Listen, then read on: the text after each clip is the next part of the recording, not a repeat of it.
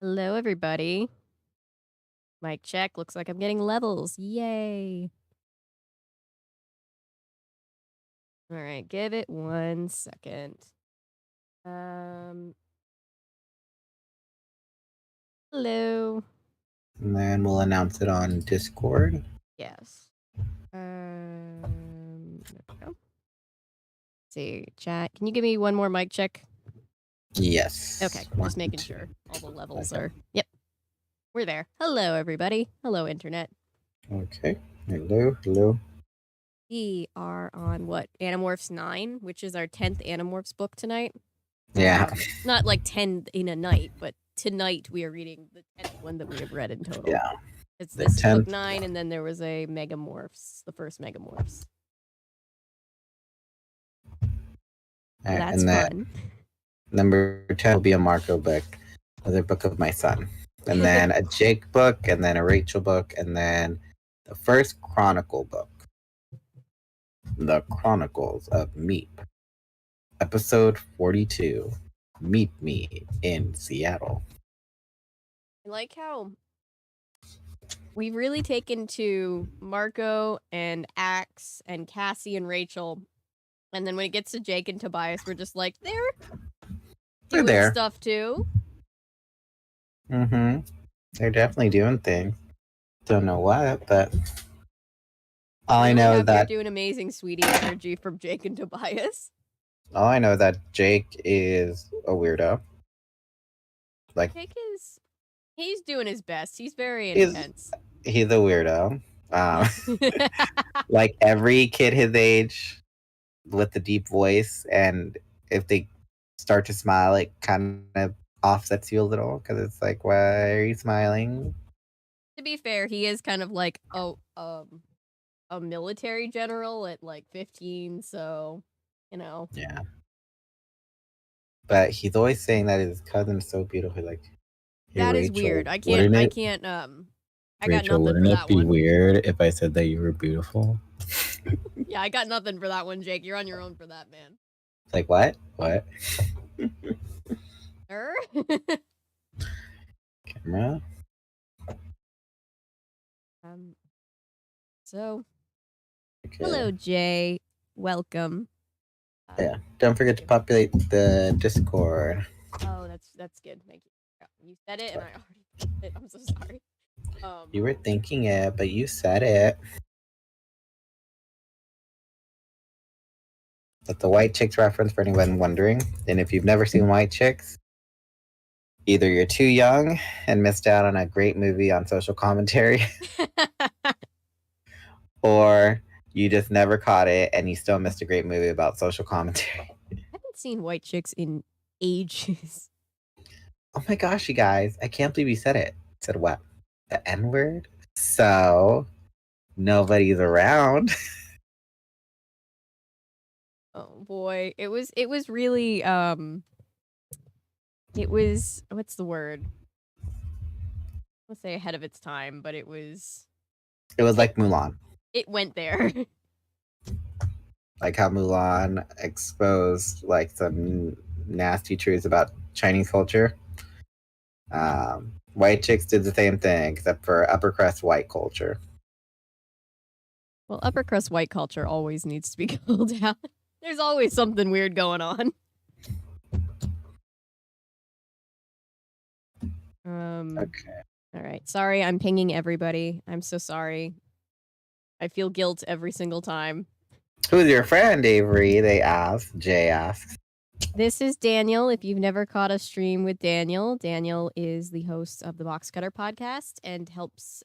He and I are doing the Phantom Investigator thing together. Playlists. We're watching all of those episodes together, and we've been reading Animorphs in chronological order. Yeah. You are going to be reading a chapter of your Power Rangers Wattpad fic from years ago.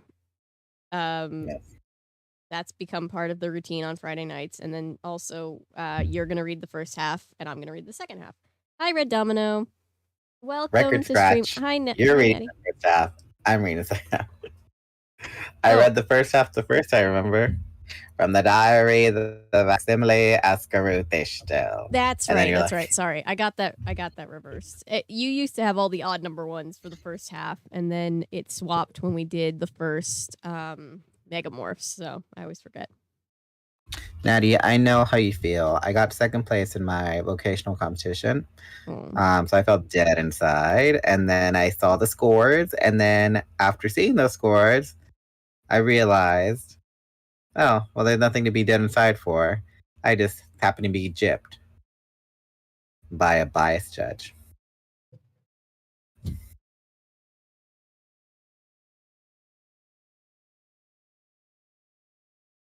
I don't think we say gypped. I think that's isn't that like derived from an offensive term?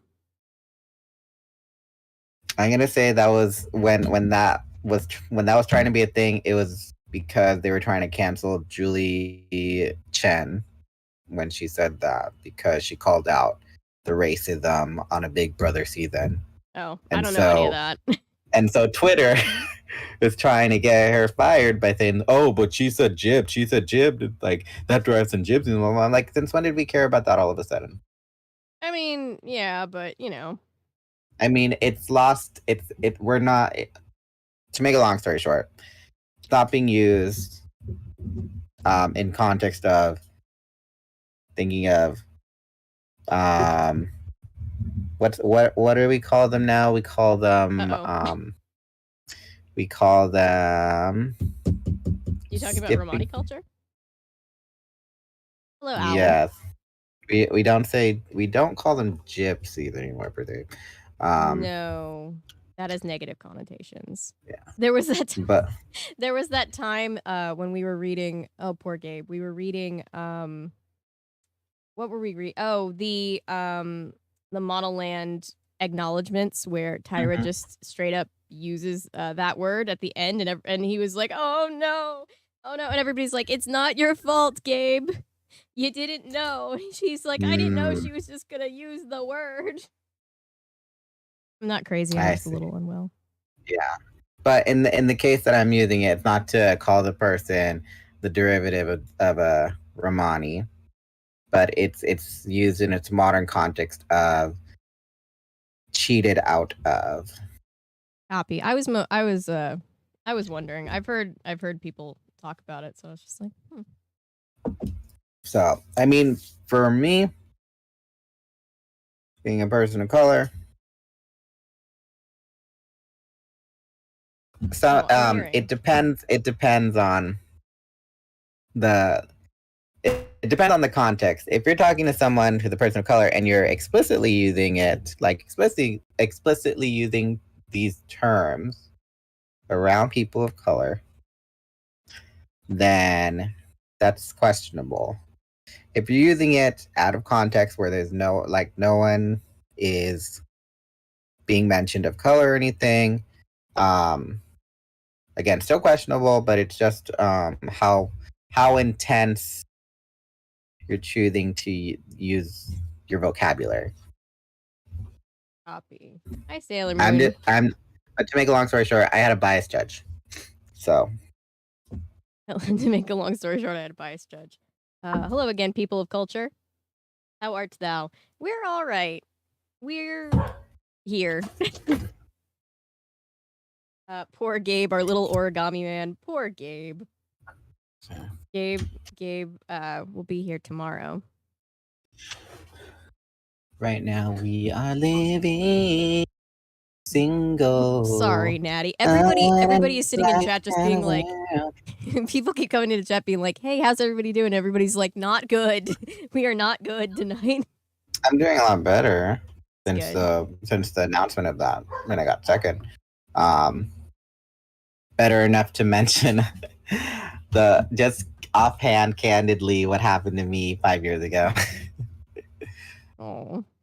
Where it was like I existed around a coworker and I would just talk to her and then we just clicked. I wasn't trying to flirt with her or nothing. And then her baby daddy weirdly got jealous of the fact just because I'm a dude. And then so like he would call my phone or blow up my send text, and I was like,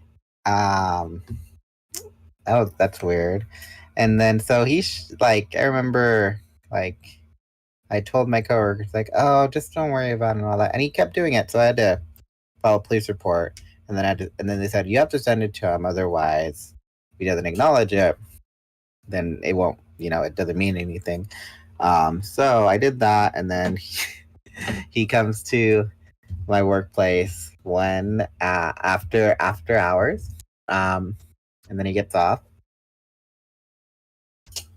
and so he shows me the text. Is like, is this yours? I'm like, yes. And then he doesn't say anything, and then he just shows me his firearm that he has. Yikes. And then and then he said, best be smart not to, make a big deal about it. Yikes. That's a yikes. So We don't stand that. it was pretty crazy. So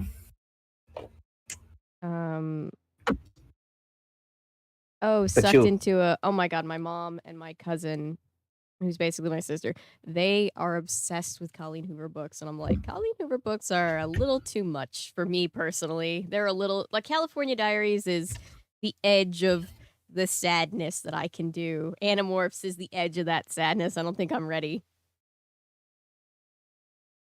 Red Domino says I'm a manga reader. Manga. Sorry, my brother said he would personally kick my ass if I kept saying manga.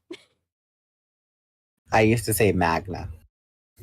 I mean, I know it's manga, but just the way that I naturally say it in my voice, it comes out manga. I think it's I blame the Atlanta. I blame the Georgia accent. You say Italian? No, I don't. That is one thing I've got going for me. Magma.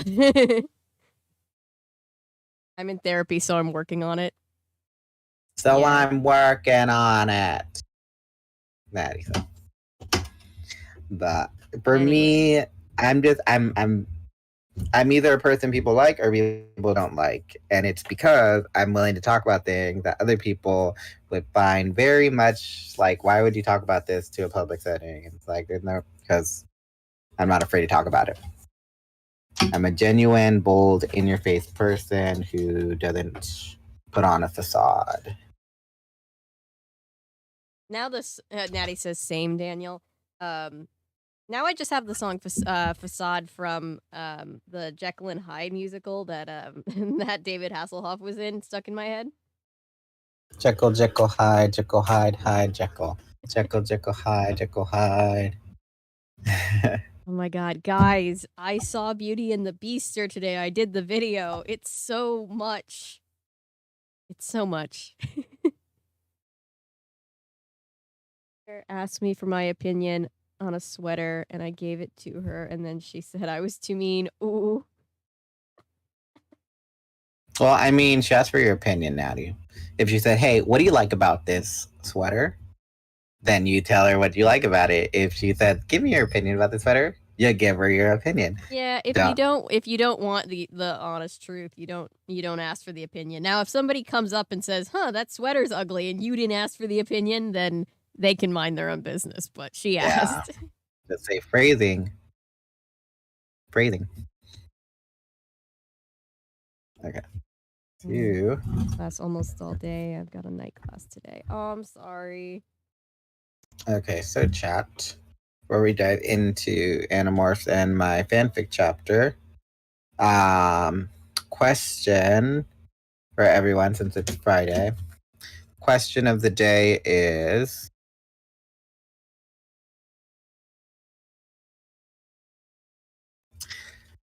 do you celebrate Cinco de Mayo? or does where you live acknowledge Cinco de Mayo as a holiday in any capacity? I mean, not really. I mean, it's one of those things where I see it in marketing more than anything, where it's just like the Cinco de Mayo sale, and I'm like, that feels like it could be offensive. I was gonna say, Red Domino, Day of the Dead is not Cinco de Mayo. That's November 2nd. Dia de los Muertos. You are a white Aussie. When I used to work for when I used to work for the after school program, we would do a lesson around it, and I'd be like, "But it's not a holiday. It's not a holiday. Why are we instilling this into the children? This isn't a real holiday. It's like saying Veterans Day is like a holiday where we, have this glorious spectacle. Have a party. Yeah. It's more of a day of remembrance, at least for Veterans Day, I guess. Okay. I'll make sure to withhold my accent for you, Red Domino. Yeah, I'll make sure to withhold the accent.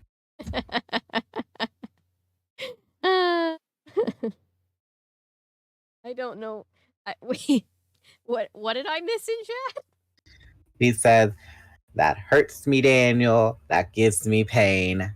Don't do a stereotypical accent." Oh. Well, like, Look. your conversations about Cinco de Mayo, it kind of makes me think about, like, St. Patrick's Day, where it's like, my family's part Irish. I always joke that if you're that you can tell that somebody's Irish if they just don't acknowledge St. Patrick's Day at all. Yeah. Funny thing is, St. Patrick's Day is actually like just it's for those of you who don't know, there are no snakes in Ireland. No. The snakes are a representation of the pagans. Yep. And St. Patrick is heralded as a hero for driving out the pagans. He's and just bringing European. Christy. Well, Go ahead. I was gonna say he's heralded as bringing Catholicism. Yes. To the Irish. Yes, that's why he's a saint. But he just tried to, do a genocide and drive people out of their country. So he's really just like Columbus, where it's just like, why are we giving Columbus a day? It's kind of like that.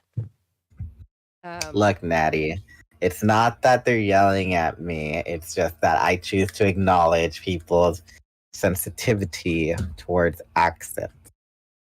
So, if someone says, "Hey, can you not do it?" I'll try my best. I can't guarantee that I'll filter myself all the time, but I'll do my best to filter myself as best as possible. But y'all have to What accent did you do? An Australian one, apparently. A very bad one. I mean, I but had to do that all the thing you guys gotta know about me is that I'm unapologetic. Not rudely unapologetic, but I'm someone who will spit facts at you because it's for your betterment, not because I'm trying to rain on your parade. Well, Chad insisted that one time that I do an Australian accent for the very stereotypical Australian character from Model Land, so I just doubled down on the fact that I can't do an Australian accent and that it was just a very corny Australian accent because the character literally jumped around like a kangaroo and said, "G'day, mate," every time she could, and it was quite a lot. It was a lot. Oh, goodness.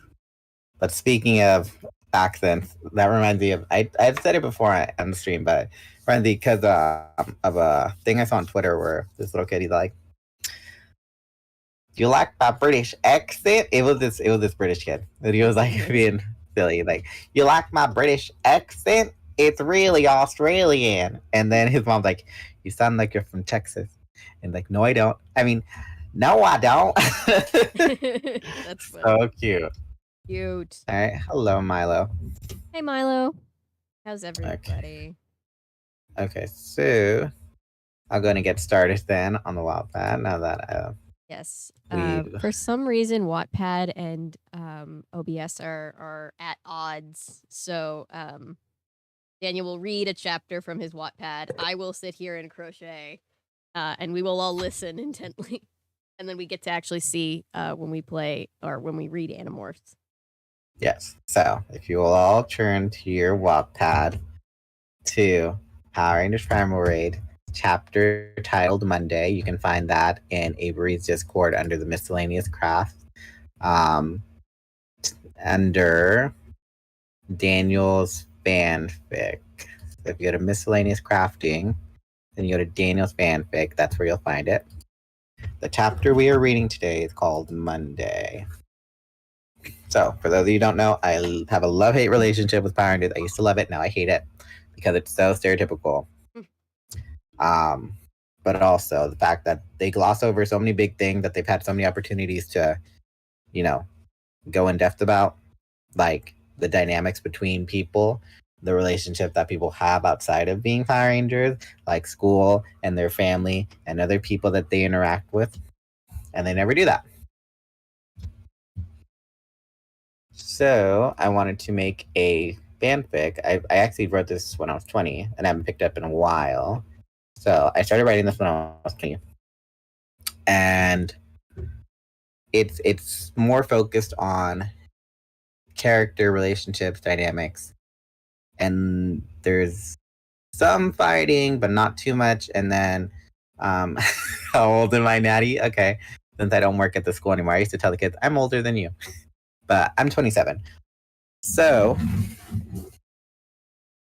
no giant robots. Never going to be any giant robots in this story, because I'm hoping one day to make it into its own thing if I ever finish it. But for right now, it stands as a Power Ranger fanfic.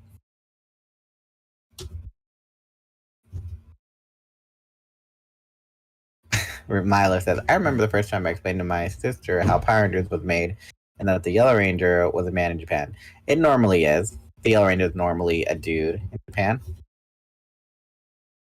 I'm gonna write a paper because my roommate's getting ready to go to Starbucks with her friends, so she can't watch you with me.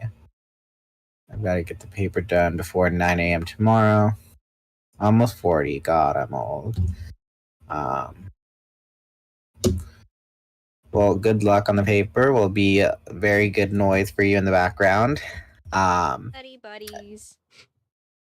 But speaking of papers, I actually could. The funny thing is, I could write a 10, 15 page paper in 3 days.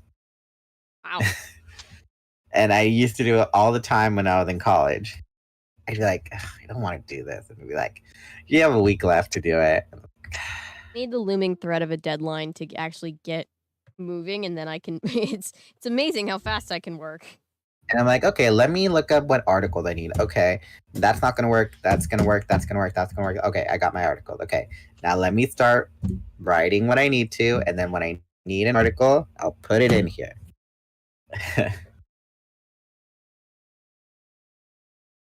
But anyways, I'll go ahead and get started. So the chapter I'm reading today. So last time on Power Rangers Primordial, we learn that the spirits that Kettle gave the Rangers are dying out because he's the only practitioner. And so in order to keep them thriving and living, he is having the Rangers study the lore and practices of these sacred spirits in order to keep them healthy and alive and, fortify them. And so Torin, who doesn't like reading, tries to get out of it, and Leanne goes after him. And at the same time, they run into a girl named Mimi, who's actually the daughter of the bad guy named Trexor, who's trying to harness these who's trying to harness the sacred spirits, and collect all the sacred treasures he needs to in order to save his war-torn planet. Did that make sense? Yes, it does. ADHD is a bitch like that. Yes, Natty. For some reason, when it says show or hide and I press show, it never does it for me. So, and then when I click it in, it's like, oh, another moderator took care of it, but it doesn't do anything. Anyways, mine was doing that the other day. I don't know why. Have anyone see the Once and Always Netflix special? I say it's a solid 8 out of 10. Well, personally, I saw it and I think it's more of I'm kind of a snob. I'm a big Power Ranger snob. It's more of a 6 out of 10. And that's just me being generous. I've never really seen anything Power Rangers, so I can't weigh in. We're going to have to do a video on that one of these days. One of these days, yeah. But look, I tend to grade things on. I tend to grade how good a special is compared to other Power Ranger things, like some of the greatest seasons, like Power Rangers in Space, Power Rangers RPM, Power Rangers Dino Thunder. A lot, like I tend to compare them to the stuff that they put out now, and the stuff that they put out now is never going to be as good as it was when it was under Disney. Unfortunately, Disney knew what they were doing. So, but anyways, I've done because it's already going 5, and we got to get going with Animorphs. So, Yep. chapter titled Monday. The sun breaks through the navy sky with a thin mist cloaking the city of Twin Falls as birds chirp and lawn engines break the silence. Caroline, sleeping on her stomach, hugs the pillow under her head. She wakes to the sound of her device vibrating on her nightstand. Picking it up, the device reads 6:45. She slides her finger across the brightly lit screen and puts it back down. Caroline lets out an audible exhale and sits up, massaging her under eyes. She sits at her bedside, staring at the glacial cold beige tiling for a minute, then slips on her sandals and walks to her closet. Opening her closet, she stares at her wardrobe before making a selection. Figuring it was Monday, she opted for a casual formal look for her weekly student council meeting. Sliding the hangers with a noisy click-clack, she lays her outfit on a chair. Walking back over to her nightstand, she opens her drawer. Inside lay a hand-painted jewelry box, a journal, and a pile of yellow accessories. Caroline sits the box on her nightstand and opens it to reveal a picture, accompanied by soft twangs that turned into a delicate melody. She lifts the picture out of the box and reminds herself with an ambitious smile, try and make someone smile, make someone's day. She places the picture back in the open box and gets dressed for the day. In another part of the city, Torrin's family of 3 gathers in their quaint and simple den having breakfast. The sunlight pierces through the window and illuminates their house. Torrin and his father, Mr. Brandt, sit as his mother, Mrs. Brandt, walks over and serves them. A plate of eggs, sausage, and fruit lay accompanied by a glass of milk. Mrs. Brandt then comes from behind with the audible sizzle of a skillet of freshly cooked French toast. With the finesse of her spatula, she plates a piece for Torrin, just the way my little man likes it. Torrin moves his head to the side as his mother is plating his breakfast. Thanks, Mom, he says with an awkward smile. Jody, our sunflower isn't a little man anymore, Mr. Brandt reminds his wife as they exchange a quick kiss. I know, Ben. I remember how our little Tori would help make breakfast. Remember how he used to call them pancake toast? Mrs. Brandt disregards her husband's note as she serves herself and sits down with all 3 eating.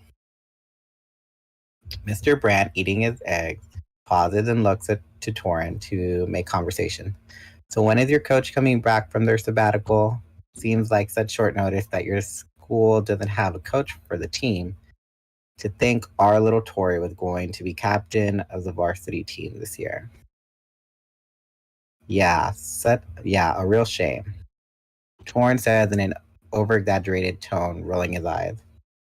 I know it's not your fault. These things happen. Mrs. Brandt covers her mouth with a napkin and finishes her bite, then looks to Torrin, recalling, I just remembered.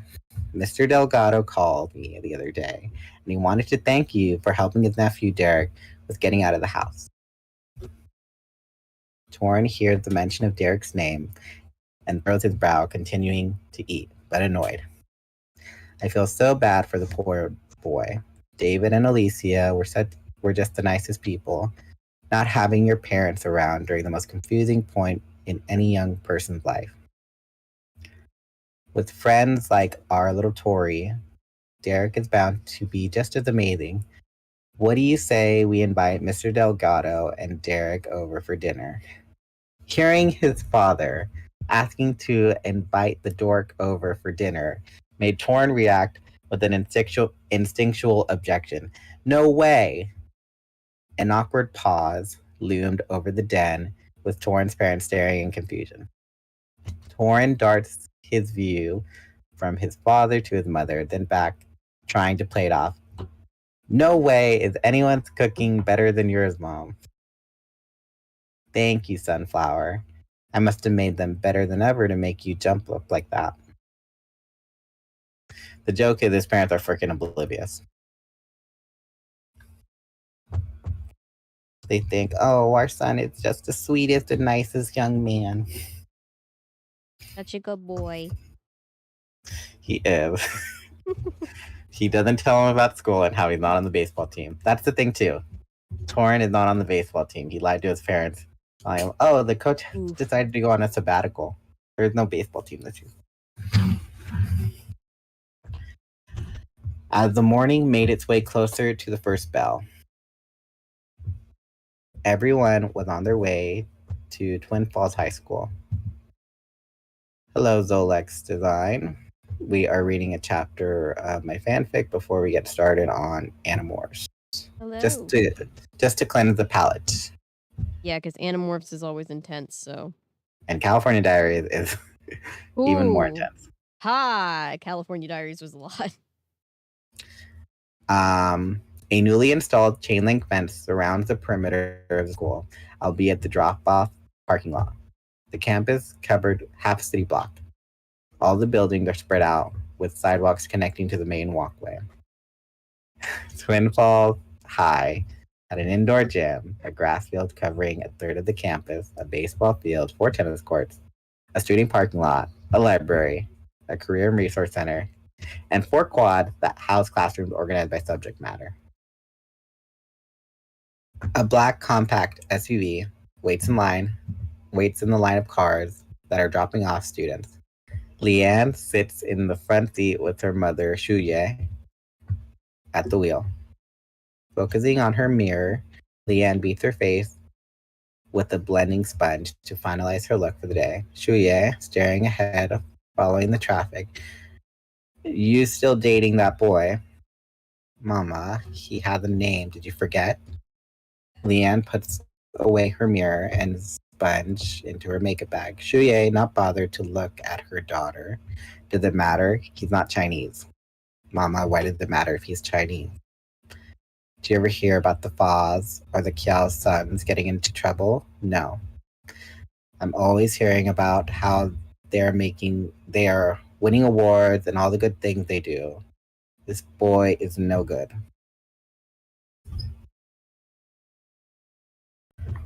As the car inches closer to the drop-off zone, Leanne rests her backpack on her lap as she looks out the window. Mama, just because everyone sees Torrin in bad light doesn't mean he's bad. He makes me feel like I can do anything without having to worry. And what happens when you fail? You're going to be a big loser. Everyone laughing at you. Having everyone talk about us. You need to stop chasing these dreams you're never going to catch. Without so much as even saying bye, Leanne quietly steps out of the car, walking from the parking lot onto campus. The first bell rings, and students walk crisscrossing through each other with layers of conversation buzzing. Some students grab books from their lockers, and others wait outside their classroom for their teacher to greet them. Caroline meets with Derek and Kyle at a wall of outdoor lockers. Hey, did you guys finish the reading? Derek kneeling with his face in his locker. Which one? The one we borrowed from Quetzal. I'm almost done with it. Really cool story about my spirit care. Kyle answers her question. What's one of your practices? Something about making rock cairns. I have no idea what a cairn is. You? Haven't gotten to that part. Closing his locker and standing up, Derek starts to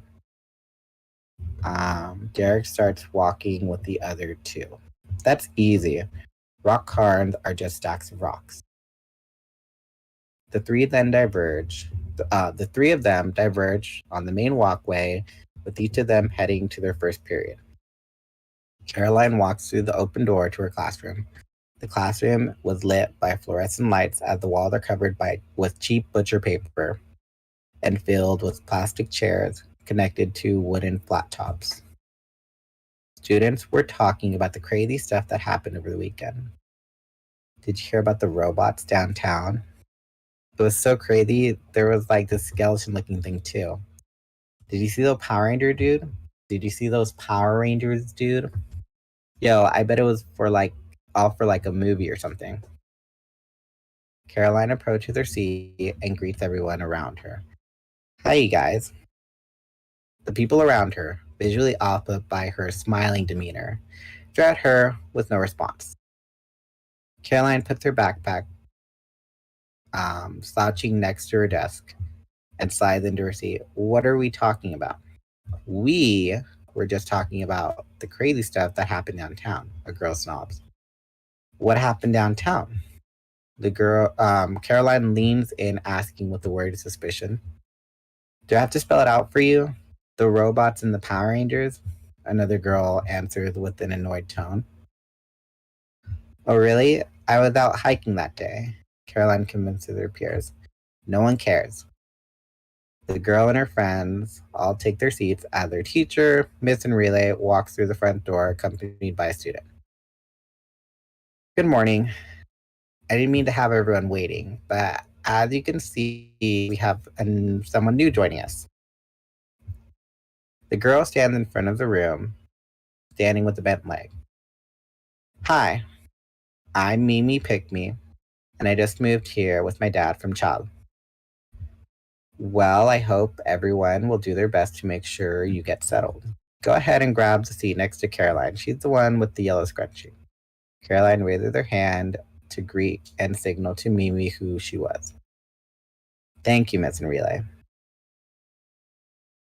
All right, so we have our weekly meeting. I'll go ahead and give everyone 5 minutes to meet with their committees and prepare their committee reports. Mimi, I'll go ahead and have you join Caroline's group for the time being. Students grab their desks and hover them over the ground, moving them to form their committee groups.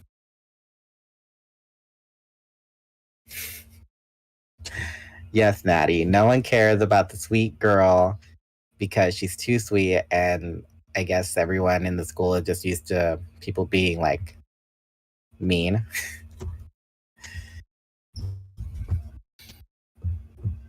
Where was I? Lost my place.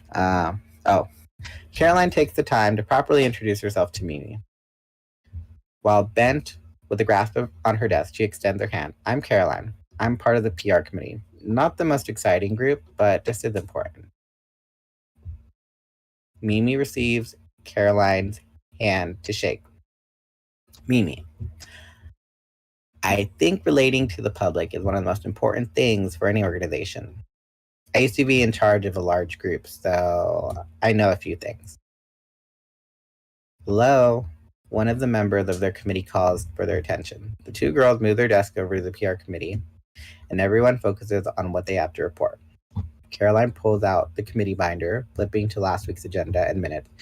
Okay, so we're working on getting donations from Kiss Groceries for the upcoming Autumn Festival. Have we gotten any word back from the owner? No one in the group could respond to the question. Guys, we need to get in contact with the owner. If we can't get these donations in 2 weeks, we're going to have to fill out a budget request.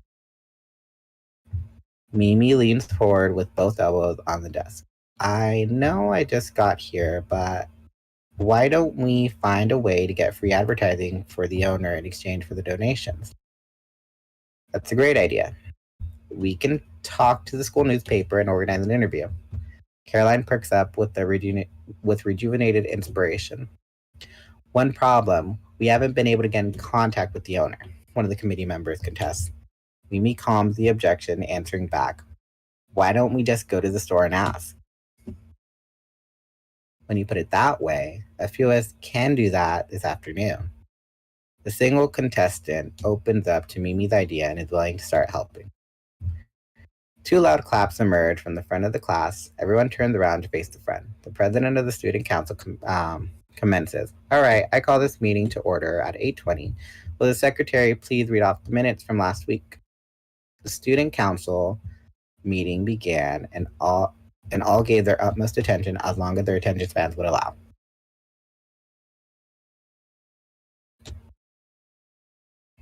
Were we both reading chat at the same time? Yeah. Hello, Welcome, that bitch.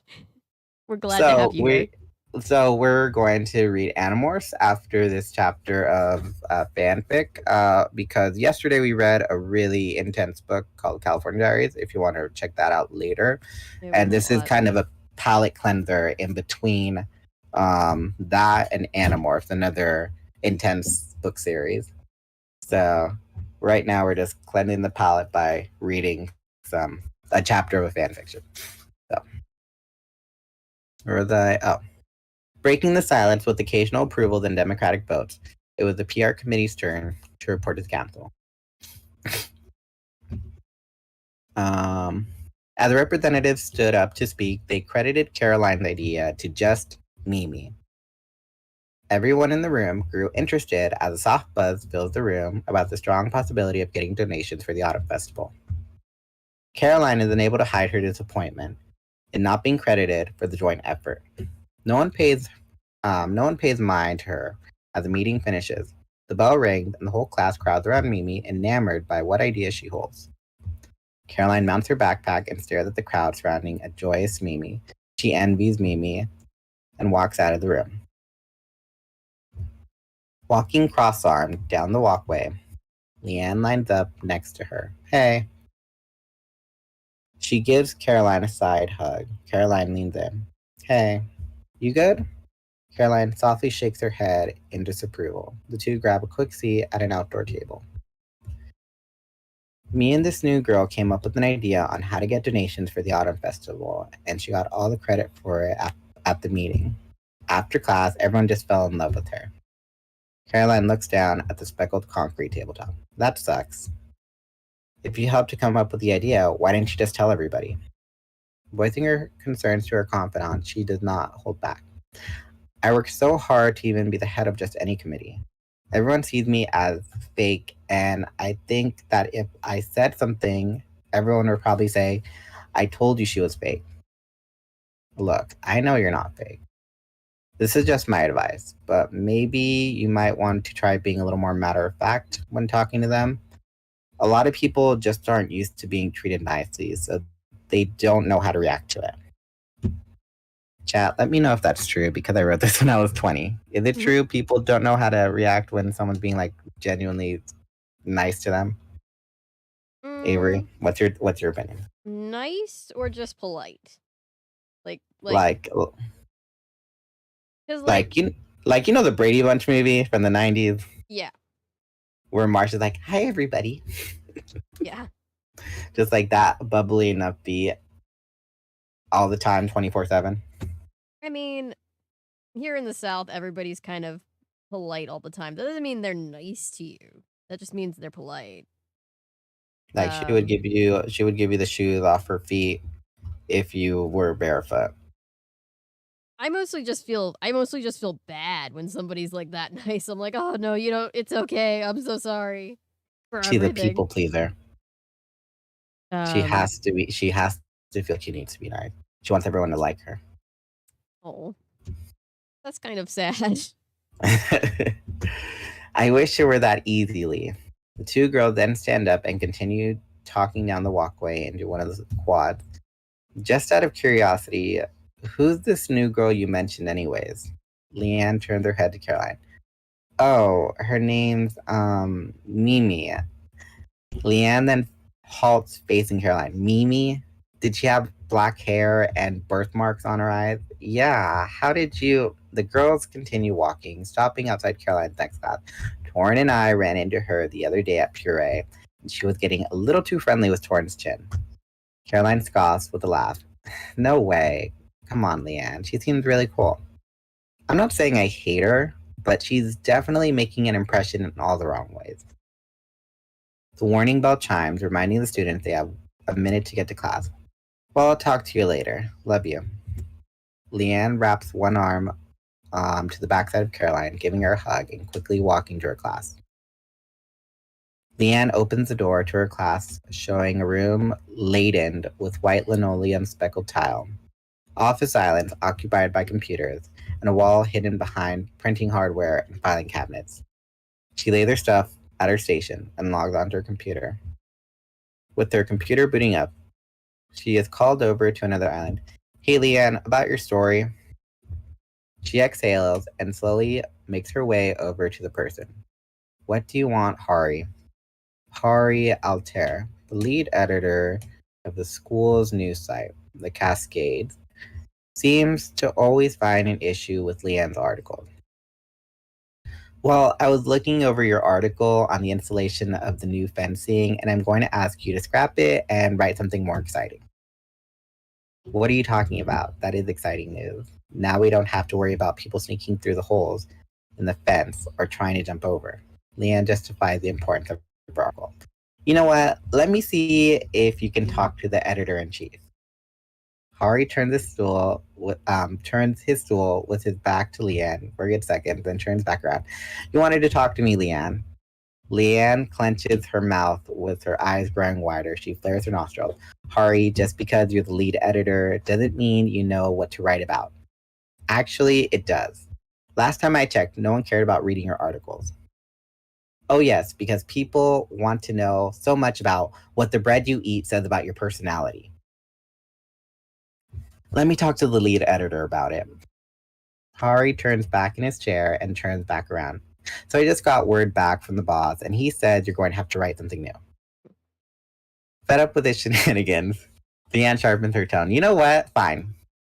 Leanne walks back to her computer, shaking her head. Have you ever had to deal with someone like that? Yes. This was my jab at BuzzFeed with their whole stupid article of like where you sit at lunchtime and what it says about your personality. And now BuzzFeed is shutting down, so All right. The Rangers' day continues with the lunch bell ringing at fourth period. A horde of students come rushing from the quads to the main walkway, all racing to the lunch line. The five meet on the main walkway. Guess who Caroline ran into this morning? Leanne quizzes Torn. He gave a look of confusion. Mimi. Oh, God. Torn rolled his head around with a tone of exaggerated annoyance when he answered. Clearly out of the loop, Kyle asks, who's Mimi? She's this really weird girl, dude. Leanne and I ran into her at the Puree, and she was all like, oh, you have such a strong jawline.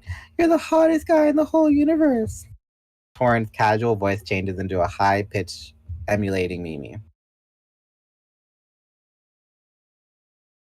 yeah, now Wait, it what do you... actually is. It is shutting down. Oh, okay. I was like, wait, what do you mean it is finally? BuzzFeed is shutting down. Not that voice, Daniel. But that's what guys do. That's the default. Talking like a girl voice.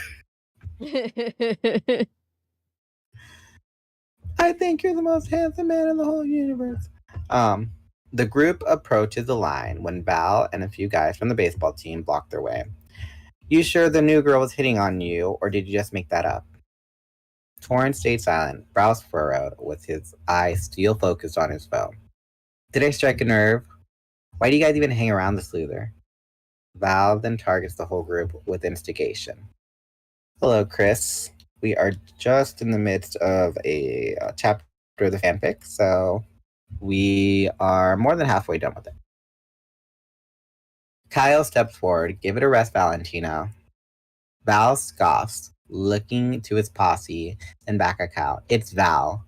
Or are you too busy playing mommy to remember that? Kyle kept his eyes locked, looking down at Val. Val notices an anxious look on Derek's face as his smile grows wide. Speaking of mommy, Derek, are you driving home? Val lets out a chuckle, digging into the vulnerable Derek. Torrin, unable to tolerate Val mocking the dork. comes face to face with his old teammate, the two boys butting their foreheads, staring each other down. Within earshot, they hear a whistle blowing their way. Miss in relay clomps her heels on the pavement towards the two groups. Valentino, Torin, what is going on here? Val quickly offers his excuse. I was just saying hello to my old teammate. They're the ones who started this whole problem. Not having any of Val's shenanigans after dealing with Hari, Leanne corrects him. Really? Is teasing Derek about the accident he was in just saying hello, or is making fun of Kyle taking care of his brothers and sisters just saying hello? Val stood in shock, fumbling to try to get a word out. Don't worry, Val. You don't have to explain yourself to me. You just have to explain yourself to the assistant principal. Let's go. Miss in relay signals her hand, escorting Val to the office. Val shoots a glare of hatred to the gang, with Torin keeping his eyes locked on Val. Val's posse dissipates, with the gang now having to wait at the end of the lunch line. Don't you just hate that? When you lose your spot. No, wait, come back. Wait, what happened? No, you're good. I was like, wait, what do you mean come back? No, I just meant you said you lose your spot in line, and I just was like, when you're like, yeah. Okay. The line. Okay. The line extended from the cafeteria kitchen to the front office, then turned to extend to practically the midpoint of the campus. After waiting more than 20 minutes in the crawling pace of the lunch line, the group is able to pay for their meals, grabbing a table in the math and science quad. Quad is outfitted with the dino-themed garden and another garden of flora local to the two Twin Falls. The group eats a balanced lunch of apple slices, chicken sandwiches, and milk, talking about what transpired. Some team captain, he's too busy being a jerk that all they do is lose now. Kyle notes the change in the baseball team. For real, who makes fun of someone for being in an accident? Leanne added to the piling discussion. Caroline wanting to check. You okay, Derek? Derek blinks, nodding his head with a stoic mouth. I'm actually surprised. About what? Kyle takes a swig of his carton of milk. He looks down at his food in a quiet voice. I know it sounds crazy, but I think Torn stood up for me. Right on cue, Torn interrupts. Don't start. Look, dork. I just wasn't having any of his bowl, that's all. I know. I guess I was just grasping at straws. The hope for kindness from Torin left Derek's eyes as he gets up to throw away his styrofoam lunch tray. Out of the corner of his eye, Torin notices that Leanne has her look of frustration, with her subtly moving her head left to right in disapproval. Torin holds his face, then exhales, blinking his eyes. Hey, dude, my mom said your uncle called, and my parents just thought that maybe you and your uncle. Torin mutters the last part of his question. With little patience from the last two encounters, Leanne yells out, Torin! He repeats his question, still whispering, my parents wanted to know if you and your uncle wanted to.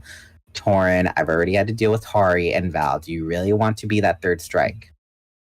He rolls his head, letting out a groan. He smacks his head down to the table, leaving it there for a second, then drags his face upright. Would you and your uncle like to have dinner with us sometime? Derek had a sudden spine shudder. He looks up from his view of his cargo shorts and hoodie. What? You're inviting me? Not wanting to give even an inch to being kind, Torin tries to playing down his invitation. Look, don't make a big deal about it. I'll talk to my uncle about it. Can you tell your parents I said thanks? Holding his breath, he bobs his head, avoiding eye contact with the table. Yeah, sure. With the bell signaling the end of lunch, the gang grabs their backpacks, most of them going their separate ways after. Cal and Torin slowly make their way through their chemistry class. Cal keeps his hand in his pocket of his jeans and his shoulders raised. With the two right outside their classroom, Kyle decides to ask out of genuine disappointment, "Dude, Torin, why do you gotta be so mean to Derek?" Torin rolls his eyes, exhaling. Why does he have to be so buh? He emulates Derek's mannerisms and exaggeration with spoken gibberish. Dude, he was in a car accident. What do you want from him? He makes himself such an easy target. He's the type of person that people make fun of and he won't do anything about it. Maybe because getting back at people isn't the only answer, Torin. Maybe if he wasn't such a mouse and stood with a backbone, I'd take it easy. It's called tough love, Kyle. Look, I'm gonna spell it out for you. Ease up on Derek. Or what? Or I'll beat you up, bro. How about that? Don't cry me a river you can't swim through, water boy. Torin bumps his shoulder. Torin bumps Kyle with his shoulder, passing in front of him. Kyle reacts, grabbing Torin by his backpack, then by his shoulders, and running him against the wall of lockers. With the loud clanging of lockers, the quad full of students put their focus on the two. The two boys stare with rage, ready to fight each other. Chad, do you think they're gonna fight, or do you think they're gonna kiss? I was just gonna say. You're gonna say what? I was just gonna say I can't tell. Torin, who do you think is right in this argument? Do you think Kyle's right, or do you think Torin's right? I mean, I don't think the people make fun of him, and he doesn't do anything about it. That feels kind of harsh to me personally. Chat, what do you think? Do you think Torin's doing the right thing and not, patting Derek on the head, or do you think Kyle's right and patting Derek on the head and, treating him like a baby? Vote now, chat. Natty says, even when I needed to even when I needed to use the restroom, I always stayed in that lunch line till I got my lunch. It was war. Oh, I know. It was war. It was war. The second that bell rang, you could hear the war cries and, the footsteps. Anyways, chat, I will be... Well, actually, no. I'm going to try and hold it like Natty is said about holding it. Even though I got to use the restroom, I'm going to hold it. In solidarity with Natty? Actually, I wish I could, but I really can't. So, Pat, talk about it. Do you think Torin's right for giving him tough love so he can toughen up? Or do you think Kyle's right and babying him and easing him into being socialized? Vote now. Have a discussion. I'll be right back.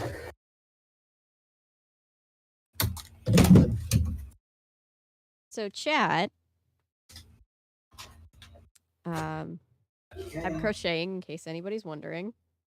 I started this blanket. It's my first thing I've ever crocheted, so I just wanted something that could get me some practice. And I started this particular project. Started it on stream a few weeks back. Hey, Karasu, the dreamer. As someone in high school, I hate the lunchroom. I was homeschooled and I've never had to deal with the lunchroom, but I can imagine that it's not the super fun, happy place to be.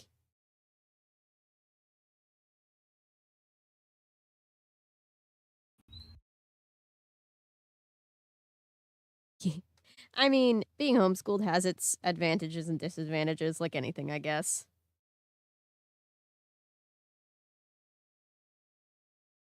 Yeah.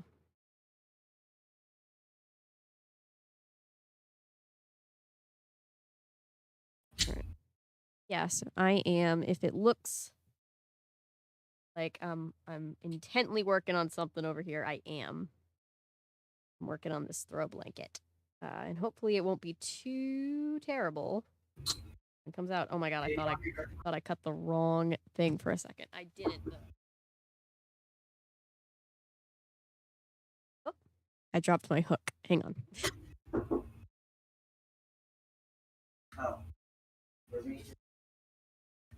I'm a leftist witch and I plan to homeschool my future children. Right on.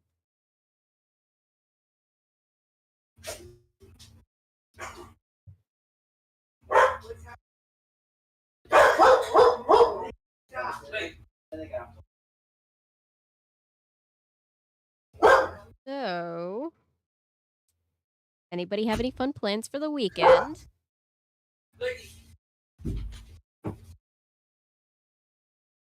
I want biological children, but I want to adopt. That's nice. Okay, so what happened?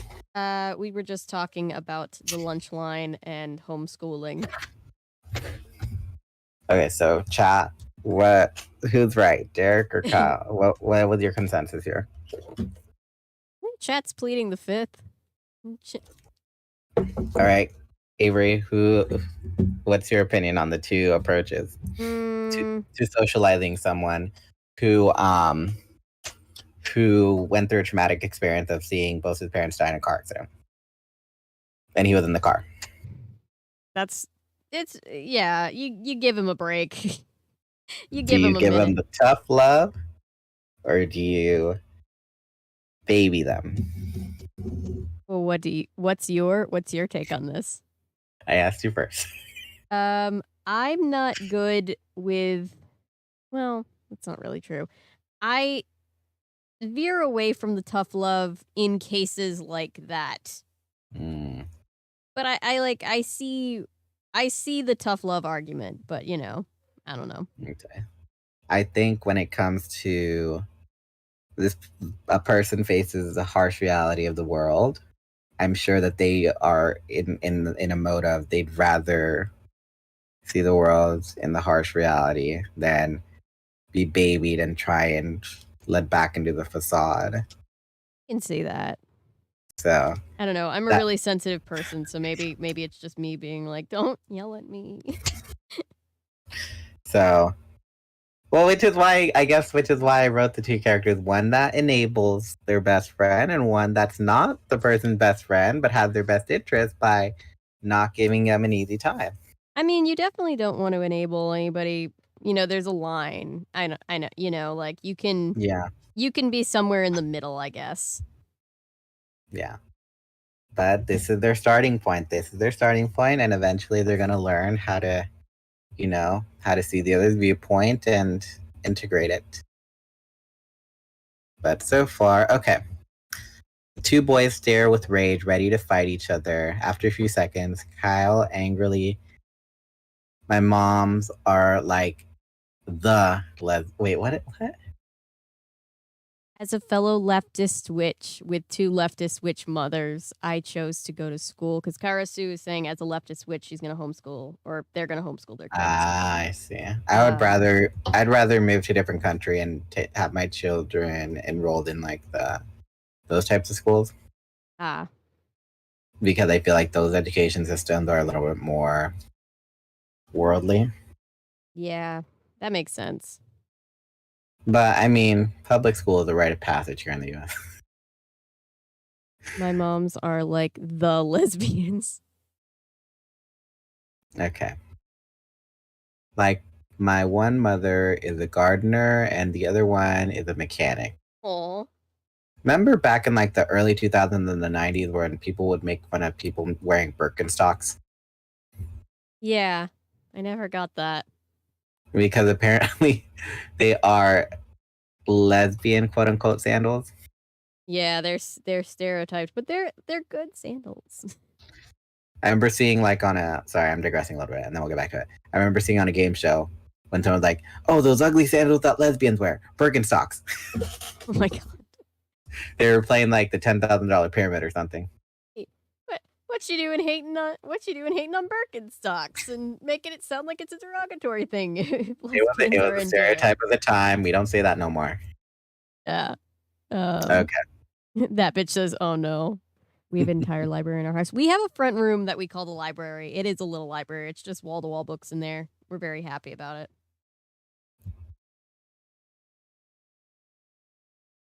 I have no response for that. I was going to say something, but then I forgot what I was going to say because I really didn't have anything to say. But anyways, Kyle angrily takes his hands off Torin and quietly walks inside the class. Torin stands against the wall of lockers. Frustrated, he turns to face the lockers, bashing his fist against them while burying his eyes into his forearm. He's frustrated. He's sad and frustrated. Having emo Emo moment. Both of my The moms minute- at Birkenstocks, that bitch says. The minute bell chimes, Torrin lifts his face from his forearm, dragging his feet and entering the class. Having been assigned seats at the beginning of the year, he had no other option than to sit next to Kyle. The tension was palpable as everyone around them could feel the instability. Their chemistry teacher finishes responding to an email from the principal. They stand up from their office chair and come to the other side of their lab station, leaning back on the station top. The bell rings with Mimi walking in and handing her schedule over to her teacher. Without hesitation, Torrin sees Mimi. He rolls his head around and smacks his face onto his desktop. You've got to be kidding me, he mutters with his face in his backpack. Once the teacher verifies that Mimi is on his roster for the course. All right, Miss Pickme, go ahead and take the empty seat behind Mr. Poole. Thank you, Mr. Rodriguez. She takes back her schedule and puts it into her bag. Walking down the aisle of the desk, she locks eyes with Torrin, giving the look of a predator stalking its prey. She places her bag on her desktop and slides into her seat behind Kyle. Turning around, he makes his acquaintance. Hi, I'm Kyle. Continuing her route, she playfully replies, Mimi. Shaking his hand, Mimi pulls out a pack of gum, pulling out a stick to chew. She offers one to Kyle, giving him a look of flirtation. Oh, no thanks. He waves his hand and turns around. Mimi's look quickly changes from with Kyle's oblivious rejection to her flirtation. Who does he think he is? Or she thinks to herself, who does he think he is? I've never had anyone shut down my advances so quickly. So off by this, she can't help but say out loud, ugh! The whole class turns around, turns to eye her as she looks around. I thought I saw a bug. Miss Pickme, perhaps you could express your fears out loud when you're not in lecture. Mr. Rodriguez draws everyone back and continues his lecture on organic chemistry and carbon chains. More than halfway through the class, Mimi pulled out her photo and compared the angle with her view of Torrin in class. Squinting as hard as she can, comparing both jawlines, her view is cut off by Mr. Rodriguez standing in front of her with his hand extended. Mimi, unsure of what he was suggesting, gets clued in. Miss Pickme, this might be your first day here, but it's not your first day in a school. Hand over the picture. Caught without words, she hands Mr. Rodriguez the photograph. He then walks back to the whiteboard and continues his lecture. The bell signaled the end of fifth period. Mimi stayed behind. She stands in an unorganized line of students who are asking questions about homework assignments. When her turn comes, Mr. Rodriguez initiates the conversation while sorting out the pile of papers on his desk. Miss Pickme, I take it you want your picture back. Yeah, you see, before finishing her explanation, Mr. Rodriguez flings open his drawer full of confiscations. He takes out Mimi's photograph, looks to her. Next time I see we're distracted by something, it's going to stay in this drawer for 30 days. We get that? Yes, sir. I interrupted for a second, this time by the minute bell, walking out of the class. Thank you. Everyone makes their way to their last class. Some of the Rangers have the privilege of only having 5 classes. So Kyle, Caroline, and Leanne meet up at the center of campus. Hey, were you guys free to go see Ketzel, or did we want to wait for Torrin and Derek? Still upset over his quarrel, he answers to Caroline. We can go ahead and wait for Derek. Leanne laughs at his response, saying, Great joke. You almost got me there with the way you said it. I'm being serious. I'm not waiting for Torrin. Kyle looks to her with the stern stoicism. Caroline, confused by his attitude, sits next to Kyle on the cement bench. What happened? Kyle downplays the severity of the instance. It was nothing. Torrin and I almost got into a fight. Wanting to hear more about this fight, Leanne raises her brows, sharpening her tone. But what happened? All I said was if he could lighten up on Derek, and he told me it was tough love. Still confused, Leanne keeps pressing Kyle for an answer. Okay, so what made you guys almost fight? I said if he didn't ease up, I'd beat him up. Leanne, surprised by what she heard from Kyle, let out an uncomfortable snicker. Seriously, you told Torrin you'd beat him up. Helping Kyle look through a different perspective, Leanne played the devil's advocate. I know. Oh, wait. Oh, I missed a part. A look of confusion and annoyance covers Kyle's face. What's so funny? What's so funny about it? This is Derek we're talking about. Helping Kyle look through a different perspective, Leanne plays the devil's advocate. I know, but let me ask you. Don't you think you're doing Derek a disservice by standing up for him? No, he's my best friend. Best friends look out for each other. Okay, but best friends also challenge each other to be the best they can be. By you standing up for Derek, you're taking away the opportunity for him to stand up for himself. You're just saying that because Torrin's your boyfriend, Lee. I'm just saying this because we all care about Derek. So then how do I help him without standing up for him? Encourage him, have him speak up. Look, I'm not saying what Torrin said was right, but he has a point. Derek needs to start standing on his own 2 feet. Wrapped up in their discussion, the last bell of the day rings with the students filling the walkway. They spot Derek and Kyle concluding, all right, let's head out. Kyle takes a few steps with Derek following behind him. What about Torrin? And what about him? Feeling comfortable around his best friend, he makes his point clear. Dude, we can't leave without Torrin. He's part of our team. Whether everyone wants to admit it or not, I know he was willing to throw down with Val because of what Val said. You're just gonna ditch him like that? Cal looks back to the sea of people leaving, spotting Torrin. He forces himself through the crowd towards Torrin, with Derek and the girls following behind. When the two meet, Kyle's expression changes from frustration to remorse. Look, dude, I'm sorry. Torrin puts his hand in front of Kyle. You better be able to follow through on your promise you made, or I'll beat you up. Recalling what he told Torrin earlier, Kyle's concern grew a smile. Everyone walks to the student parking lot, getting a ride from Kyle. It was pretty cool of you to stand up for Derek like that, dude. Oh my gosh, why is it always about the dork? What if I just hate seeing that grin on Val's face? Refusing to admit his kindness, Torrin continues this charade. Everyone loads into Kyle's car as they head off to visit Ketzel. The end. The end? Like that's the end of like what you wrote? No, that's the end of the chapter. Okay. I was like, that's where you left it off? No. All right, so how do we think, chat? What did we think? Very nice. What are our thoughts on the character so far? The whole thing as a vibe gave me California Diaries vibes, but there were no hate crimes, so that was a good thing. California Diaries? What are you talking about? What do you mean California Diaries? It's not as severe. No, this is like the more this felt chill. This was like California Does anyone Diaries. have any favorite characters, chat?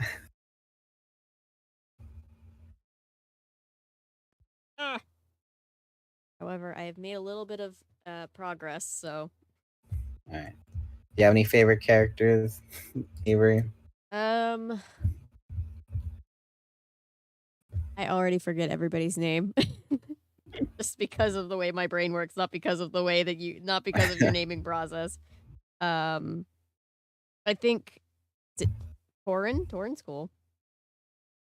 Yeah, Torrin, the one that's really mean to Derek. Yeah, he's really mean, but he's interesting.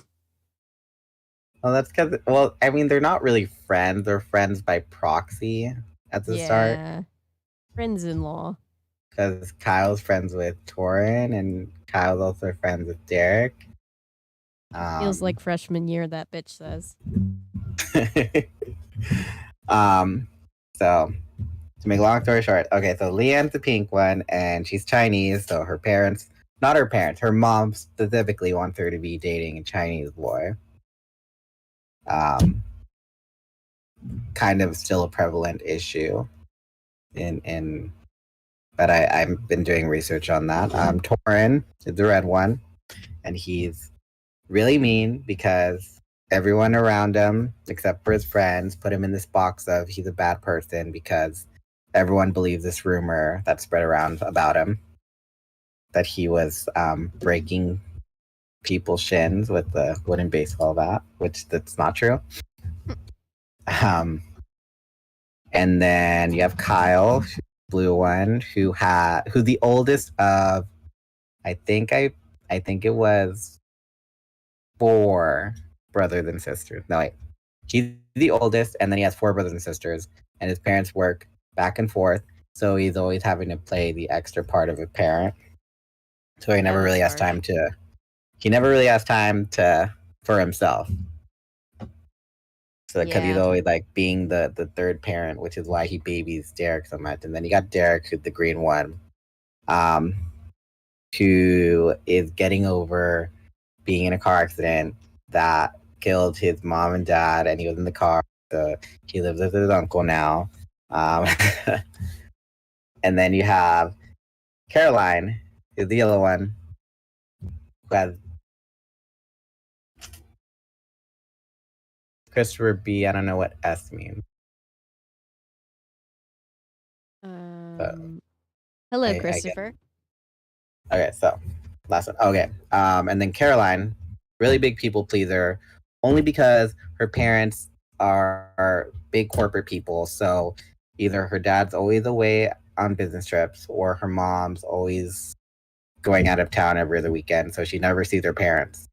And her older brother is off on college, so she doesn't have anyone living with her. Basically, she's living alone. Aww. So she feels that she needs to be a people pleaser, because if she can get everyone to like her, then she wouldn't. Then it'll fill the void of feeling abandoned. So sad.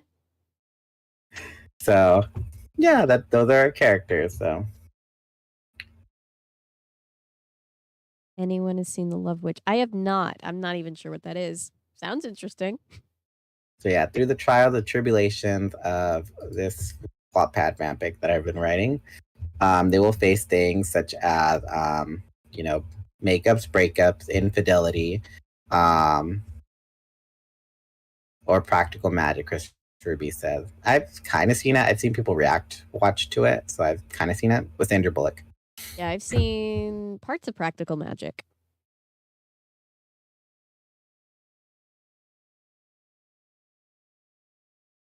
The G word is best changed to Romani. Oh, I think they're.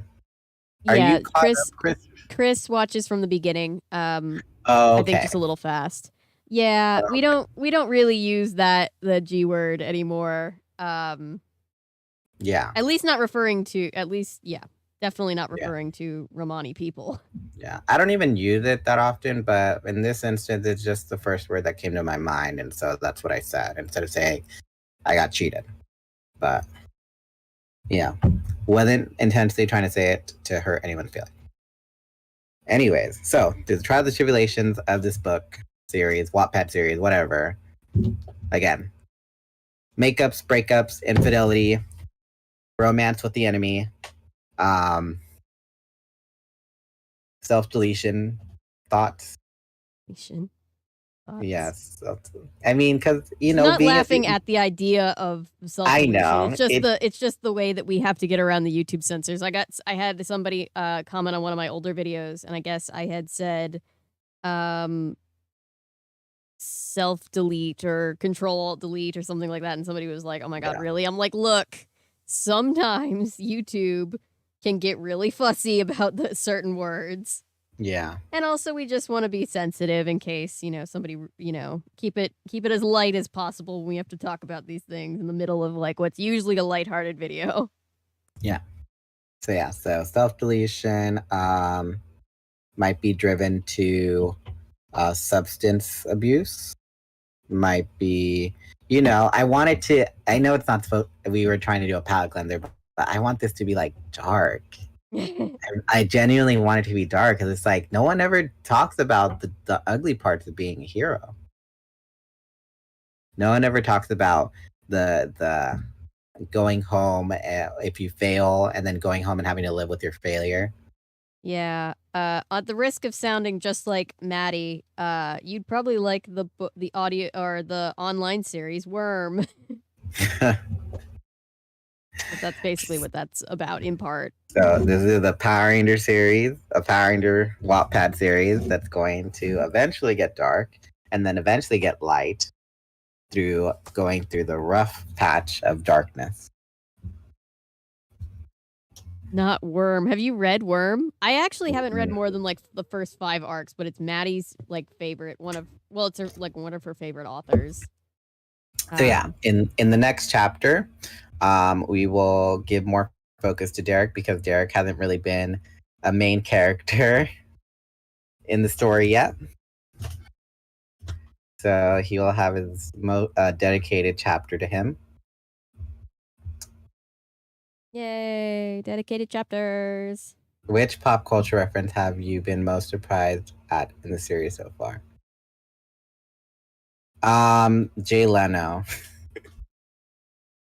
It's the constant reference to Jay Leno, and also Seinfeld. I see a little bit more because I also had parents that were just like, "Yes, kids, you can watch Seinfeld with us." We grew. Oh yeah, Sears. We grew up on all that stuff. Sears was funny. Oh, what was the other one? But on your Sunday best, kids, we're going to Sears. In the same scene where they were in the mall and they were talking about Sears, they mentioned another place, and I was like, Radio oh, Shack. My God, Radio Shack, Circuit City. Circuit City. It was Circuit City. I was like, oh my God, I haven't heard somebody talk about a Circuit City in eons. Yeah. Sears was great. I do think it's funny that like these younger kids keep referencing Jay Leno like a lot. It feels like one of those things where it's like, we definitely know an adult wrote this, but they're trying to sound like cool and up to date, and it's just like a kid would never say this. Yeah. Kids don't care who Jay Leno is, even back in the 90s. So, Kellen O'Connor just joined. Hey everyone, haven't caught a stream in a while. How has everyone been? We've been good. We've been going through the rough patch of California Diaries. Not a rough patch, but we've been going through the brambles. We've only got the one book left, and then we can say that we covered the entire series. And survived. I don't know. Surely somebody else other than us has. Surely another community has done that. But I was getting one of the streams ready, I think 2 weeks ago, and I was looking for cover art, and when I Googled that, the past stream from the previous week came up for like one of the first things, and I was like, oh, I forgot that like we're the only ones really talking about this right now. I mean, we were mentioned on a Tumblr post. Were we? Yeah, about our Phantom Investigator reaction. Wait, I didn't know this. You didn't know that? It was like only one Tumblr post, but I was like, oh, that's pretty cool. That's cool. Thank you, whoever mentioned us on Tumblr. What was they gonna say? So yeah, what are they gonna say? God, come on, remember, Dana. We were talking about California Diaries, and then we're almost done with it. Oh yeah, I would say you should, since we're the only ones covering it, you should do like a video essay. Spark the interest again. Yeah, I've been thinking about it, because then we have all the VOD clips too, so I could just put clips in, for reference. Anne Boleyn. Oh my God. Anne's name is short for ambulance, because you're gonna need one. After she bodies you. And then kicks you while you're down and throws sand in your eyes. Yeah. Somebody call the ambulance because it's about to go down. Hour behind. If you live in Newport Beach, you'll be... Took her out from Cinco de Cuatro to celebrate Cinco de Mayo. May the 4th be with you. May the 4th. Yeah, Cinco de Cuatro. May 4th. Meanwhile, I'm over here just excited because May 2nd is the 3-year anniversary of the channel. So that's fun. Christopher B. Speaking of accents, still an hour behind. Look on the bright side. You're at least you're not 4 kids. Oh boy. I don't know how to feel about that. Because I grew up on 4 kids. So there are some things that I like about 4 kids. Not everything. But there are a few little things that I like about 4 kids. Jelly-filled are my favorite. 6 the musical. Oh, because Anne Boleyn. That's what I thought too. When it sounded like you said Anne Boleyn, and then I was just thinking about 6 the musical. Yeah, like Annual Manuel Martin. Everything has to be my name, like Dumbledore, Dandolph, I haven't seen McDaniels. Winx yet. You don't want it. You know, I'm gonna tell you right now. Natty said Winx was dope. No, I'm gonna say this. That Winx is its own universe, and you would need to dedicate so much of your time just to even understand its enormity. It is so big. Okay, I thought you were saying it was bad, and Chad is like, No, it hold is. up, hold up, It hold is up. so. It is so huge. You cannot just watch a season and then be like, "Oh, I get it." No, you have to watch a lot of it I to mean- like really get the whole picture. Otherwise, you're gonna be like, "Oh, well, this is like, I don't get the big deal about it." No, you have to watch a lot of it to get exactly why people love it so much. Like Kingdom Hearts, especially And the couples. It's a big time dedication to do that. I would never dedicate that much time. I've already dedicated my time to, Animorphs, fan investigators, and Totally Spies. And California Diaries. And California Diaries, but we're almost done with that. Like, 3 things that I don't know that I would have gotten through California Diaries on my own, just because there's so many books in that one like sub series, which is technically just part of the bigger Babysitters Club extended universe. So I'm glad that we got to experience this as a group. Yeah. Trauma and all the drama of Musa and Riven. Musa and Riven. They're two characters in the show. Is it it's like a 'cause ship war thing? No, it's like each of the fairies has like a guardian, and so Musa is the fairy of music, and Riven is her guardian, but he's like super toxic. Got it. So but yeah, to make a long story short, Winx is about this girl named Bloom, who is the fairy of the Dragonfire, but she doesn't know that she has these powers until one day she I forget what happened that day, but basically she finds out she has powers, and then she gets invited to attend this Miss Barragonda's school of like magic, and so she meets the rest of her roommates, and there are different fairy of like light and plants and music and technology, and so it's that's how it starts, like very lighthearted, and then later on it starts to get like really really like kind of it goes from lighthearted to like, no, now you have to watch it all, or else you'll like it tricks you into thinking that it's not a big deal, and then it starts to like be like, oh, so this is happening now. Oh, now this is happening now. Now this is happening. Like, wait a sec. Wait a sec. I didn't sign up for all this. Hello, Derp. Hi, Cameron. Hi, Derp. So Winx is the show about fairies, and yeah, it's a show about fairies and magic. Don't be sorry, Rex. You're good. And a lot of people love it. It's too much of a commitment for me personally to watch it and get it. But here's the real question. Is it something where you at least know that the start and stop are intuitive? Or is it like, I've got to watch a TV movie and then like half of a season and then like another movie and then another half of another show? Or is it just like, it's just a really long show? Okay, it's like, Kingdom Hearts, how every game isn't important, but it is important? Yes. Okay, think of that, and then Winx is pretty much that. Okay, got you. So you can't be like, oh, I don't want to watch this. No, because then stuff will be in the movie that they won't mention anywhere else, and then they'll like bring it up and be like, what the heck is that? And you'll have to go back and watch the movie or whatever. It's one of those types of shows. I remember Racing Stripes. I have never done a video, but I could. Always a possibility. So yeah, Winx, great, but you would need to basically spend as much time as you do on Sailor Moon as you do Winx. Ooh, yeah, Sailor Moon. The Sailor Moon documentary. I still haven't seen the musicals.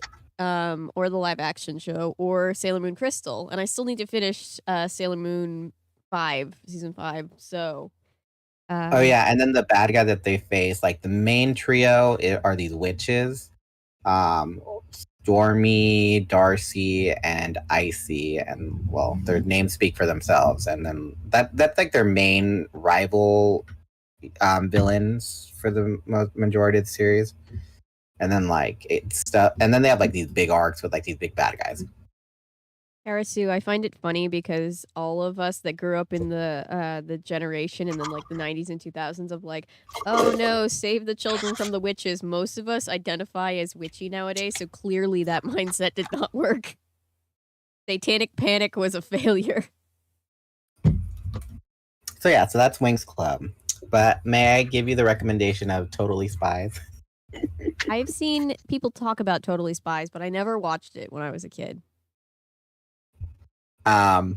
Well, I'm pretty sure you would have liked it, and then when you saw it, and if you saw it again now, you'd be like, why did I like this?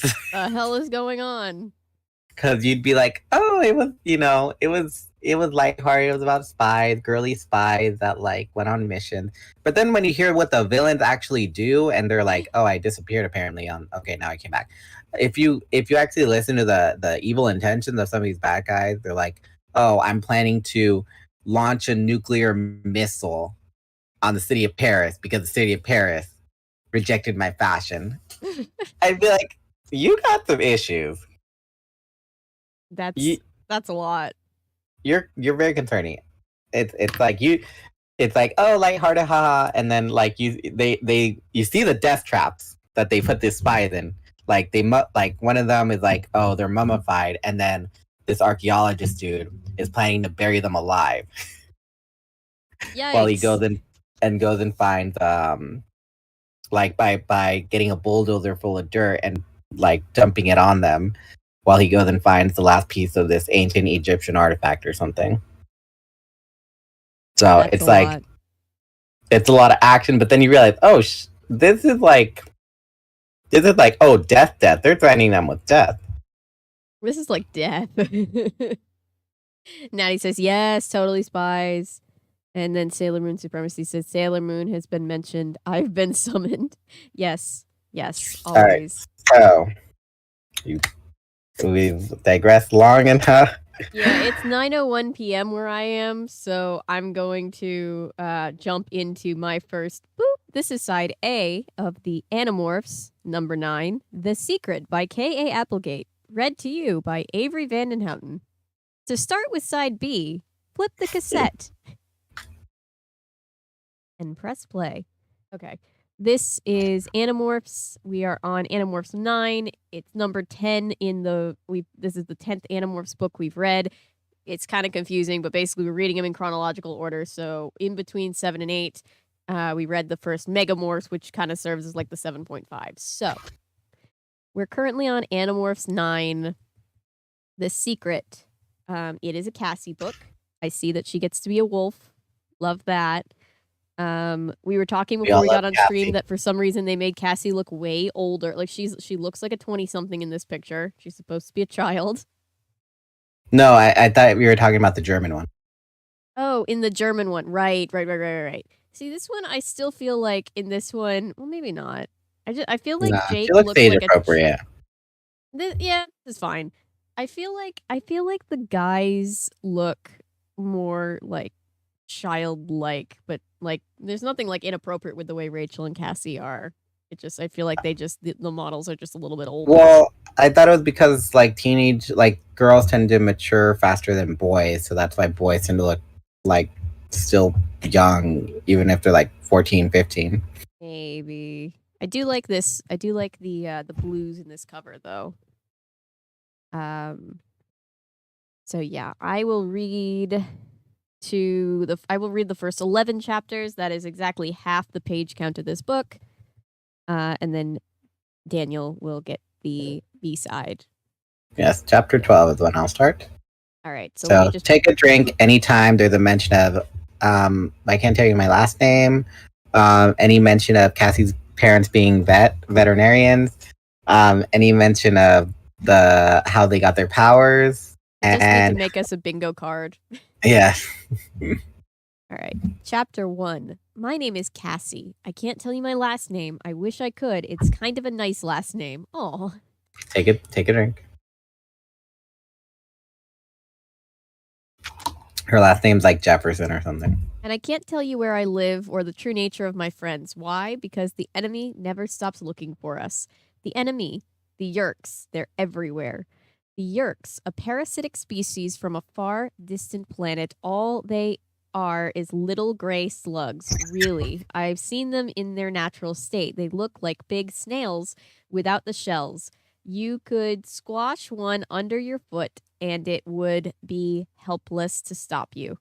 But the Yerks don't live out their lives as slugs. Like I said, they are parasites. See, they enter the head of another species, flatten themselves out, and wrap themselves around the brain. And then they take control. That's what we call a controller, a human who isn't exactly a human anymore, or a member of any species who that is controlled by the Yerks in its head. Maybe you think that what I've just told you sounds crazy. I guess if I were you, I'd think it was pretty insane. But sometimes even the craziest things happen to be true.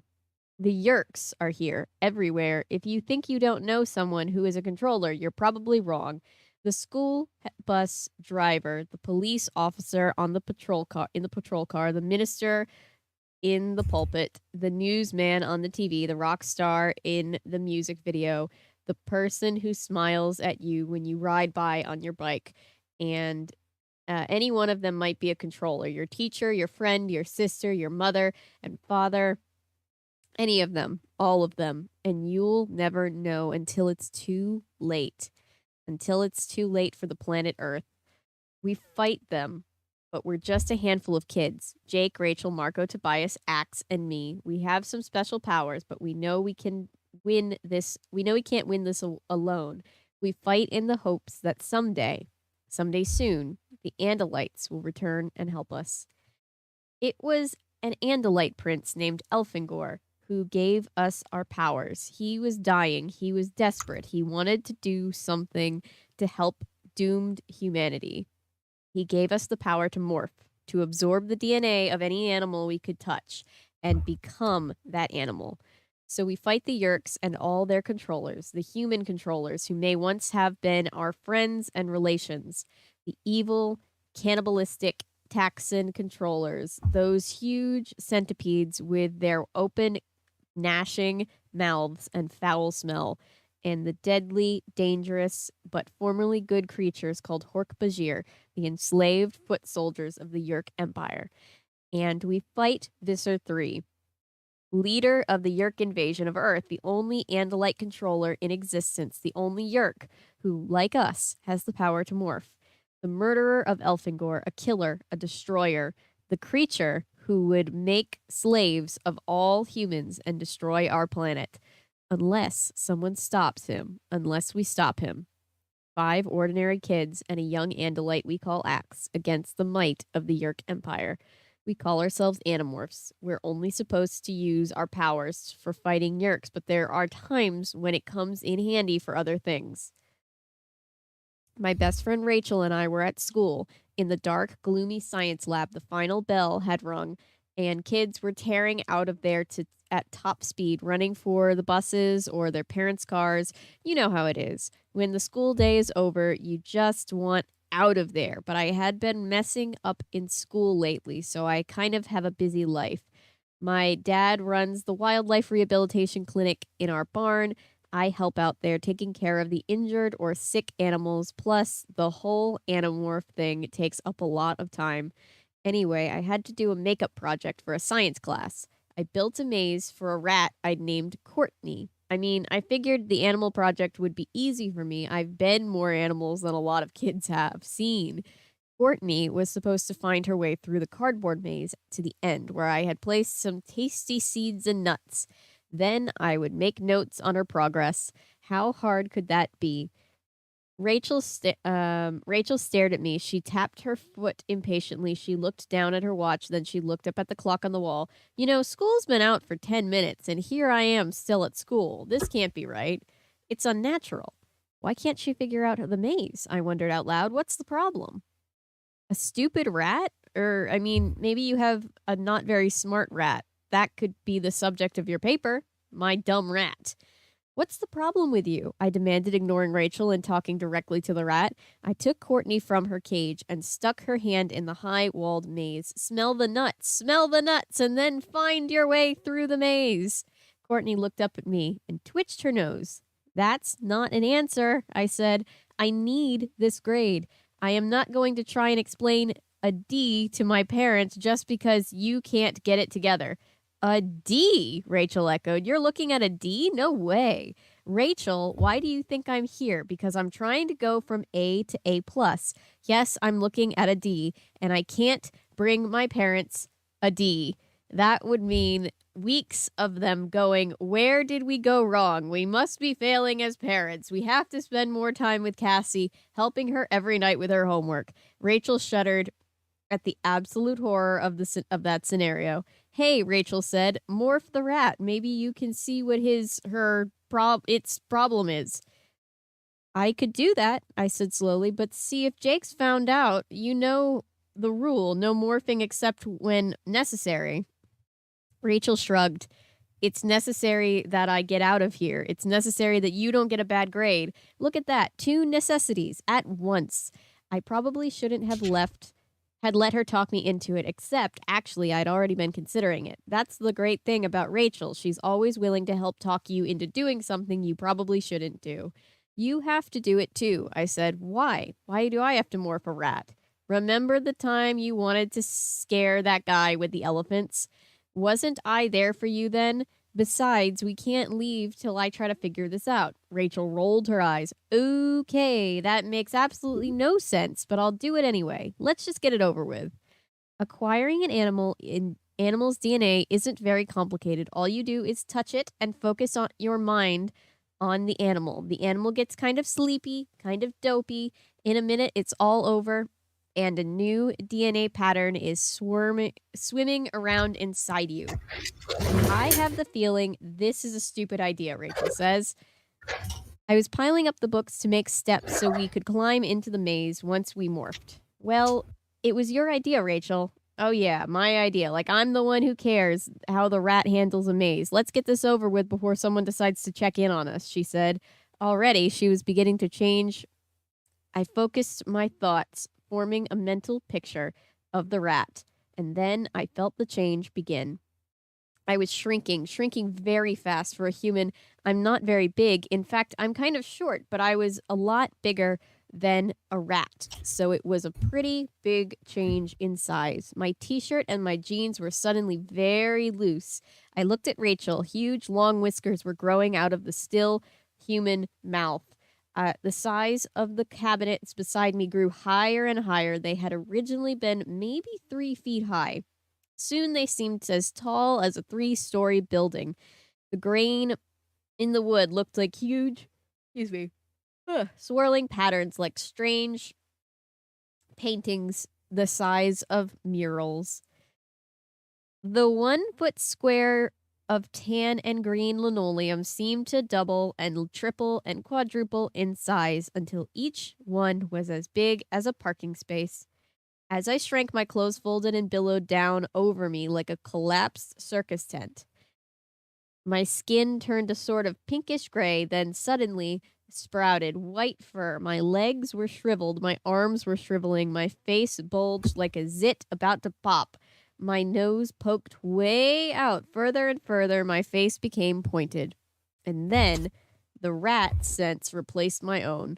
Well, on came the ears, like someone had thrown a switch. On came the nose. And on came the rat's instincts, bubbling up in my human mind and carrying the messages of fear and hunger and more fear. Yikes, Rachel commented. Nervous little things, aren't they? I love how the first chapter, it's like, we've talked about this on Babysitters Club streams, where it's like, I think Milo said that they always skipped the they always skip the first chapter of Babysitter's Club when they read them as kids, because like the first chapter is always the same. It's pretty much the same with Animorphs. It's like, yep, that's par for the course. Except for Axis. Axis was it had a prologue. Yes, Axe had a prologue because Axe is a very special boy. My son. Well, that's because like people had to wait for months. They didn't have like everything instantly. And sometimes they'd miss books. So they'd be like, "Oh, what happened again? Oh, that's right. That's what happened." Yeah, and also like with any kids book, I've noticed covering a lot of kids books on this channel. Like most of those 90s, 2000 series that had a lot of books, they just kind of assumed that kids were going to just pick random ones off the shelf because that's what kids did. That's what I did at the library. So it was like, you want to make sure that wherever they pick up, they're going to be, not confused. So there's a tactical purpose for it. Yeah, Natty, the smell the nuts. Yeah. I didn't want to say anything because they're children, but yeah. That was a phrase. That was phrasing. That was a choice in phrasing. Phrasing.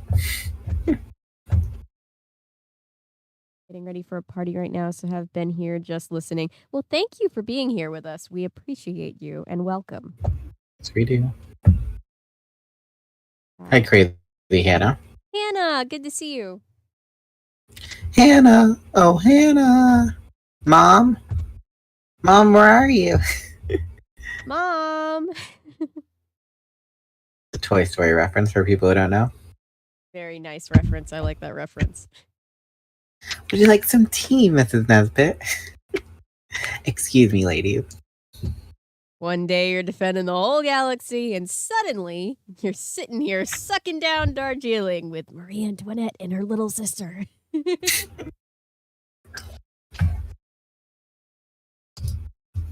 All right, then. She looks about 14. Fair. She does look her age. I just always felt like sometimes the models for the boys looked younger, but that could just be me. That might just be me. I think like we forget how like I think as teenagers we forget how I guess the word I'm choosing to use is underdeveloped we were in terms of like the teenagers we saw on TV were nothing like how we looked in real life. So when we see TV shows of teenagers, they're actually a lot older than what they're portraying. Well, yeah, I showed my brother recently. I think it was either an episode of Hannah Montana or Wizards of Waverly Place, but it was one of those early 2000s Disney shows that we loved. And Spencer had just a whole identity crisis when he realized like that how young the main like female lead was on that show, and he was just like, I used to like think that they were like practically adults, and it's like, nope, they were like 12 or 13. Nah, I used to think that the kids on Zoom when I was like 4 or 5, they're like the coolest group of kids or like teenagers. yeah. Are like, they're so cool. Disney also, especially with their female stars, like to put them in like a lot of makeup and like make them look older than they. I still don't get Disney's fascination with Jason Earls. Here's my 2 cents about Jason Earls. Jason Earls always looked old, and Jason Earls was always a subpar actor. Jason Earls was always good at playing those like comic relief characters, and I think they just like it. Like any I'm saying this as someone who's been there. Any one of us that's like over 18, the 18 TLYs, the 18 to look younger, that are just like we're small in stature and we can kind of pass for younger than we are. TV shows love that shit because it's like, oh, you can play a teenager technically, but like we can make you work like an ungodly amount of hours that are illegal to make kids work. Here you go. And for less money per hour? Yay! Yeah, that's why they get adults to play the teenagers and Power Rangers when we all know they're like in their first. Oh, that's absolutely why they do it. Whenever people are like, why do they keep thinking like these, 20 and 30 somethings look like teenagers? They don't. They just don't want to have to work with teenagers because they have to give them like more rights because they're not children, or because they're children, not adults. And also because they need the 6 foot tall, actor, so that way they can make the action figures, about the same. So that way they can have actors be about the same size as the action figures. Dang, Sid is at it again. Yep. Wizards of Waverly Place and Villains of Valley View are the only Disney sitcoms I watch. Clearly, you have never seen That's So Raven. Because the first few seasons of That's So Raven slap. And they slap hard. Apparently Jason Earls is currently working on some Pure Flix sitcoms, and I'm like, Jason Earls, oh no. I mean, he pigeonholed himself. That's a shame. He's like, hey, I'm gonna ride this out. This is money. And instead of trying to take a chance, he didn't take any chances, and now he pigeonholed himself into not being taken seriously as an actor. That's a Raven was so cool. I just wanted to be Raven. She always had the coolest clothes and psychic powers. I know. All she I did wanted have to be in life. And she stayed in high school for how many years? 5 years, 6 years? Kicks down door. Somebody say That's So Raven. That's So Raven was great. If you could see into his future. You know what's so interesting though? Sorry, I'm gonna digress and last time. That the shows with the ethnic characters always had to have some interesting little twist to them. But then the shows with the non-ethnic characters were just these regular old shows. Like Good Luck Charlie. And then compare that to That's So Raven. Oh, it's about a girl who happens to have psychic powers. Oh, I see what you mean. Well, I mean, yeah. Same thing with Wither the Waverly Place. I was just about to say, yeah. They're half Puerto Rican or something. They're half Mexican, yeah. Oh, Mexican. Thank you. I think if I'm remembering correctly, canonically, their mom was Mexican. I could be remembering that wrong. It could make sense, but I was just thinking Puerto Rican because they live in New York or something. Yeah. So, and they happen to be wizards, and then compare that to Even Stevens. You know what? I never thought about it, but you're right. Because it's why do we got to make the people of color got to have something extraordinary about them? Zach and Cody were just kids living in a hotel. Exactly, just 2 kids living in a luxury hotel. I never thought about this either, Natty. Now my brain is broken. I'm like, damn it, I'm never gonna unsee it.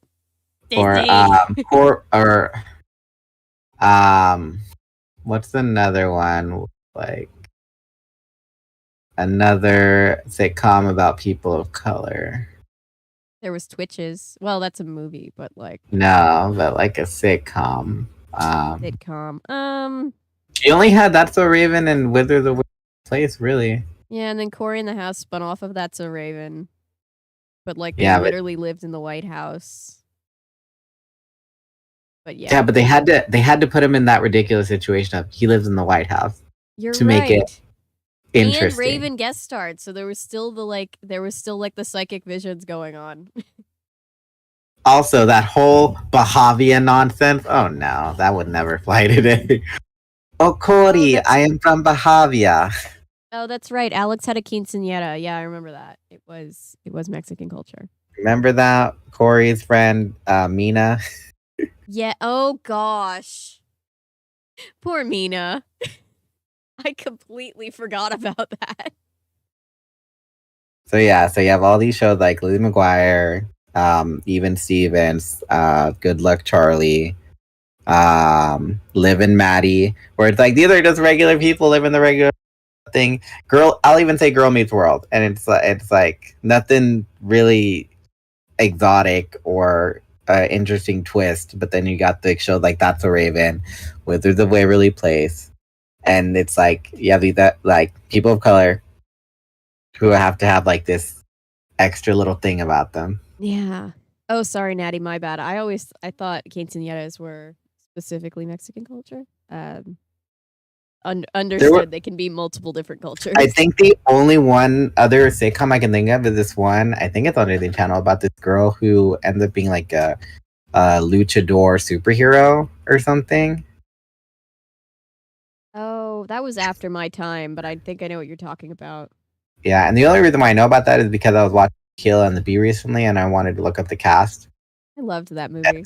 And so I'm like, oh, so it has to be about this Hispanic girl who has to be a luchador crime fighter.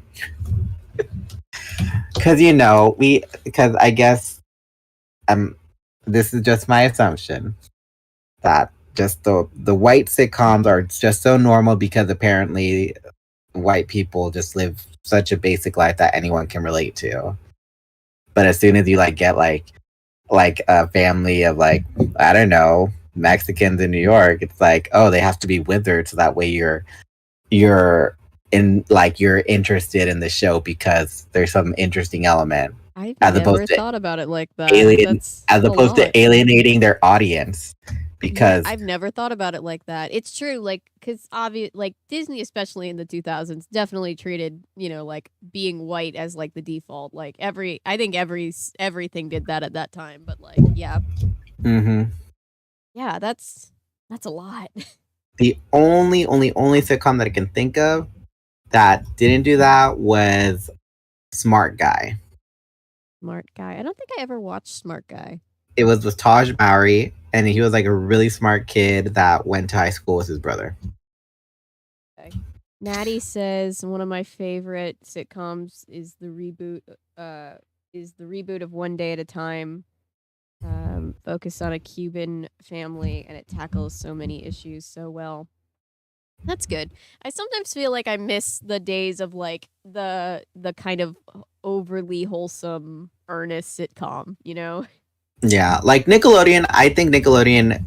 The reason why Nickelodeon edges out Disney Channel in terms of the early years of the 2090s is because they actually made shows that weren't trying to be a family of Cuban, blah blah blah, and this and that, or a black family, but the daughter is psychic or whatever. It's they had things like The Brothers Garcia, which was just a slice of life show about a Hispanic family living in Texas. You had something like Taina, which was about a Puerto Rican girl who went to a magnet school in New York. You had Keenan and Kel, which was just a sketch show with Keenan and Kel, and a classic.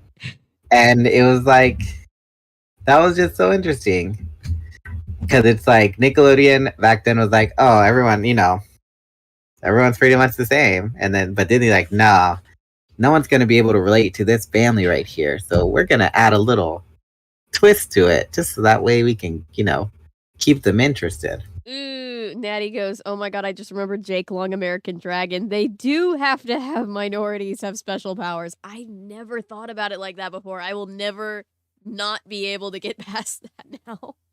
So now it's that's just how it is. All the if it's not white, it's got to have a twist to it, apparently now. Oof. Hannah, that's what we do here. We hit you in the childhood.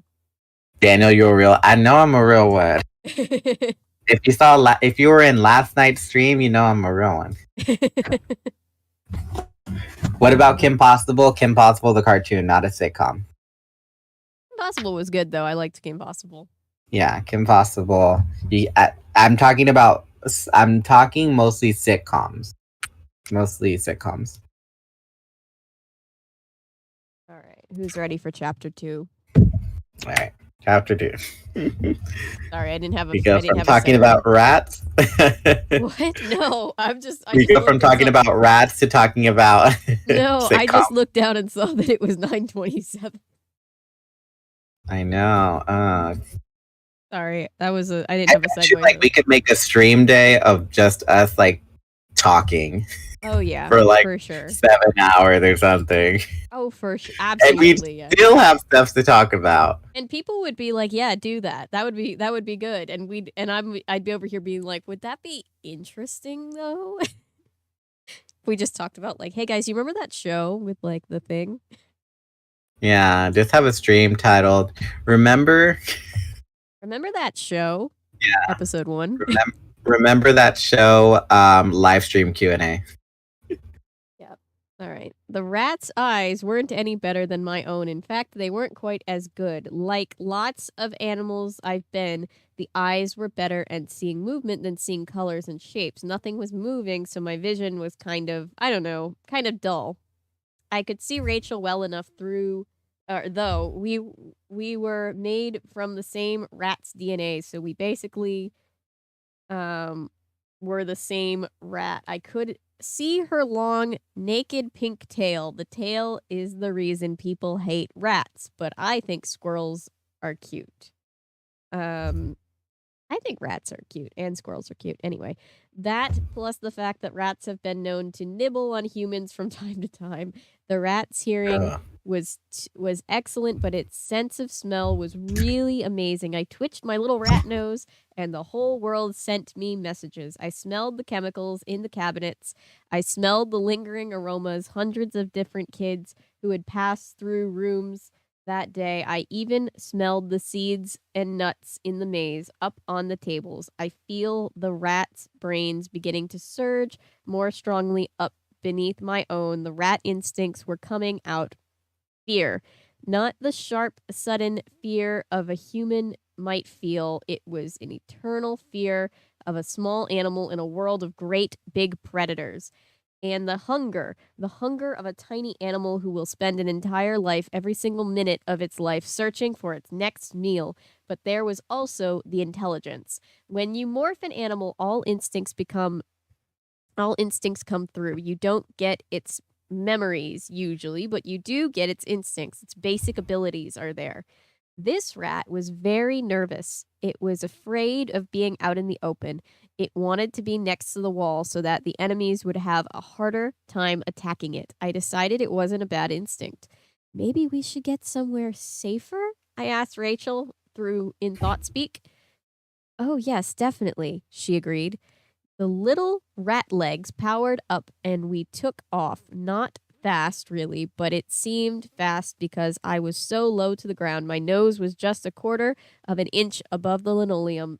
As I walked along, I saw huge walls, looming over me. The sides of the lab tables, and I saw sparse forests of trees, actually the legs of chairs. I scooted along the corner of the wall with Rachel right behind me. That is not an attractive tail, Rachel said. I mean, I'm a rat and I still think it looks bad. Then I saw the table where my maze was set up. The real Courtney was up there. I checked out the area. I think we can climb up my backpack onto the chair, then onto my sweater, then jump up to the tabletop. I'm following you, Rachel said. Lead the way, rat girl. The rat body was amazingly good at climbing and scampering up the tabletop. You wouldn't think that squat body and those stubby little legs would be good for climbing, but I really do believe that rat could have gone just about anywhere it wanted to go. I saw the pile of books I'd left as a sort of stairway up the outer wall of the maze. And now that I was rat sized, the wall really was a wall. It looked about 9 feet high. You go do the maze, Rachel said. I'll wait out here. I scampered quickly up over the books. The pictures on the front of my science book looked like huge mosaics made of colored tiles. I reached the top and gazed down into the maze. I knew I could jump down there, down into those long hallways, but that moment I was afraid. It was odd, but the idea of running into the real Courtney made me nervous. I've always felt a little funny about using animals' bodies. Sorry. It makes me feel a little guilty somehow, but I had a job to do. I had to figure out why Courtney couldn't find the nuts. She should be able to smell them. Hey, wait a minute. I can't smell them either. Not at all. I can't smell what? Rachel asks. The nuts. I can't smell them. Do I care? It's the whole point, I said. I looked around puzzled. Then I noticed the breeze. I aimed my rat eyes upward. There, a million miles up, as far away as the moon, was a ceiling fan. If I'd had lips, I would have smiled. Hey, it's the fan. It's blowing the scent of the nuts away. Great. Now can we get out of here? I was feeling pretty satisfied with my insight when two things happened at once. First, Courtney and the real Courtney came zooming around the corner of the maze. The second thing was that I heard a loud crash, a roar of loud laughter, and the rushing approach of footsteps. Courtney froze and stared at me. I stared at her. Then I looked back at Rachel. Rachel was frozen, same as me. Hey, look, rats! An impossibly loud voice shouted. A boy, I was sure of that. I didn't recognize the specific voice, but I recognized the tone. He was looking for trouble. Gross, another voice shouted. Someone should exterminate him. I hate rats. Exterminate. Two of them, two guys playing around, two jerks looking for something to break or destroy. Two very, very big creatures compared to us tiny rats. Sudden shadows, vibrations, huge movement, wham. The table shook like it was hit by a massive earthquake. Wham! Thud! A shadow moving fast descended on me. I jumped.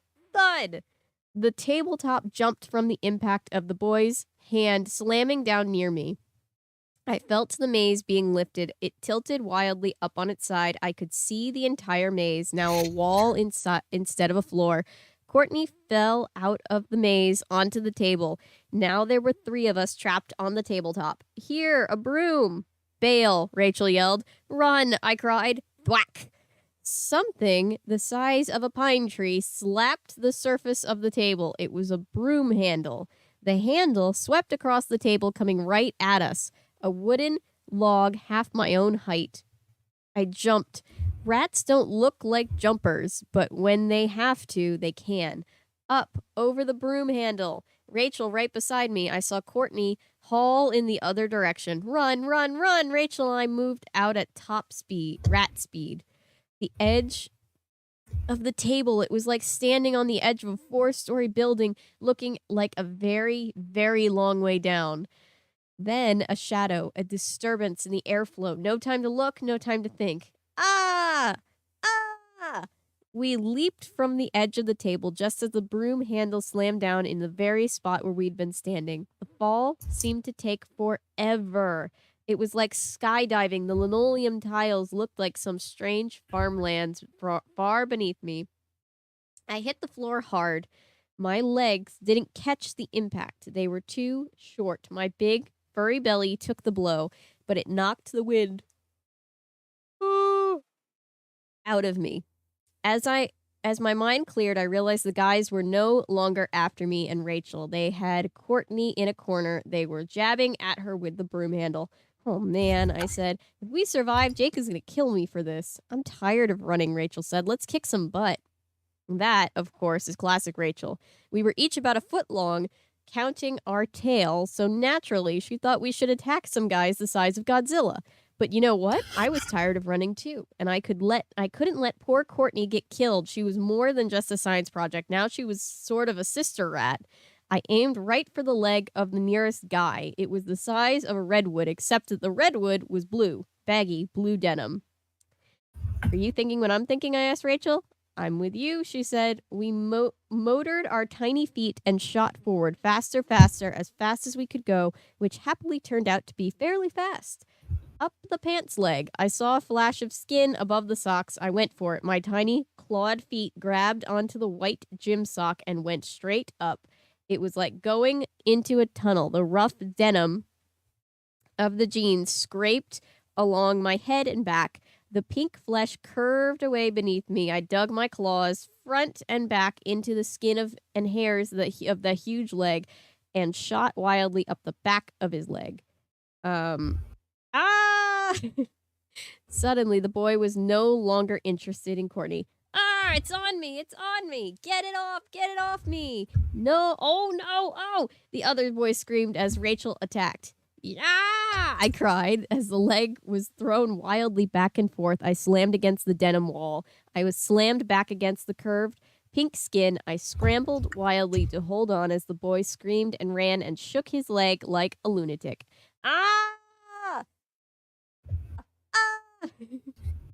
Out of the science lab, we tore out into the hallway with the two guys screaming the whole way. I turned myself around with great difficulty and aimed downward.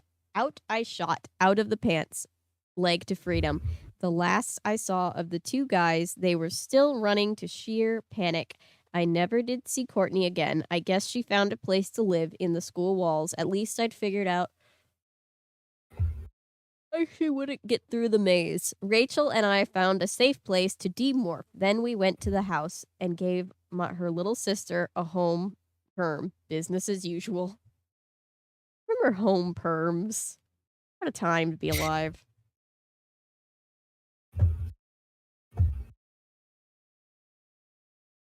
All right, that was chapter 2. Perm. I'm just thinking to myself, a perm. Here's where we the Cinco de Cuatro thing was a reference to Arrested Development.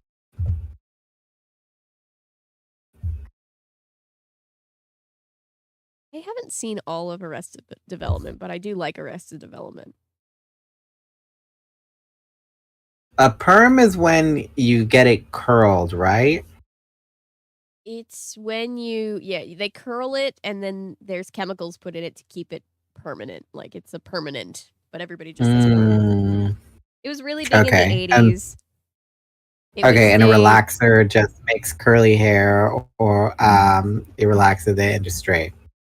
Yeah. So basically if you get a perm, even if you have straight hair and you get it permed, like it's going to be really curly until it grows out. My mom got so many perms back in the day. I think everybody's mom, or at least everybody our age's mom, got at least one perm that I know of. My mom's prom pictures or senior photos, huge hair, huge 80s permed hair. Think DJ from Full House with her big old crown of hair. Yep, that's what my mom had. I like when she in the later season when she cut it into like a short bob. That looked cute on her. That did look cute. Yeah, it was a style. But speaking of Full House, I think it's so funny how salty everyone was of the Olsen twins because they didn't want to do it. But it's like, I mean, they're above it. They're business moguls. And I feel like they were like literally were forced into it as literal babies. So if they don't want to do it as full grown adults, we're gonna just let them have that. Also, I think the cast is kind of salty of how successful they turned out to be. Again, they had no childhood, so we're going to not be bitter about that, guys. I'm much more upset about Candace Cameron Bure turning into a huge homophobe, but that's a whole other issue. That's a whole other rabbit hole. Whatever happened to predictability, huh? Milkman's Paperboy, the evening TV. That's like why. I know, right? I don't know why, but what? I was just reading Christopher B's comment. Okay. Oh, I was saying, for some reason, like, I just have grown to just like kind of get tired of John Stamos. He's kind of like turning into an Adam Sandler.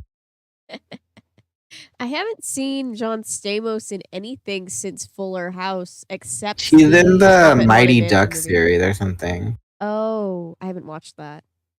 And then Josh Peck too. It's like I don't know what it is about Peck. Like Josh Peck. Josh. Yeah, because like he kind of reminds me of John Stamos, because they play like father and son in the in a sitcom on CBS or something. Oh, got you. And so I was like, kind of, I don't know, like Josh Peck kind of like got a little big headed, since he became like a big thing on like Vine or like whatever a long time ago. I don't know anything. I don't know anything about Josh Peck. I know we don't mess with Drake Bell anymore, but I don't really know anything about Josh. But apparently he went missing in like Florida or something. He did. Did they ever find him? I don't know. We need to follow that up in the Discord, which everyone should join. It's on Avery's channel, so make sure to join the Discord. Yes. Yeah, anyway. Let me guess, you despise Netflix's take on Winx. I don't have an opinion on that, Chris, because I don't have Netflix. But I did watch the Power Rangers thing, and that thing was very not as good as people are delusioned into believing. The right. Saber Parks video on Totally Spies, that was the first deep dive I've seen, and damn. But really quickly, really good. I know I say really quickly and then I go on a 10-minute thing, but I promise Oh, it's there you short. Drake and Josh, my whole thing with Drake and Josh is the sitcom. My hypothesis was Josh was closeted Ah, and Mindy was his beard. I didn't watch I watched Drake and Josh, but I wasn't like as obsessed with it enough to really remember. But I A remember lot of what Josh did reminds me of my brother. And my brother has a husband now, very much. Aw. They've been married for a long while now.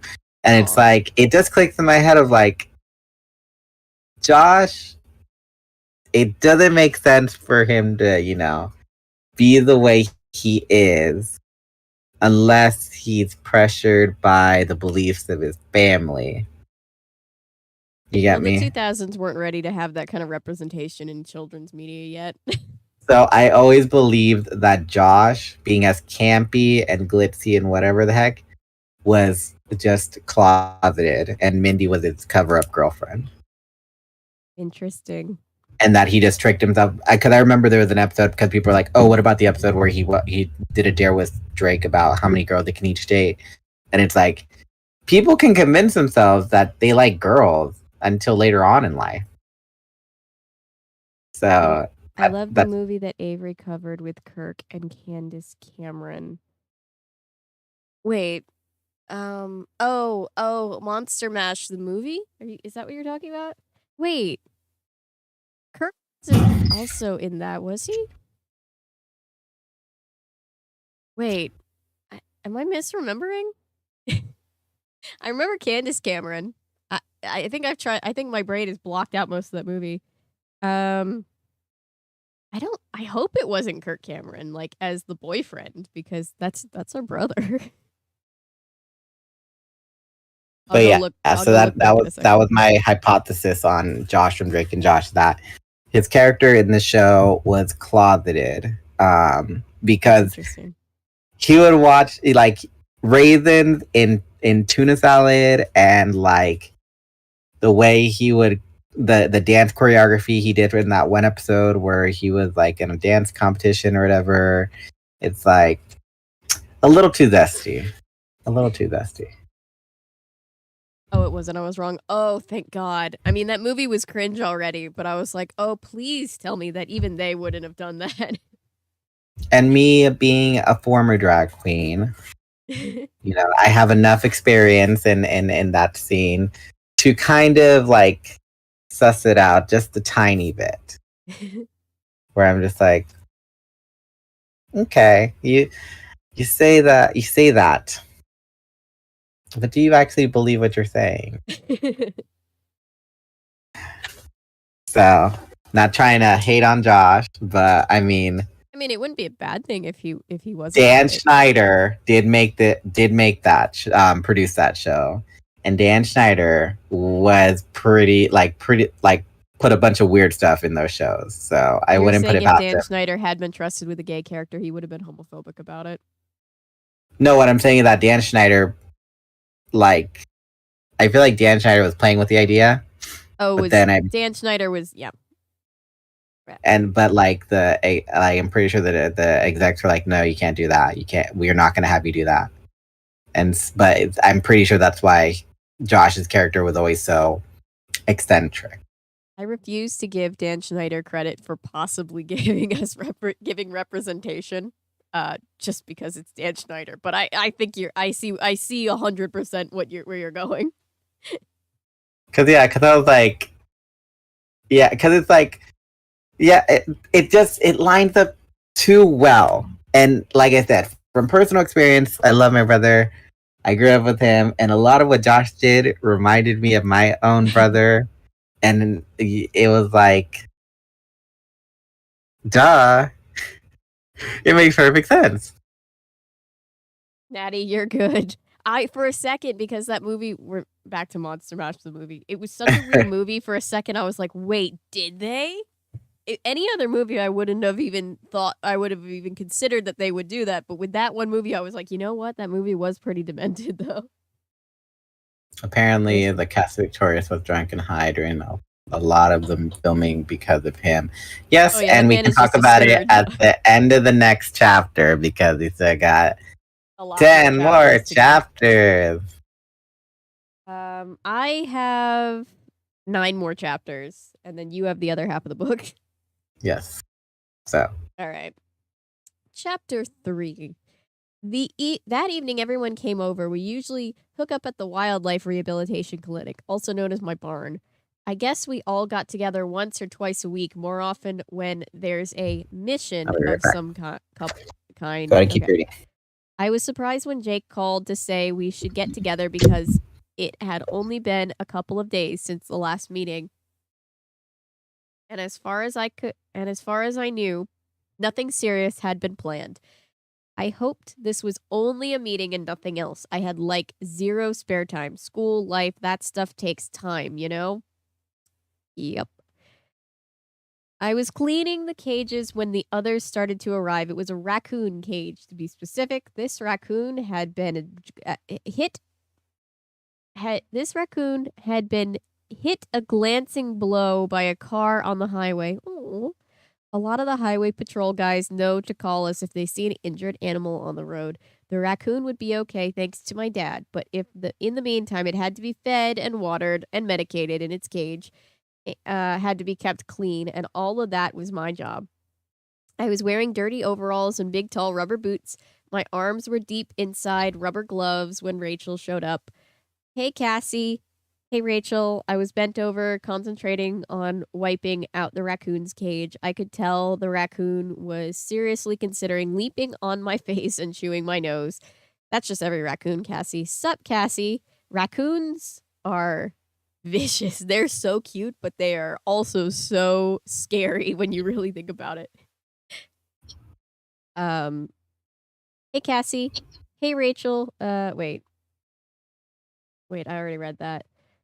Sup, Cassie, you get the outfit at Banana Republic, or is this new express line? Rachel and I are best friends, but we are very different people. If you just saw Rachel walking by, you'd probably think typical airhead mall crawler. If you took a closer look, you'd start to think, no, she's actually very beautiful, not typical at all. And if you took a third look, she'd probably come over, get in your face, and say, what are you staring at? Hello? You have some kind of a problem? Rachel is tall and blonde and beautiful and fearless. She's Xena, warrior princess, only without the leather. We must be the most mismatched best friends in history. Rachel could walk through the mosh pit at Lollapalooza on a rainy day and come out the other side looking like one of those models in glamour. I, on the other hand, will show up for my own wedding someday dressed in jeans and boots and socks that don't match. I stood back from the raccoon cage. I smiled and gave a little twirl so Rachel could admire the outfit. You like it? It's part of the Ralph Lauren animal poop collection. Someday I'm going to knock you over the head. Stuff you in a big bag, drag you to the mall, and force you to buy a dress. Calm down. You can keep the big rubber boots if you insist, but we're getting you a dress. You're kidding, right? I asked Rachel. You can never totally be sure with Rachel. She just smiled with her 10,000 bright white teeth. I heard that made her sound terrifying. 10,000? I heard the sound of bikes being leaned up against the outside of the barn. Then I heard male voices. Batman could beat Spider-Man? You expect to take that seriously? Are you insane? I thought I knew you, Jake, but you're obviously an idiot. No offense, Spider-Man would annihilate Batman. Marco sounding as serious as Marco is capable of sounding. Chat, go off in the chat comments. I want to know what everybody's opinion on this is. Who would win, Batman or Spider-Man? Because there's clearly a correct answer. There is, and it's Batman. And I'm so disappointed in my son being wrong in this argument. Honey, I am a Marvel girl through and through, but look, honey, Batman has money and resources. He knows how to. He's a billionaire that knows every form of martial arts. And not only that, Spider-Man is a teenage child. He has come up with a plan to defeat every member of the Justice League. So that man killed Superman. And also, all you have to do is literally like look up where he lives, and then from there, like buy surveillance tapes, and then from there he'll be able to know where he lives, and then pretty much that. Now look, if we're talking about which one I prefer, it's definitely Spider-Man. But here's the thing: Well, Batman yeah. could kick his ass. That's just science. Yeah, Batman would take down Spider-Man, no doubt. Yes, Spider-Man is smart, but he's just college smart. He's not like, private tutors levels of Yes, smart. Spider-Man has actual superpowers and the ability to, in some versions, build the little web shooter thing. But still, Yeah. Batman's like a 35-year-old that like knows all of the fighting tactics. And he killed Yeah. Superman, who is like the strongest person on Earth. Yeah, and just because Spider-Man has spidey senses, Batman could probably figure that out, take advantage of it, and then flank him. Marco, sounding as serious as Marco is capable of sounding. 2 words, body armor. Spider-Man's webs would not stick to Batman's body armor. Homer, stay out here, boy. You can't go in. That would be Jake, and Homer, his dog. Homer is not allowed in the barn. Being a dog, Homer believes small animals are meant to be chased. Jake and Marco came through the door of the barn. Jake was in the lead as usual. Also, if we Animorphs have a leader, it's Jake. He's strong inside and out, and really good looking. Ah. Also inside and out. I mean, he's just an amazingly cool guy. Jake has had to grow up. That made it sound like she was like, baby, you got a nice appendix. He's good looking inside and out. That was an interesting way to phrase that. Sorry, I'm moving on.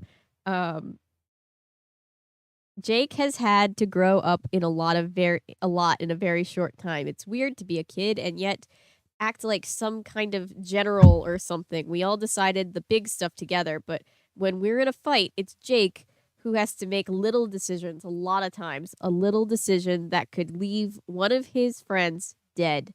It made me smile to realize that Jake could still enjoy absurd arguments with Marco. I sort of worry about the pressure on Jake. Jake and I are kind of, we like each other, as in like. Marco is just behind Jake. He's smaller than Jake with longer, darker hair, laughing, dark eyes, and an attitude. Marco thinks the whole world is just a setup for a joke. Marco will tell a joke while he's bleeding and terrified and in pain. Yeah, that's how you deal with the pain. Yeah. But then there are times where his eyes lose their skeptical expression and grow glittery and dangerous. Cassie, Marco said, you look beautiful as always. Your use of manure as a fashion statement is so tasteful. Then he grabbed at Rachel and winced. Yikes, every time I see you, you're taller. Stop it. Stop growing. Rachel patted Marco on his head. Don't worry. I don't look down on you for being short, Marco. I look down on you for just being you. Marco grabbed his chest in pain. Ah! And Zena puts another spear in me. Hi, Jake, I said, ignoring the usual Marco versus Rachel stuff. Hi, Cassie, he said. He gave me one of his rare, slow smiles. Hey, I heard this weird story. These 2 guys at school claim they were attacked by a pair of lab rats. Really? I didn't hear about that, I said, trying not to make the fakey, shrill sound I always make when I'm lying. Jake raised one eyebrow and quickly went back to clearing out, and I quickly went back to clearing out the cage. What are we here for? Rachel asked bluntly. Jake shrugged. Tobias told me to get everyone together. He and Axe have something. Right on cue, we heard a flutter of wings. A hawk shot in through the open hayloft above. It turned sharply, killed its speed, swept its talons forward, and landed neatly on a rafter. It was a red-tailed hawk, mostly brown on its back, a lighter mottled brown and tan beneath. The bird took its name from its tail feathers, which were the color of rust. The hawk glared down at us with unbelievably intense brown gold eyes. Hi, the hawk said, a silent voice that we heard only in our heads. Hi, Tobias, I answered. Tobias is the 5th human member of our group, although he's not entirely human anymore. See, if you stay more than 2 hours in a morph, you stay forever. It is mind and heart. Tobias is still a human being, mostly, but he has the body of a hawk. He lives as a hawk. Hi, Tobias, Rachel said. I thought maybe you'd stop by last night. Tobias sometimes hangs out with Rachel. He flies. Sorry, I'll tell you in a second. He flies into her upstairs room and watches TV or reads things he can't do in the wild, human things. Well, I was going to, he said in thought speak, but there was this thing with Axe. And Axe's eximili oh gosh. Aximili Escaroo is still. Yes. I think I did it.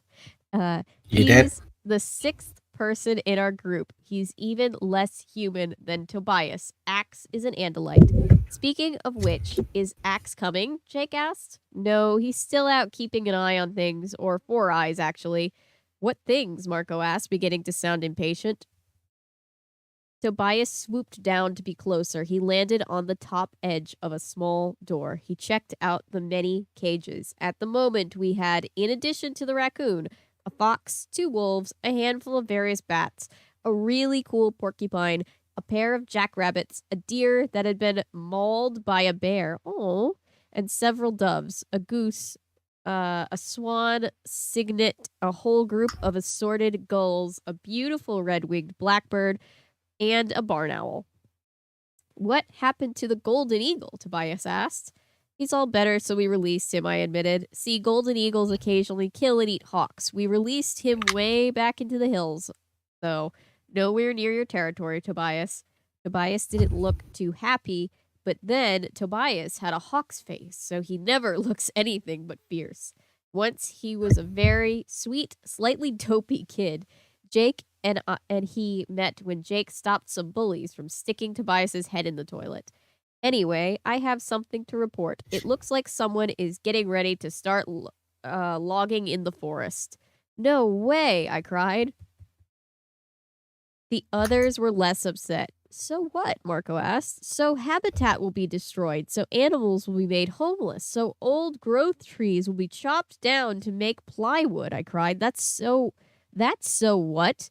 Marco frowned. And I care about this. Why? I started to answer, but Tobias cut me off. You don't care, Marco, but you might care about who is doing the logging. I'm guessing a logging company, Marco suggested. Yeah, you're right, Tobias said. Only this logging company has built a command center deep in the forest. A log building, actually, like you'd expect, except for one little thing. What one little thing? Jake asked. The building is protected by a force field. A force field that seems to stop anything that gets near. I tried to fly closer and it was like hitting a wall. Also, there are armed guards walking the perimeter around the building and patrolling up and down the access road. Oh, Jake said. Guards armed with automatic rifles? Yerks? Rachel wondered. But why would the Yerks want to be logging in the forest? I knew the answer to the question. The Yerks' plan was all too obvious. They want to destroy habitats. I said, what? Now the Yerks are out to destroy the deer and the owls? Marco said with a dismissive laugh. No, I said. It's not owl habitat they want to destroy. They're after a different species. Yeah, Tobias agreed. They're going to wipe out the habitat of the very, very endangered Animorph. Ooh. Yikes. So what were you going to say earlier? Oh, when I was laughing, it was just Tobias the idea of Tobias flying into the room window and his hawk form just reminded me of I had a mental picture of Jareth the Goblin King from Labyrinth flying as the owl into what's her name's room, and it just holding up that thing that looked like that little like clear ball that you were supposed to do tricks with in the 2000s, and I just had that mental image, and it made me laugh. Fushigis are the devil's work. I refuse to believe otherwise. They are. Never had one. They are dark-sided. I rebuke it in the name of the Lord. In Jesus' name I pray. Amen. There is one sitcom show I remember watching called So Weird. Oh yeah, I've been meaning to cover So Weird for a while. So Weird is not a sitcom though. So Weird is more of a Drama? kids drama, because it's about a girl who's on a road tour with a band or something that their parents have some part of. And so they stop at town to town, and so they like kind of interact with the supernatural, like something like supernatural about the town, whether it's like ghosts or this or that. A kid style of supernatural. Yeah. Mm-hmm. Round the Twist could also be called a kid's supernatural, but in a different way. So it's more of I guess they're more like supernatural thriller. That's how you put it, supernatural thriller. There's a whole podcast right here on YouTube, and I'm sure it could be found in other places about So Weird. And it was actually sent to me when somebody first requested the show ages ago, and it's really good. I haven't finished listening to it, but it's really good. I tried to watch an episode, but it's like maybe it's just the first episode didn't catch my attention, so I'll probably watch another one. Exactly, Cassie. It's okay to say you're in love. Everybody. It's like that scene from Hercules. Everybody, like all the other characters, are just the muses, just singing. I won't say I'm in love. Backup vocals. Mm-hmm. What did I say? Oh, the main character Fiona from So Weird Fee or whatever. She was actually in a Mary Kate and Ashley sleepover VHS. Oh, she was? Mm-hmm. Interesting. Yeah, the one with the famous pizza song, Pizza. Oh God, the pizza song. She's the girl that looks like she could be a boy. Yeah, I know what you're talking about. You know, whipped cream pouring like waterfalls. Oh boy, hang on one second. Pretty sure that was her. Is it your semi-chaotic, door-kicking mammal of action? No, I just allergies are just acting up, and I was like, It's okay. The book hasn't gotten sad yet. I'm not crying. I'm just my sinuses just hate me. It's April in Georgia. Would you rather be reading this or the Sunny Book 3 again? Come on, pull it together. Pull it together. That was one of those things where I'm like, this is so much sadder than what I would typically choose to cover, but we're also invested. We can't just skip easily the most important book. Yeah. We're going to suck Anna up. Martin is so fucked up. She is so fucked up. That was out of pocket, Anna Martin. I just want to say, if you ever see this, Anne, great book series. Very well done. That one was especially out of pocket. Damn, Anne. I will, like... And then the last book, Anne, you're asking for people to, like, I don't know, throw hands at you. And then the all too start with this nonsense. And then the all too relatable eating disorder, like, subplot. Jesus. So it's just like, Anne. Yeah. I could be fine with the New York Diaries, but don't do that nonsense again. That's all I'm gonna say. Childhood. All right, we got Stacy. We got her New Jersey friend who's trying to be all New York. We got her one friend who lives on the upper side of New York who has neglectful parents.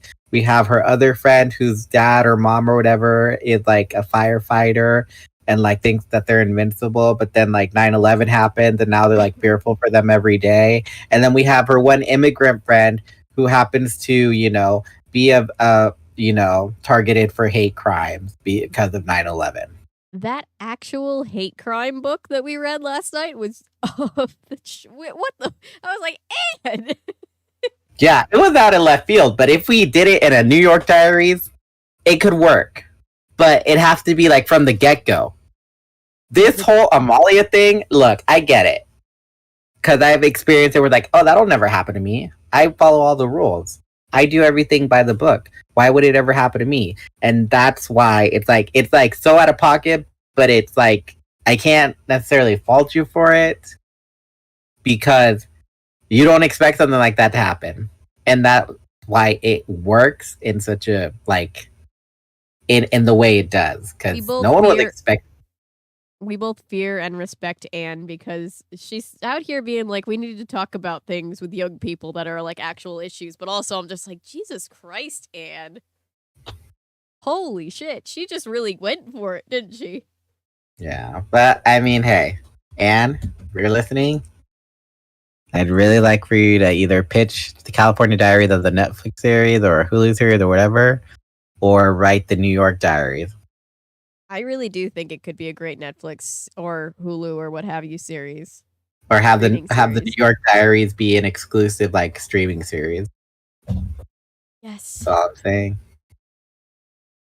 You want to know more about perms? Watch Legally Blonde. Yes, I always Chris, think about. I Legally know Blonde. plenty about perms. It's just that because I hold so much information in my head. Sometimes I gotta be reminded. But I know everything about perms in terms of Legally Blonde. And isn't it the first cardinal rule? That the first cardinal rule not to get your hair wet for the first 24 hours at the risk of deactivating the diammonium hydroxylate. Absolutely amazing movie. All right. Chapter 4. It is 10:10. I'm going to get through a couple chapters, I think, if I can. I don't know how long this chapter is going to be. Can.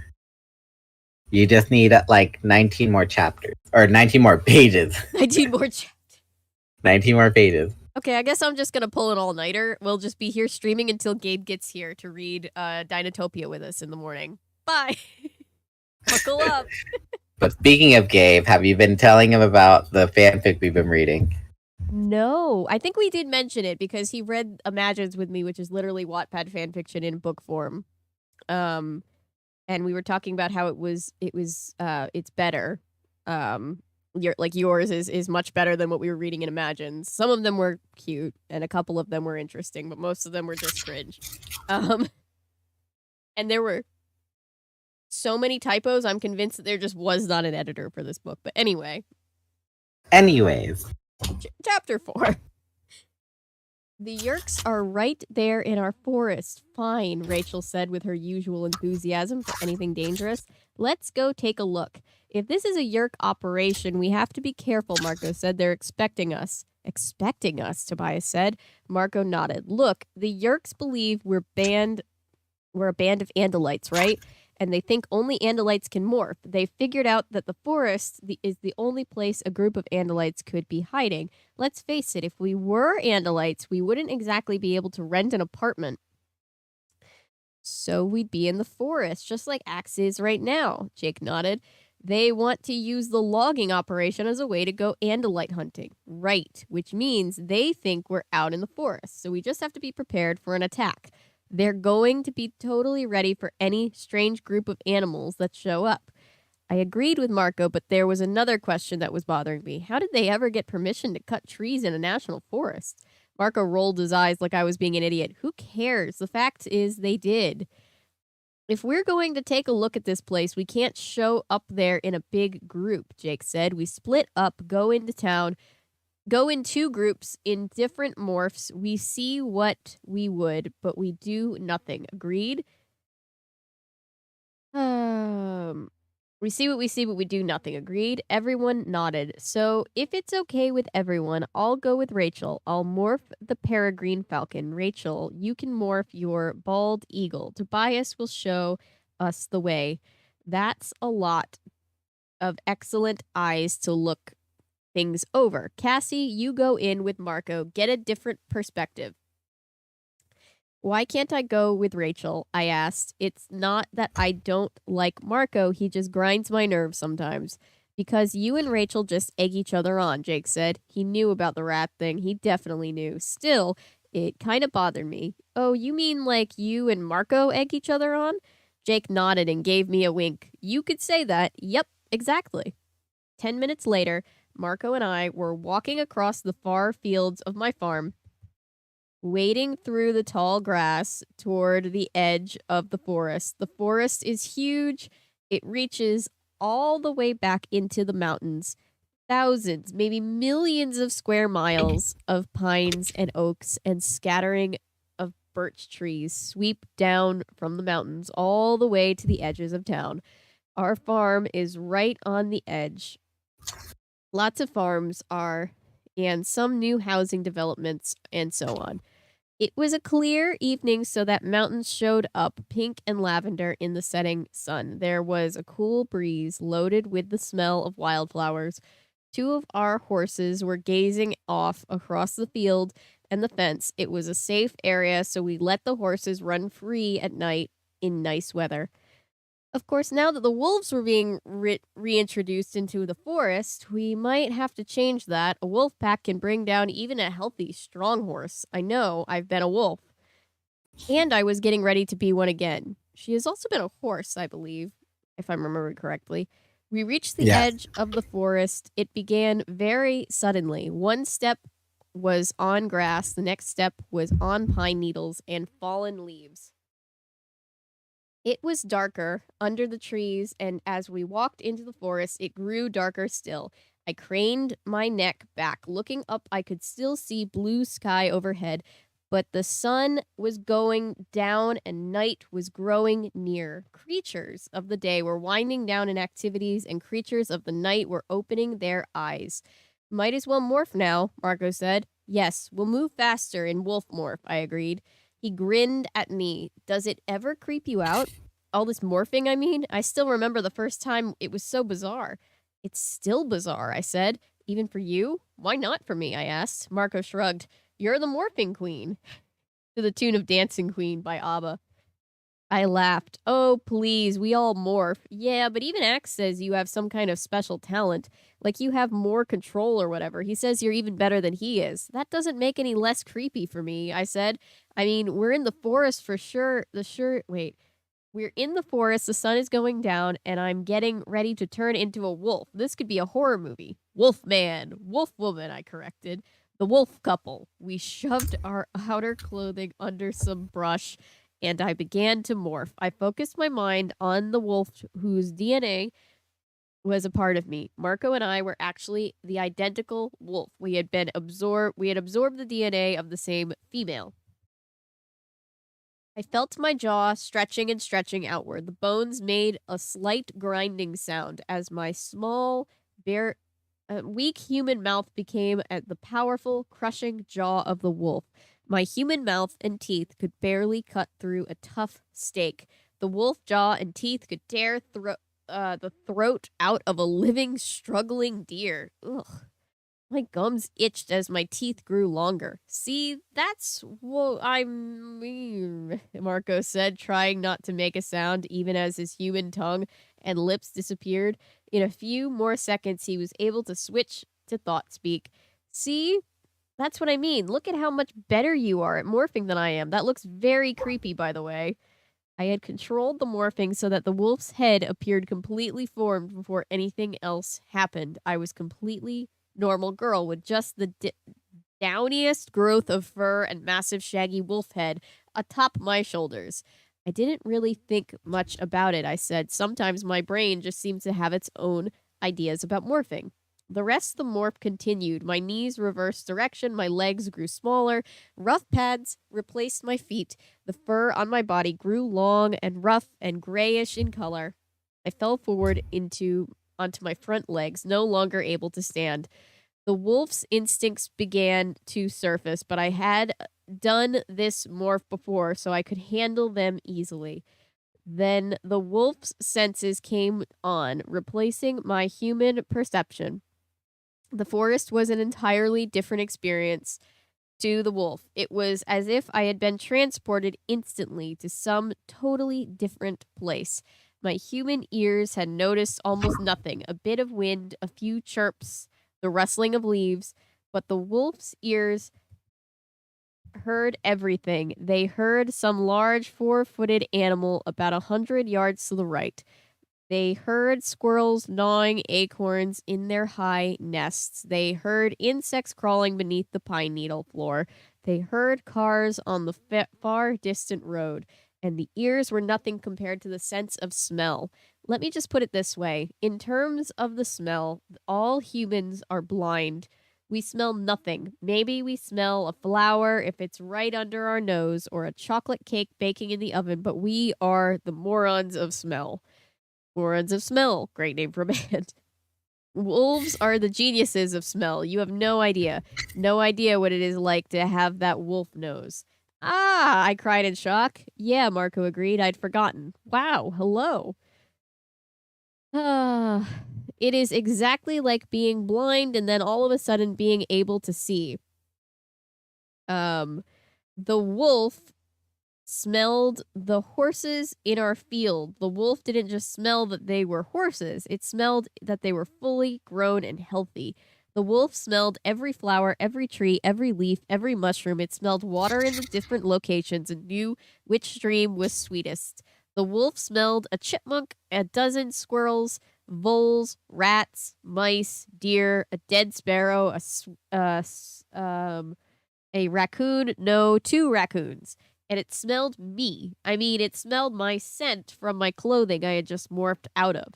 It smelled the scent of all the birds and animals in the barn that I had touched or even walked near. It smelled things that were 3 days old. The human who had walked through the woods days before, the other wolf and old male who had passed by, the smell of dogs and cats and trash, and one very strange smell that I realized had to be the scent of an andalite axe. When you put all of it together in your head, the sense of smell and the hearing, it was as if the entire world around you was crawling and seething and exploding with life. Cool, Marco said. Way cool, I agreed. Let's go. Let's run. Wolves like to run. All right, while you blow your nose, I'll go ahead and sing a rendition of the Morphing Queen. You can morph, you can morph, having the time of your life. Oh, see that girl, watch that morph, digging the Morphing Queen. Friday night and the sun is low, looking out for a place to morph, where they play the right music. Getting in the swing, you come to look for a king. Jake could only be that guy. Is this I have to think I this is is young Mr. and Three's the favorite. music high. With a bit of rock music, everything is fine. You're in the mood to morph. And when you get the morph, you are the Morphing Queen. Young and sweet, only 13. They're 15. I think. There's 13 in the book. Oh. At the start of the book, they are 13. Never mind.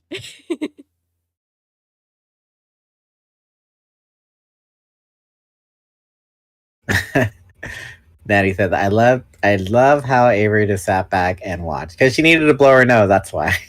Well, that, but also I didn't want to cut off the musical genius. Dancing Queen, feel the beat from the bones crushing. Oh, yeah. You can morph. You can morph. Having 2 hours to morph. Ooh, see that bird. Watch that scene. He used to be Oh no. he used to be a boy. Mr. 3, are you okay? You're singing Earth music. Yes, I love the band that the palindrome. They call it Ab Ba. Hi, Red Dominoes. Welcome back. All right then. Oh, Christopher B wants to know, and your opinion of the likes of Iron Man, Professor X, Black Panther, and other members of similarly rich and smart and rich Illuminati versus Batman. Batman would still be able to beat them. simply because Batman has a lot of money. He has a lot of influence. Iron Man also has the same amount of money as Batman, though, and he has a lot of influence too. However, Iron Man doesn't hide who he is. Everybody knows that it's Tony Stark, whereas Batman has the element of anonymity. So he would be able to beat Iron Man in the fact that, oh, he knows who he is. So because of that, he would be able to get him when he least expects it. Batman is smarter than Iron Man. I mean, Batman Yeah. is definitely more emotionally Iron Man's mature. arrogance is his downfall. Yeah. And his whole arc is like trying to overcome that, but yeah, Batman is more centered for sure. They keep ABBA as regular people for their music. No, they turn them in. No, we infest ABBA for my personal entertainment. Visser morphs ABBA so that he can be the dancing queen.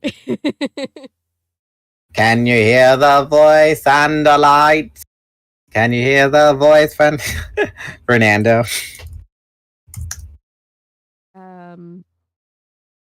Can you hear the drums and the light?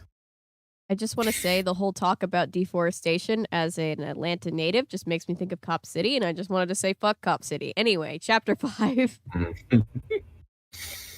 And I say thank you for the morphing, the DNA I'm grabbing. Thanks for all the joy they're bringing. Who can live without it? Of course the Yucks have to. And I say thank you for the morphing, for giving it to me, Vesa 3. That's who. I was just thinking, gimme a morph after mid. A very ABBA soundtrack featuring Still the voice need to watch of Erie, Vesa Indiana, 3. but I want to. That's what we need now. We need to do a passion project of ABBA Gold. Yes. In the style of Mr. 3. I'm nothing special. In fact, I'm a bit of a bore. If I tell you a joke, you've probably heard it before. But I have a talent, a wonderful thing. 'Cause everyone listens when I start to morph. And I'm so grateful and proud that all I want to do is sing it out loud. So I say thank you for the morphing. Animorphs the musical. Beautiful. It would be beautiful. All right. Chapter 5. Chapter 5. Wolves can run all through the night.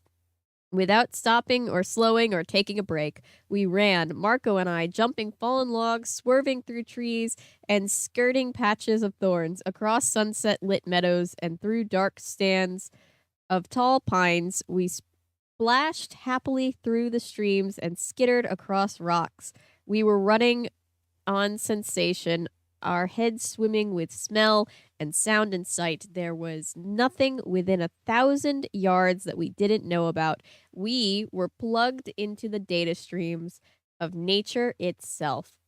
We smelled the logging camp long before we reached it. Then we heard the sounds of machines, and we heard the murmurs of conversation, human voices.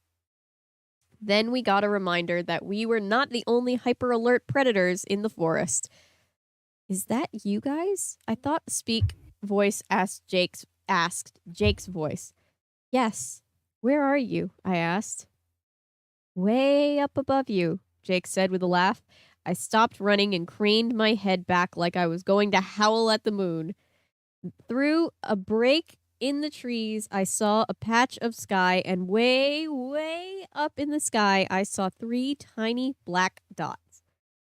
Tobias and Jake floating a quarter mile up, even in the weakening light they had seen. Wait. Hang on. Seen us from a clear up in the bellies of the clouds. The place is just ahead, lots of heavy equipment, guards, but go take a look, just be careful. We'd hang out, but the sun's going down and we won't be able to see much anymore anyway, Tobias remarked. You saw us, I said, a bit grumpy. Tobias laughed. Yeah, but you're a pair of great big wolves. That's not much of a challenge. Now, the flea crawling by your ear, you can't see a flea, I said. Tobias answered, can't I? Marco and I started moving forward again, but slower than before. More cautiously, through the trees, we began to see light, artificial light. We crept slowly, near shoulders hunched low, ears aimed forward, sniffing the wind for clues. The command center building was bigger than it had looked at first. It was made of logs, like some kind of rustic ranger station.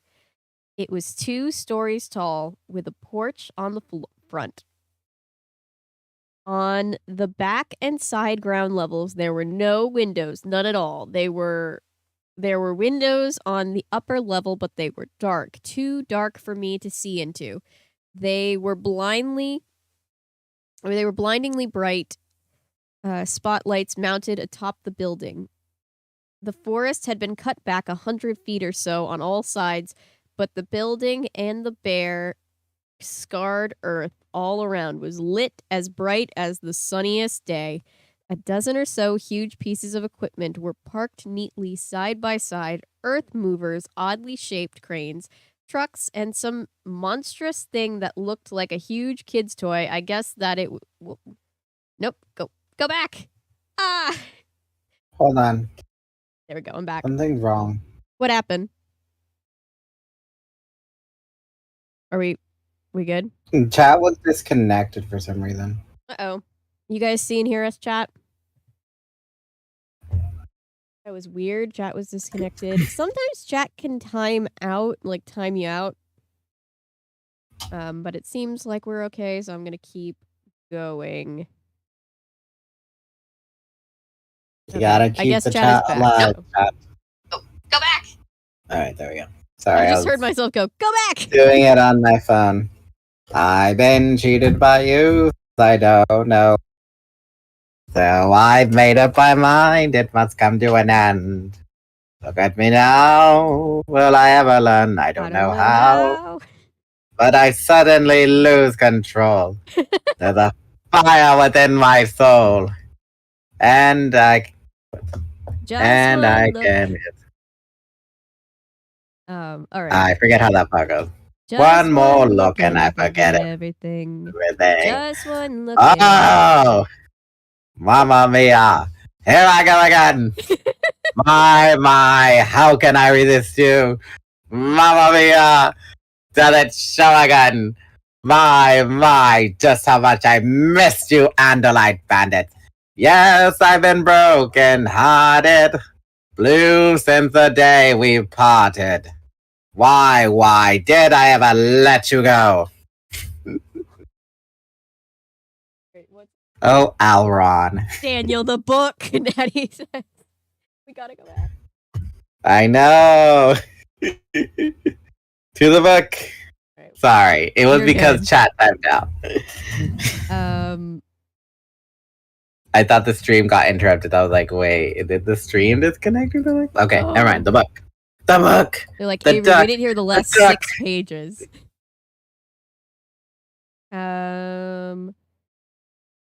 Let's see. I guess it was used to cut trees. My heightened wolf senses noticed several men walking around the perimeter of the clearing. They were spaced at about 50 yards apart and seemed very alert. The nearest one was walking just in front of us. Marco and I crouched low behind tree trunks and stood perfectly still. The man wore a tan uniform.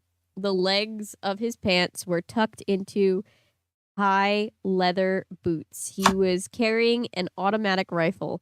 Okay, this does look just slightly extreme for a logging camp. That guy is no lumberjack, I said. I aimed my ears at the building, but no sounds came from inside. Either there was no one in there, or they had soundproofed the place really well. Are you getting anything? Marco asked me. Not from inside the building, but I'm smelling stuff that can't recognize. Weird smells. Yeah, me too. Animal smells, but weird, you know? Pork bajir? Could be, Marco said. The guards are all human. I pointed out. You know, this may be nothing to do with the Yerks. Maybe whoever these guys are, they're up to something totally different. I mean, normal humans do act strange sometimes. Not every weird person is a controller. No, but don't forget the force field, even if these guys were like drug dealers or something, I don't think they have a force field. Good point. I fell silent.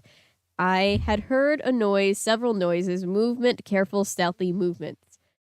I glanced at Marco. I saw that his ears were pricked up too. Yeah, I heard it, Marco said. Behind us, someone circling around. I felt the knife edge of fear. The human part of me was afraid. The wolf in me was not, but I trusted the human instinct more on this. Where are the guards? I asked. Uh-oh, Marco said. Blinding light. Light everywhere. Everywhere. The whole world was a brilliant white. I felt like the whole universe could see me. Blam! Blam! Blam! The sound of sharp, cracking explosions in the trees above us. I glanced up. Something falling. A net. Big steel nets were exploding from the trees above us, falling toward us. They were heavy weights at the edges. Run! We bolted. The net above me fell. I was racing the falling edge. Racing.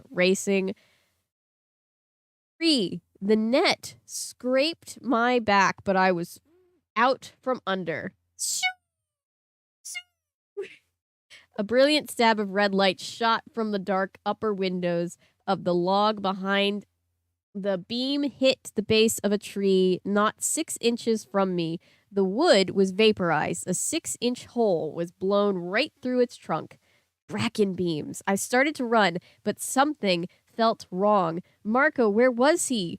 I turned and looked back. He was under the net. He was weighted down by the crawling on his belly to get free of it. I ran back. Shoo! Shoo! The Draken beams, almost pale in the brilliant floodlit woods, fired again and again. I grabbed the edge of the net in my jaws and lifted it up. It was shockingly heavy. No wonder Marco was crawling. I got out of Get out of here, Marco yelled. Don't get killed for me. Shut up and come on, I cried. Choo, choo. I couldn't hold the net. My jaws were aching. My neck was dragging down. Marco was barely inching forward. The Draken beams were getting more and more accurate. And now I saw where the guards had disappeared to.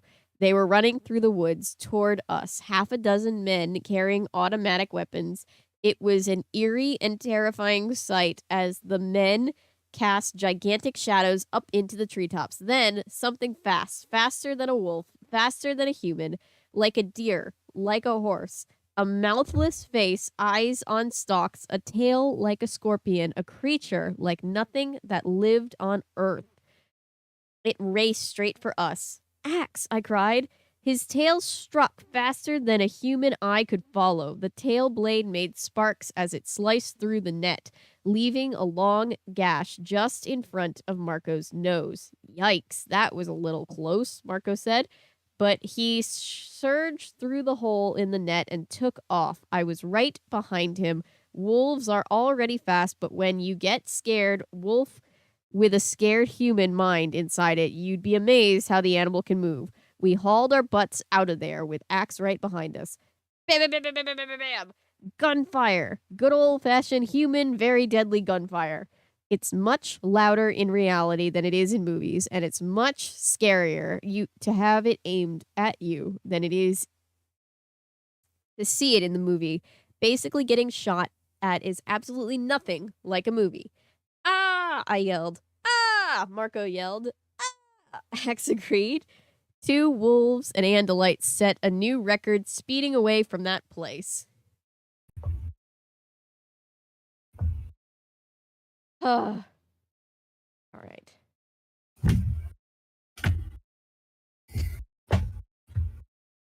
It's a Did you trap lose Bob? indeed.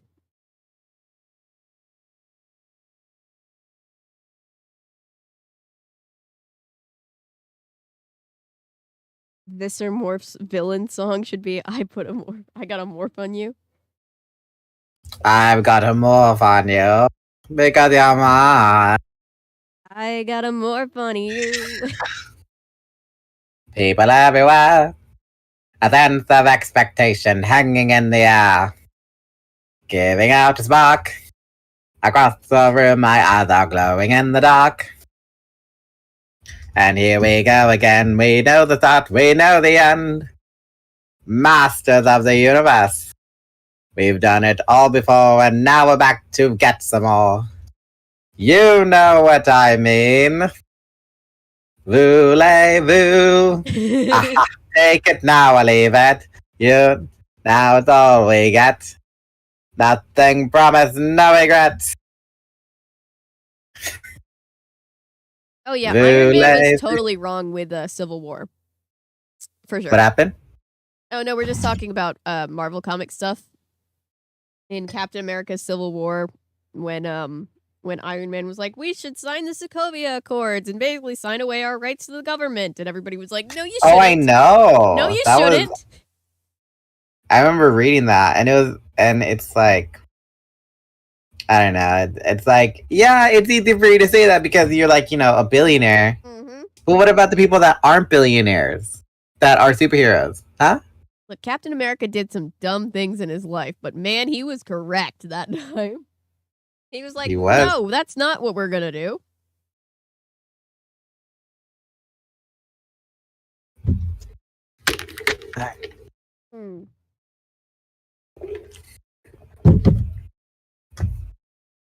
Chapter 6.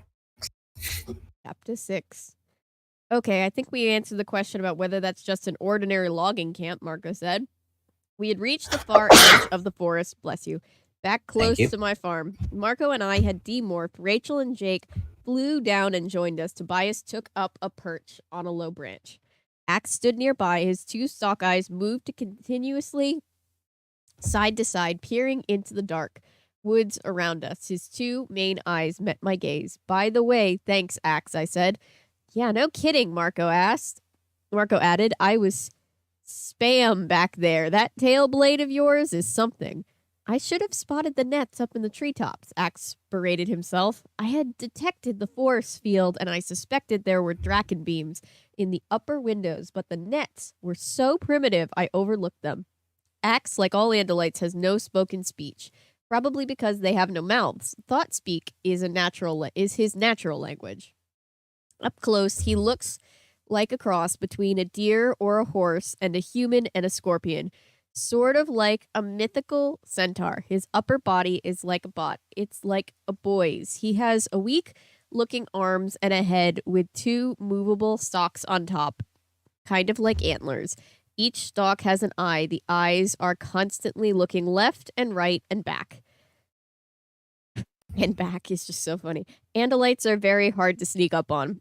His body is covered in blue and tan fur, very short on his humanoid torso, a bit longer on his deer-like body. His four hooves are sharp and black. But it's the tail that grabs your attention.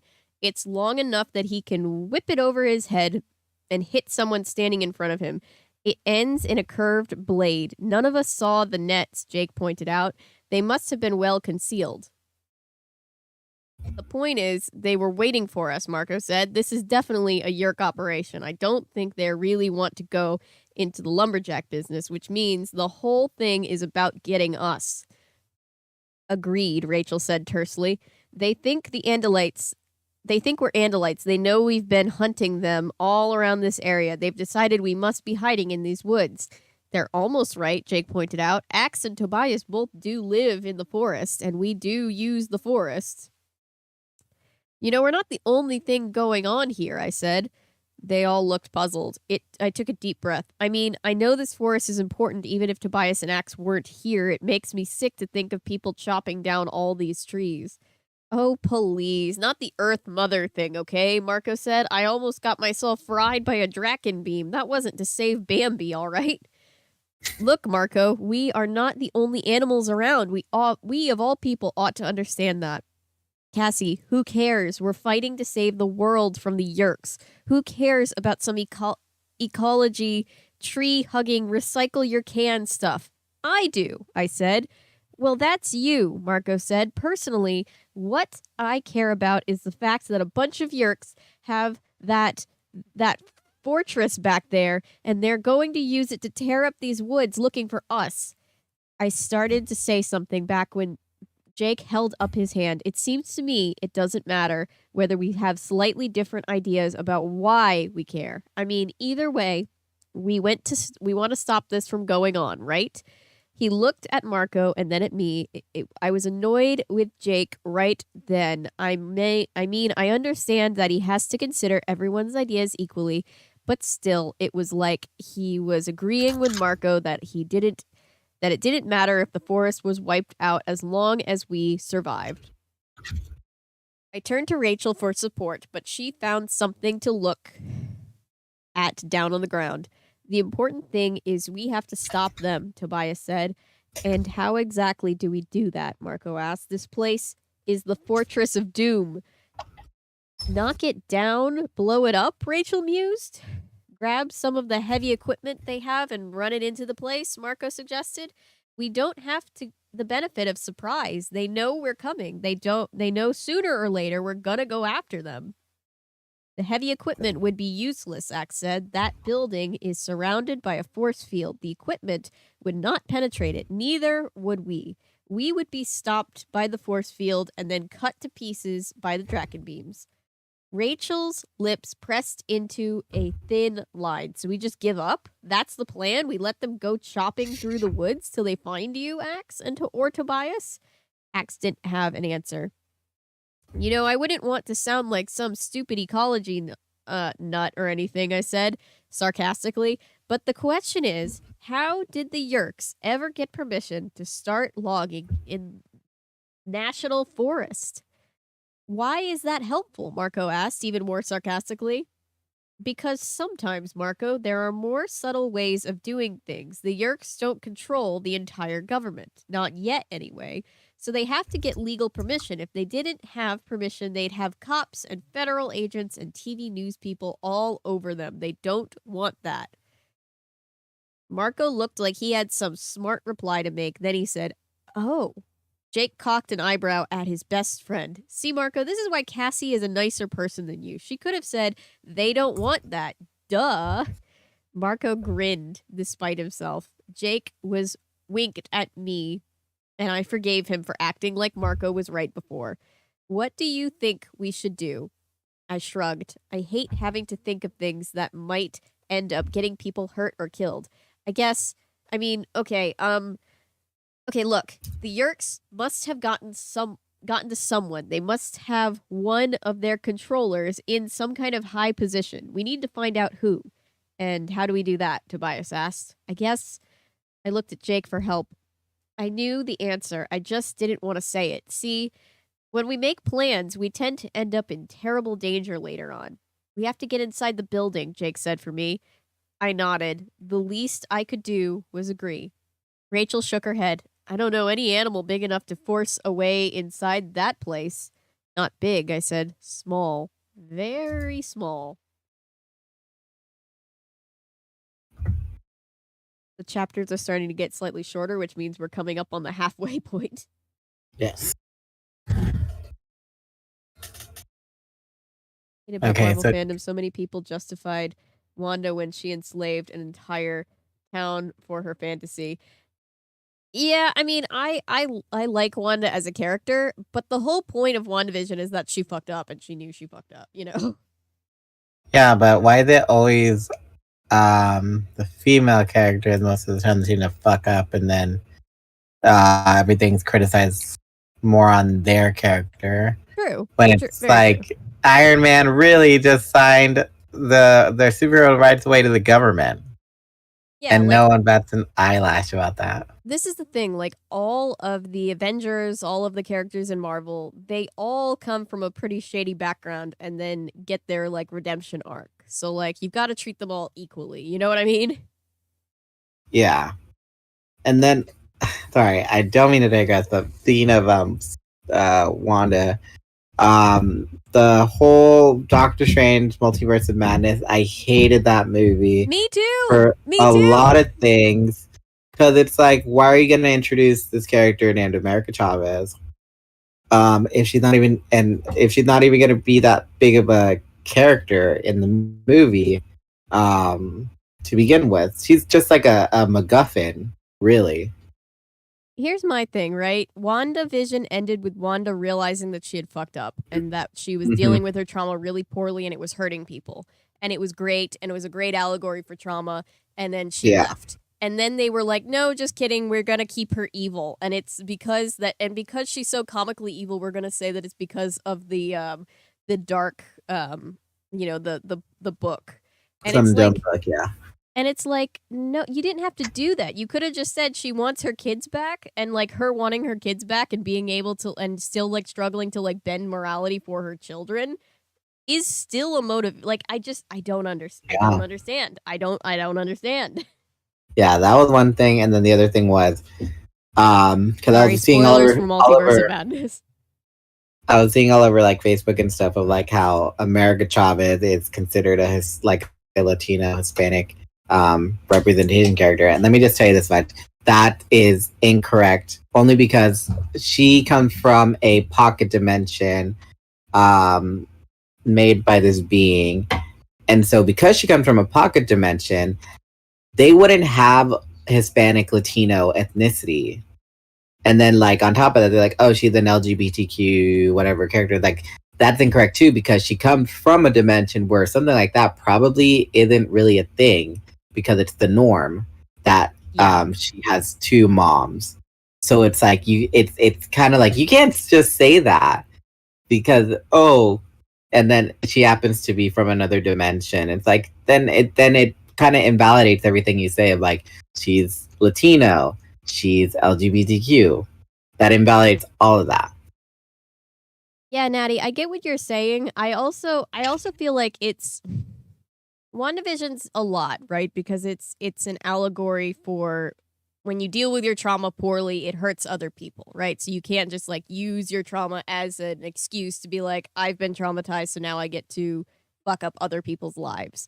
So like that's the whole point. And she does come to realize that, and she did kind of do it accident. It's a big thing in the beginning. Like I still love Wanda, but the point of WandaVision was that she was inevitably the bad guy of that story, whether she meant to be or not. She just was until she figured out how to work through her trauma. So it's not that like the point is I don't like hold it against her as a character. I feel like she had a great chance to do a redemption arc, and I feel like in like a bunch of other realities where her story's better written, she has a great redemption arc from that, but they really didn't know how to write her in Sam Raimi's movie, and it really pissed me off.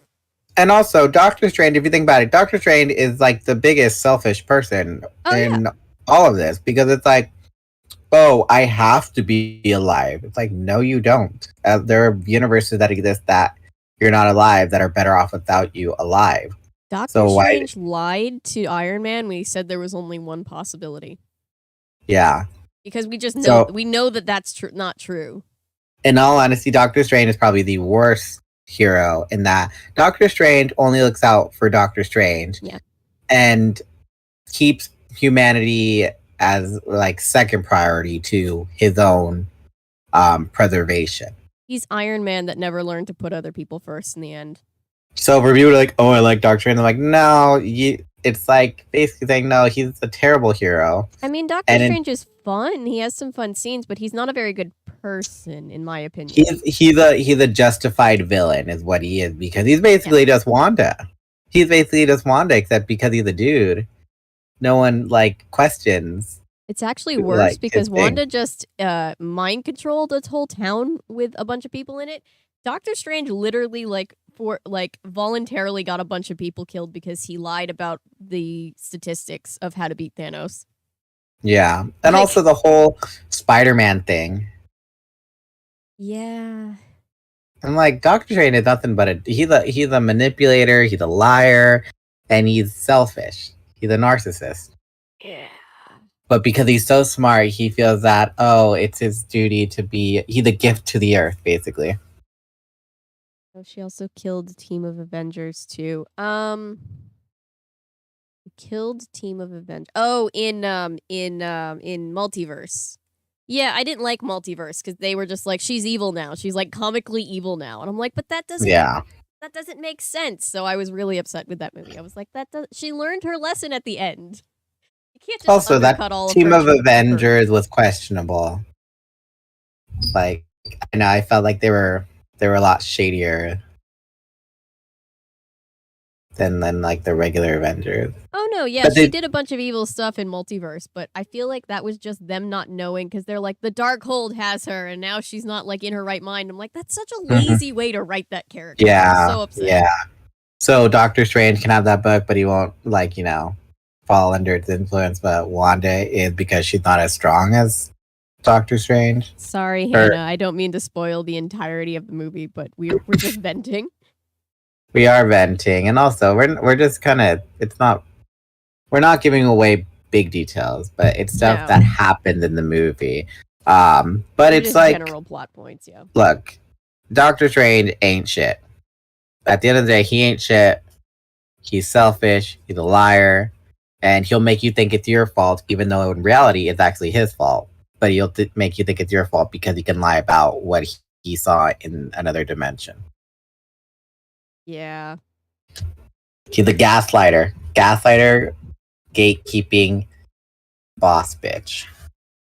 Oh yeah, no, I did not like Multiverse of Madness at all. I felt like it was probably the worst one since like it was so convoluted. It was so convoluted. They do not know how to write female characters still. I don't know how they don't know this still. It's not that difficult.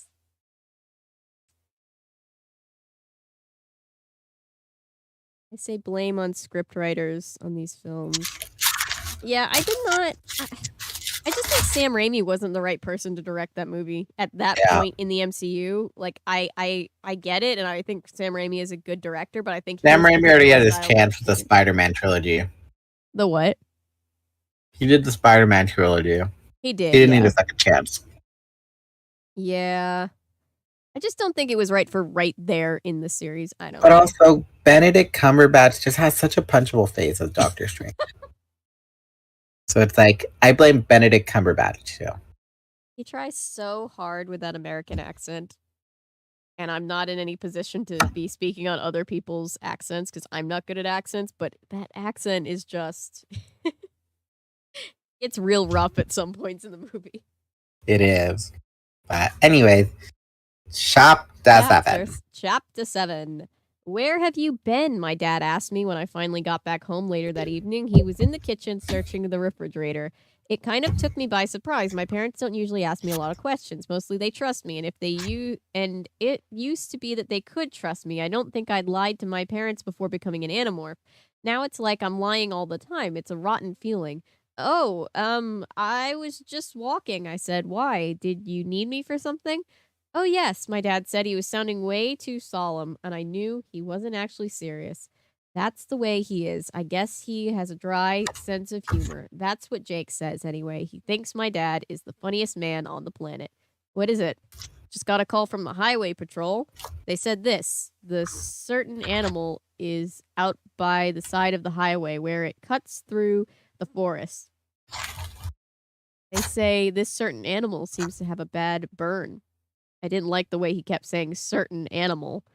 We have to drive out and get it, my dad said. Then he grinned. Actually, I'll drive. You have to get it. I groaned. There was only one animal in all the world my dad was afraid of. He handled foxes and wolves and even bears, but he would not handle this certain animal. Are you telling me it's a skunk? I asked. He nodded. You have such a way with skunks, he said. They like you. They like you. There we go.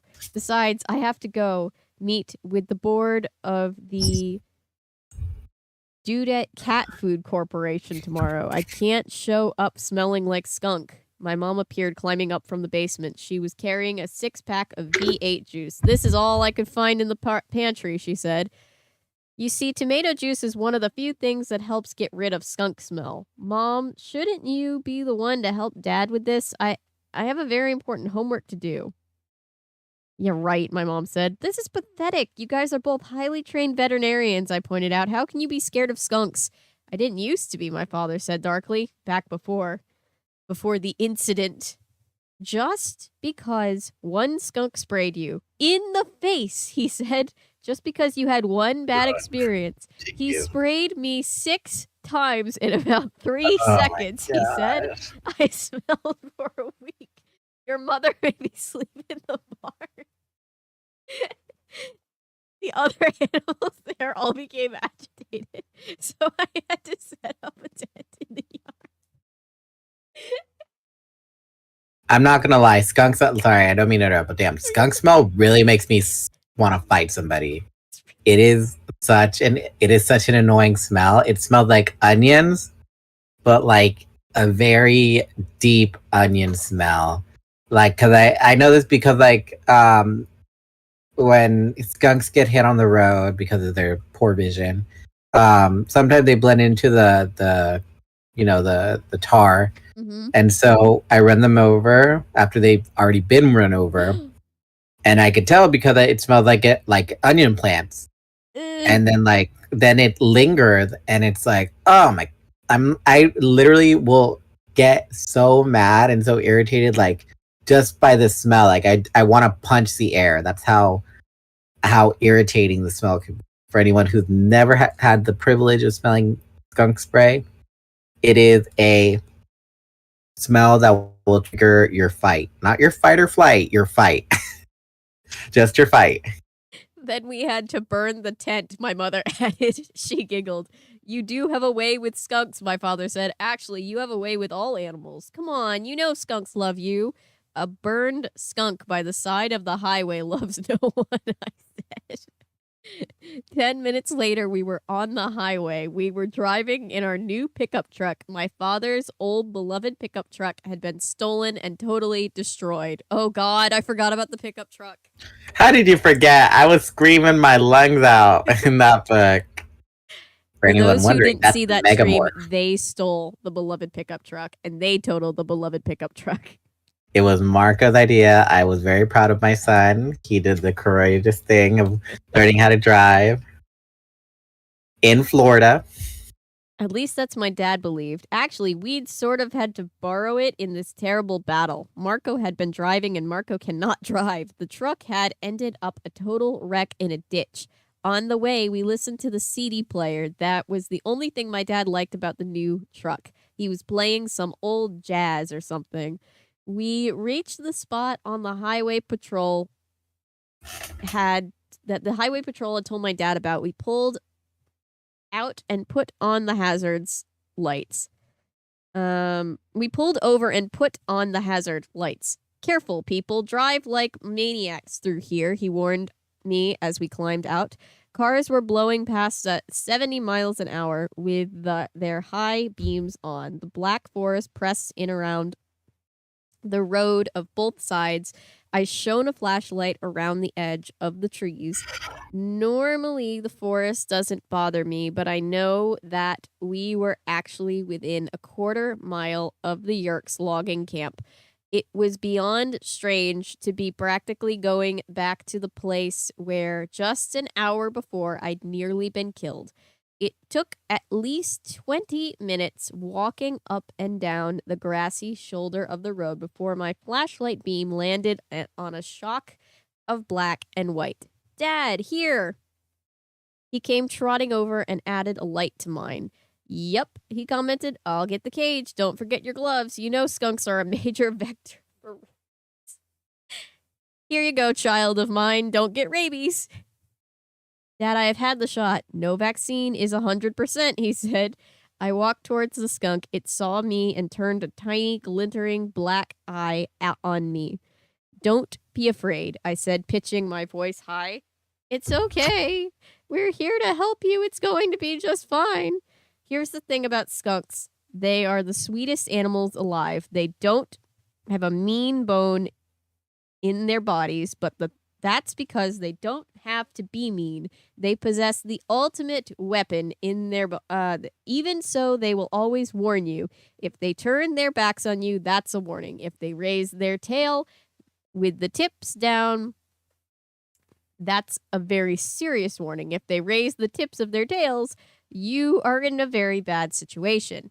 If you're dealing with a skunk who has turned buttward and raised its tail all the way, you would want to freeze. Trust me, every wild animal knows this. Dogs, unfortunately, don't understand about skunks, but bears, raccoons, wolves, and most birds of prey know that you just don't mess with the skunk tail.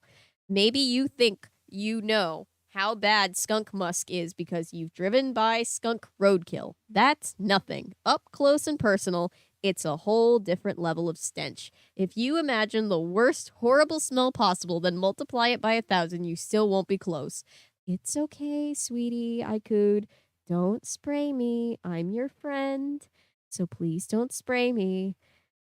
I moved closer to crouch lower, making myself small. I wanted to look non-threatening. I moved very slowly, a step at a time, always cooing and baby talking like I was going to grab a little kid armed with a shotgun. The skunk moved. I froze. The skunk settled back down. I breathed again.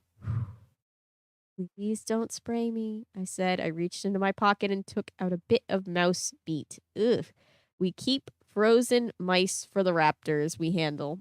Skunks also enjoy a nice mouse or grasshopper as part of their diets. Here you go, dinner. I held the meat for the skunk. The skunk didn't seem to be hungry, but it did accept the fact that I must be okay if I was offering dinner. I crouched beside the skunk and set my flashlight on the ground. Carefully with my gloved hand, I reached out to touch the animal. It was shaking, shivering, and at that very moment I could see why. There was a burn right across the skunk's back, a perfect semicircular burn as if someone had simply sliced and scooped a scoop out of it. Draken beam, I whispered. You were there, weren't you? Poor baby. Aiming at me and Marco, the Yerks had hit the skunk instead, a completely innocent animal caught in the crossfire of the war between Yerks and humans. Yerks would destroy all the forests and all its animals to get us. Sorry, I whispered to the skunk. I lifted it slowly, carefully, up into my arms. That poor skunk is a casualty of war.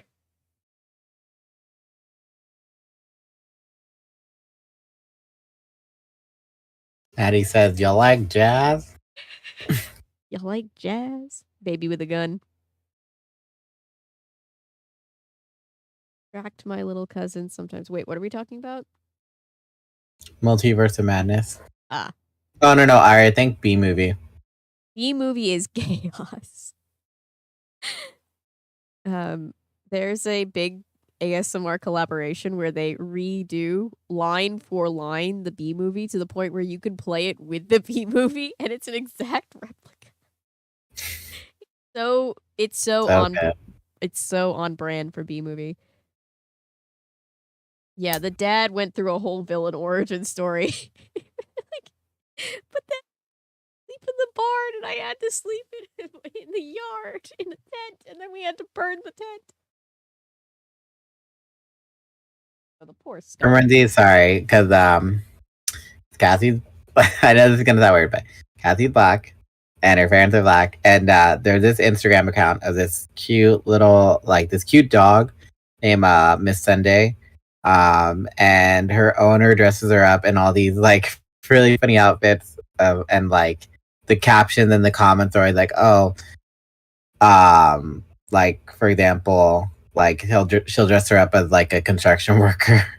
And you're like, I don't care if you send me home early. I'ma still be wearing my hoop earrings. Oh no. It's so funny because it's like well, the owner's black and so like Okay. her dog's black. Okay. So it's like it's and if it was a white person doing this, I would no. It'd be one of those, it'd be the old Cardi B. That's suspicious. That's weird. So when the dad was talking about how, I don't handle no skunk, it's like it reminded me of that because it's like I'm gonna make sure to get the last of the two, like because I think she dressed her up as a Subway sandwich artist. She's like, we ain't got no more of the Italian urban cheese and we ain't got no more of the tuna. I took the last of it for my break. What was I gonna say? Yeah, the poor dad, the incident. It's like, oh God, this man has trauma. Not his wife. Yeah, that bee definitely had sex with that lady, and that's a weird thing to happen. Let's see. Sunday. The account's called Sunday the Black Lab. Oh, So cute, so funny. not his wife falling for a bee. That man had his girl stolen by a fucking bee. Oh, I know. That is so funny. It's like, how the hell does life hate you so much that it's willing to mess with you by having a bee steal your woman? Life must hate you that much if you're that much of an ass. Do any of my other ADHDers have like those things where like certain lines from movies get stuck in your head like songs and you just like say them over and over again when you're very ADHD brain? I have that. One of my go-tos for my brain is yellow black, yellow black, yellow black. Ooh, black and yellow. Let's shake it up a little bit. Like right from the beginning of the movie. I realized the bee movie never made any sense. Nope, it's a fever dream.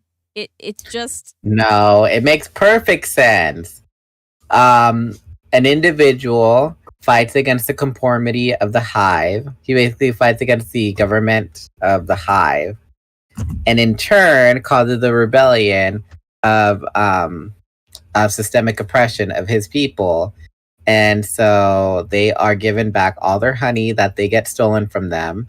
And in return, because they have all this honey that they can enjoy now, they have no reason to go out and, collect pollen, which causes flowers to die. So it makes perfect sense. It is a movie about how it's a weird movie. It's basically like pro conformity in a sense. You can be an individual, but don't try and mess with the systems of government in place. It is a very strange movie. Is basically what it is. Because Barry, they're like, yeah, you can be whatever you want, but don't mess with don't mess with our system of government. We got a system going. All right, we are on page 24. I'm gonna hurry up because we're 8 pages away from your turn. She's tired and she wants to finish. I'm 4 more chapters. Yeah. All right. We met at the mall. It was a Saturday, so it was a normal place we might be. When you live in the world where you're surrounded by possible enemies, it's important not to do anything too unusual. You don't want to draw attention. Not even from your own family and school friends. You just never know who can be trusted and who can't. The Yerks believe we were Andalites. We wanted them to go on believing that. If they ever figured out we were human, let alone kids, we were toast. So we left no clues. We tried not to act like we were a group. We didn't want to some controller, teacher, or whatever thinking, hey, you know what? Those are some kids. Those kids are always hanging out together, acting like they're planning something. We had to look and act and seem normal. Rachel still went to gymnastics classes and shopped. Jake and Marco still shot hoops in Jake's driveway and played video games. I took care of animals at the wildlife rehabilitation clinic. There was nothing we could do to make Tobias seem normal. He was way past being normal. How does literally, I know that Tobias doesn't have a family, but nobody misses this kid? This is kind of depressing. I mean, he was seen at, he was kind of tossed around from uncle and aunt that hated each other as a burden. Maybe, and the school just thinks he dropped out. His dad and his mom, well, I guess he never knew his dad, and his mom suddenly decided, not to exist for some reason. I don't know. So the school probably thought that, he probably moved back with whoever.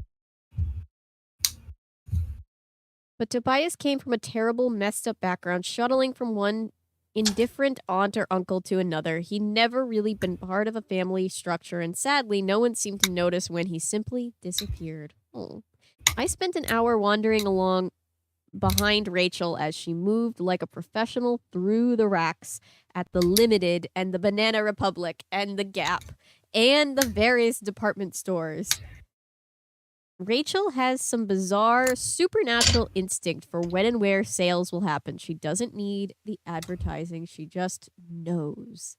We were cruising through a series of tables piled with sweaters and Express. Rachel was looking for a particular shade of green that probably didn't exist.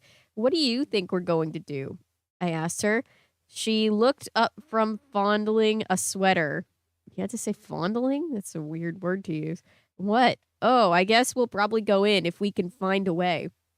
That's what I was wondering. What way? How do we get inside the place? I mean, I know we're thinking insect morph, but if anyone is planning on doing ants again, I'll tell you right now, I'm not doing it. Rachel gave me a little shudder.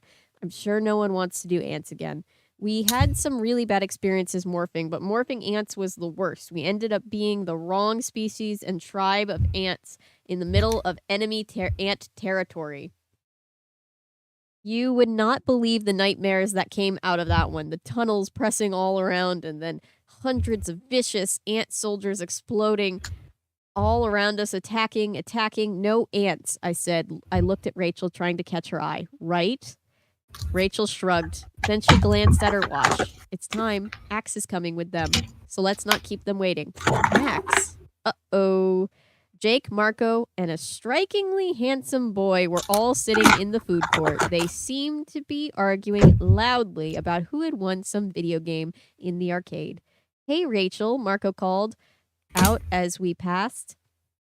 What are you guys doing here? I really didn't like the kind of acting. It seemed silly to me, but it had to look like an accident that we all ended up together in the same place at the same time. We're shopping, I muttered. You know how I love shopping.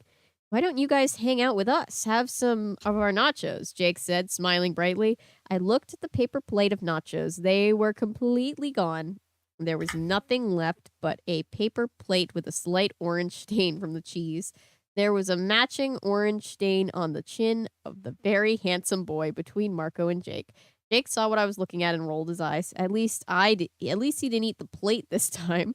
Hello, Axe said to me. I am Jake's cousin, Philip. Jake's cousin. Scuzzin. I am from out of town. I couldn't help but laugh. Axe had long ago created a human morph of DNA he'd acquired from the four of us. He was a weird blending of each of us. He was a male, but sort of pretty in a weird way. Cassie, what does that mean?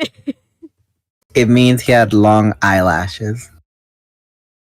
He looked like a human. He basically was a human, but he still had a lot of problems adjusting to the human morph. For one thing, since Andalites have no mouth, he found his human mouth utterly fascinating. He couldn't help but play with the sounds of words. And the boy was dangerous around food. Were the nachos good? I asked him. They tasted great. They tasted of grease and salt. Plus, there was another flavor that reminds me of some delicious engine oil I tried once. Engine oil, Jake said. Philip, you know how I mentioned you can't eat cigarette butts or dryer lint? Add engine oil to the list. Axe nodded. Yes, there are many rules for eating. Marco pushed out a chair for me to sit on. Okay, if we're done with the little side trip into the bizarro zone, let's deal with business. Tobias came by this morning, Jake said, keeping his voice low. He watched the place from high up. He thinks the controllers at the site have little transponders on their belts and that let them pass through the force field. So we just have to grab a transponder, Rachel said. No, Axe said. The transponder would be keyed into the biochemical signature of the wearer. The Yerks are not as... Don't say that word, Jake hissed. I saw Marco's eyes dart quickly, looking to see if anyone was close enough to have overheard. Sorry, Axe said. Rachel's plan would not work. Jake sighed. Tobias also saw something else. Inside the force field, there are tiny holes in the wood foundation of the building. He thinks it's termites at work. Termites? I asked. Jake nodded. Yep. I swallowed. Jake, termites are awfully close to being ants. They aren't as vicious, Jake said. I looked up some information on the internet. Besides, if we make sure we morph a termite from the very colony, we'd fit right in. I was having trouble breathing. I noticed Marco's face turning gray. Even Axe looked grim. You're not serious, right? I asked Jake. I mean, termites? Termites? I probably sounded slightly hysterical. I knew I felt slightly hysterical. I don't know how else to do it, Jake said. He was looking down at the table and biting his lip. Cassie, you were right when you said the real question is how the guys got permission to start logging. That's their weakness. We have to know how they pulled this off. To know that, we have to get inside the building. Through termite tunnels? Marco asked. Look, how do we even get a termite to acquire? They're all inside the force field, right? I wanted that to be the truth, but when I looked at Jake, he just shook his head a little. Tobias says they were working on the building a little today, putting an extra Draken beam in. They had to cut away some of the logs. Jake reached into the pocket of his jacket and pulled out a small glass vial. The top had tiny holes in it to let air through. Inside the vial was a tiny tan and white bug. It was about the size of an ant. It had an enlarged brown head. Same colony, Jake said. From the same building. I stared at the termite. It tried to climb up the side of the glass, but it slipped back down. It was helpless. It was trapped in what must have seemed like a huge glass cell held by a creature so gigantic that the termite could never even begin to imagine it. Jake took the top of the vial. We don't do this unless everyone agrees, he said, but we can't let them start tearing through the forest. Rachel held out her hand. Jake tapped the vial till the insect landed in her palm. I saw it crawl across Rachel's lifeline, and I saw it become still as Rachel acquired the termite DNA. I imagine. Oh my gosh! What happened? Just kidding. Nothing. Oh. It's a termite. I imagine being the termite crawling across the gigantic hand, thinking every crease in Rachel's palm was as deep as a ditch. When Rachel was done, I held on my own hand. It was shaking, and I couldn't stop it from shaking. The brightly lit mall food court suddenly seemed dark. Lord, that tiny insect scared me. Deep down inside, it truly scared me. All right. Almost there, guys. Almost to the side B. Sorry, I was trying to find a good time to get that jump scare in. It worked. Of a termite. What is the story? LOL, Bernie, this is Animorphs. Animorphs is a lot. Animorphs is a war story. Don't be fooled by the lighthearted nature right now. We're just in the first half. Yeah, this is lighthearted. It gets much darker in the second half. Yes. They had us in the first half, truly. All right. Last book, we almost had a mercy kill. We did. Yeah, I really thought we were gonna have one. I wish. I'm glad we didn't. But Jesus. No, because look, as much as I love Vessel 1, the Vessel 3, this was the perfect opportunity for them to have killed Vessel 3's body, but they were too scared. They were too scared to destroy that weapon that he had. Because it was a thinking, feeling person. Was. It could be again. WAS. They can't revive it. Not true. At least I don't think. I mean, he regained his old consciousness once the slug was But out of he his brain. asked them to kill him. He did that. But also, he was under a lot of stress and torture, so I don't know if that counts. I mean, come on. If somebody asks you for the favor, wouldn't you? I tend to say I would avoid killing people. It's like the Fresh Prince. If you were stuck, what was it when Carlton got stopped by that cop and then he asked his dad? Oh shit! That episode that makes everybody cry. Yeah. No, not the one where his dad comes back. The one where Carlton and Will go to drive the car to their dad. Off because it's about police brutality and yeah, police profiling and discrimination. Yeah. Yeah. This has got to be the biggest amateur operation in Mayberry RFD. All right, almost Calm yourself, chapters. Barney Fife. 3 more chapters, 5 more pages ish. All right, 5 more pages. 5 more pages. And then I'm gonna go grab a drink while we take a quick stretch break, and then you can take it away on the last big stretch on the side B. We would go that night, that very night. We were supposed to use the afternoon to deal with chores and family stuff and homework. Try it sometime. Try doing homework while you think you may be going to your doom in a few hours. Try concentrating on math when you're thinking you have to turn into a termite and sneak into a heavily defended building. Good luck. I went out to the barn. My dad was out there making his rounds. He didn't need my help, but he didn't say no either. Did you finish your homework? Mostly, I added, another lie to the pile I'd already had to tell. I was going to take a closer look at your skunk from last night. She was very agitated, so I had to give her a mild sedative.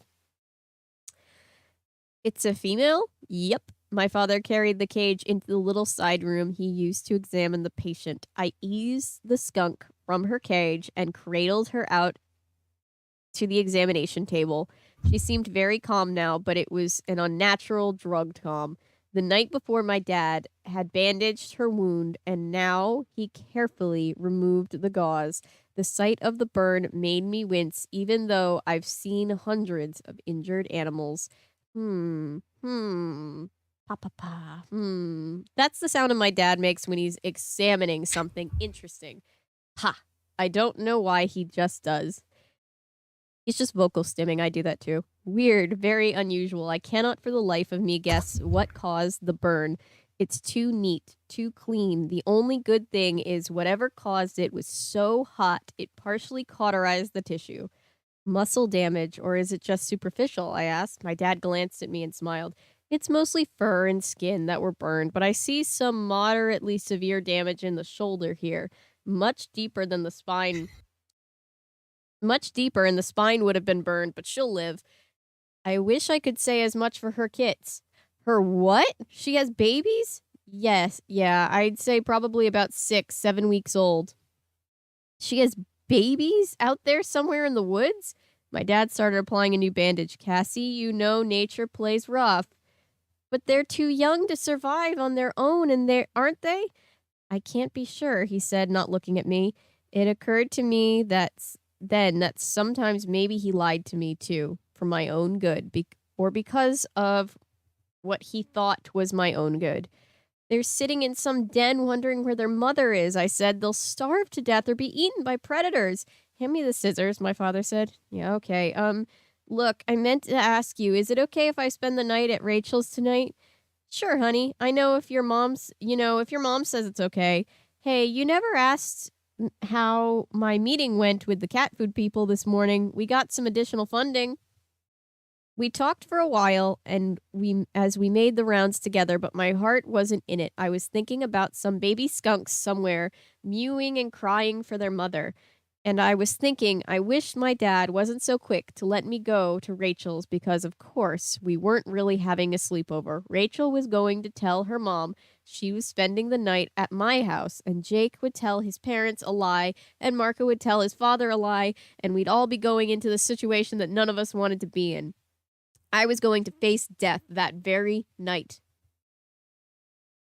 And the last thing I would have said to my father was a lie. I remembered the tunnels of the ants. I remembered the way I saw them in my nightmares. I never had seen them in reality. Ants don't see very well, and there's no light underground.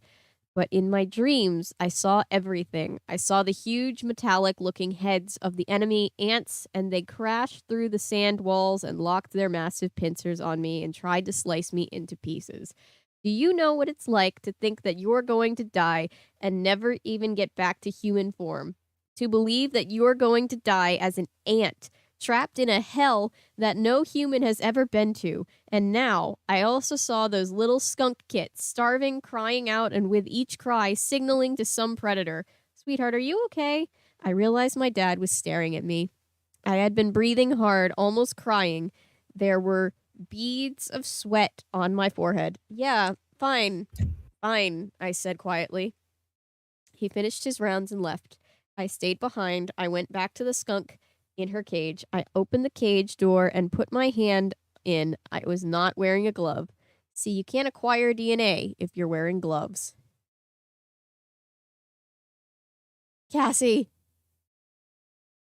go save the babies. Let's chat real quick before I keep going. Greediana says, why am I getting sort of Maximum Ride vibes on this series? I don't know that I read enough of Maximum Ride to remember. But speaking of babies, I think I mentioned it before. I don't remember, but my mom, apparently there was a skunk got into the house of my mom, and then when like she opened the door of her bedroom, there was only a baby possum, and so she nursed it. But then when I called the wildlife people, because we had like a wildlife rehab place. Yeah. They said, "Oh, does it have fur?" And I'm like, "Yes." Can it? Are it died open? I'm like, "Yes." Well, then you can go ahead and release it. I'm like, "Well, it's still young looking." It's like, "No, it's fine as long as they have fur. It's fine." So my mom put the box outside for the possum, and I guess it tried to go inside, and my mom's dog just bit it to kind of scare it off from coming inside. He's a small dog, so he just like gave it a little warning nip, and so it I guess because my mom put a plastic box on top of the card or underneath the cardboard box, the possum found a way to get under the plastic box, and it must have gotten stuck. So No. that's how I see it, at least. This series copy. I own one of like the graphic novels, but I don't know that I read it all the way through. So yeah, but that's just how nature is, unfortunately. Yeah. Well, what a surprise seeing you all here, Marco said in a low whisper. Everyone's still up for this? Jake asked. Sure, Marco answered. We're looking forward to it. Who needs to sleep when you can run off on a suicide mission instead? It was pitch black. It was 3 a.m. We were in the edge of the forest, Jake, Rachel, Marco, and me. Tobias was in the tree above us. The same 5 kids who had wandered stupidly through a construction site at night on our way home from the mall. The same kids who had seen the Andalite fighter land. The same 5 kids whose lives had been changed forever. We had been made into soldiers that night, soldiers in a terrible war we could not really hope to win. Tobias had paid a terrible price, but so had the rest of us. There we were, in the dark, ready to play, to do things that we would make us scream if we... Wait, sorry, let me go back. There we were, in the dark, ready to do things that would make us scream if we ever stopped to think about them for too long. Axe was there too. Poor Axe, who was even more alone than the rest of us. He was in his own body, his stalk eyes restless and peering every direction. I thought we'd morph owls, Jake suggested. They're fast and they fly well at night, till we get close. I was relieved. Owl was a good choice for what I had in mind. Owls are the only natural predators of adult skunks. See, some species of owl don't have a sense of smell. If you're going to eat skunks, that's a good thing. I wasn't going to eat adult skunks, of course. I was going to try to find some skunk babies. Wish I could go up with you guys, Tobias said, but I'm not much of a use at night. You found us the way you get into this. You found us the way to get into this place, Jake said, and you got us the termite to morph. And we're just so amazingly grateful, Marco said sarcastically. We all laughed nervously. It was good to know that the others were all scared, and I was as scared as I was. We all started to remove our outer clothing. We wore our morphing suits underneath, a collection of bike shorts, leotards, and t-shirts. We can morph skin-tight clothing, but not things like sweaters or shoes or watches. Jake wore a pair of bike shorts and a sort of spandex top. Marco snickered. What? Jake demanded. Marco put on an innocent face. Nothing. Nothing. I'm just saying if we're going to be superheroes, we need to do something about these stupid outfits. We look like refugees from a Bulgarian gymnastics competition. That's all I'm saying. What a specific hypothetical, Marco. What? Yeah. Why so specific, Marco? Except for Rachel, of course, I pointed out. Naturally, Rachel had found a way to coordinate her outfit. She looked great. Here's the plan, Jake said. We morph owls to get close. We demorph at least 200 yards away from the compound. Then we crawl close to morph termites, dig under the force field, and enter the termite holes in the outside of the building. As long as it's nice and simple, Rachel said darkly. She looked at me, and I realized that even fearless Rachel was afraid. That scared me. I tried to focus entirely on assuming the owl morph, but my brain was buzzing away. You know how sometimes you can't stop your brain from just racing around? Yup. It's like a computer that's playing a dozen programs at once. I was worrying about too many things. My science project, lying to my parents, whether Axe really tried drinking engine oil, whether the baby skunks had already been killed. Maybe it was a self-defense. I didn't want to start worrying about the thing that really worried me. Somehow my life had turned very, very weird. I saw Axe was morphing quickly. His tail went limp like an empty sock. Feathers were growing to replace his fur. I looked down on my own arm and saw the feather patterns being drawn on my skin.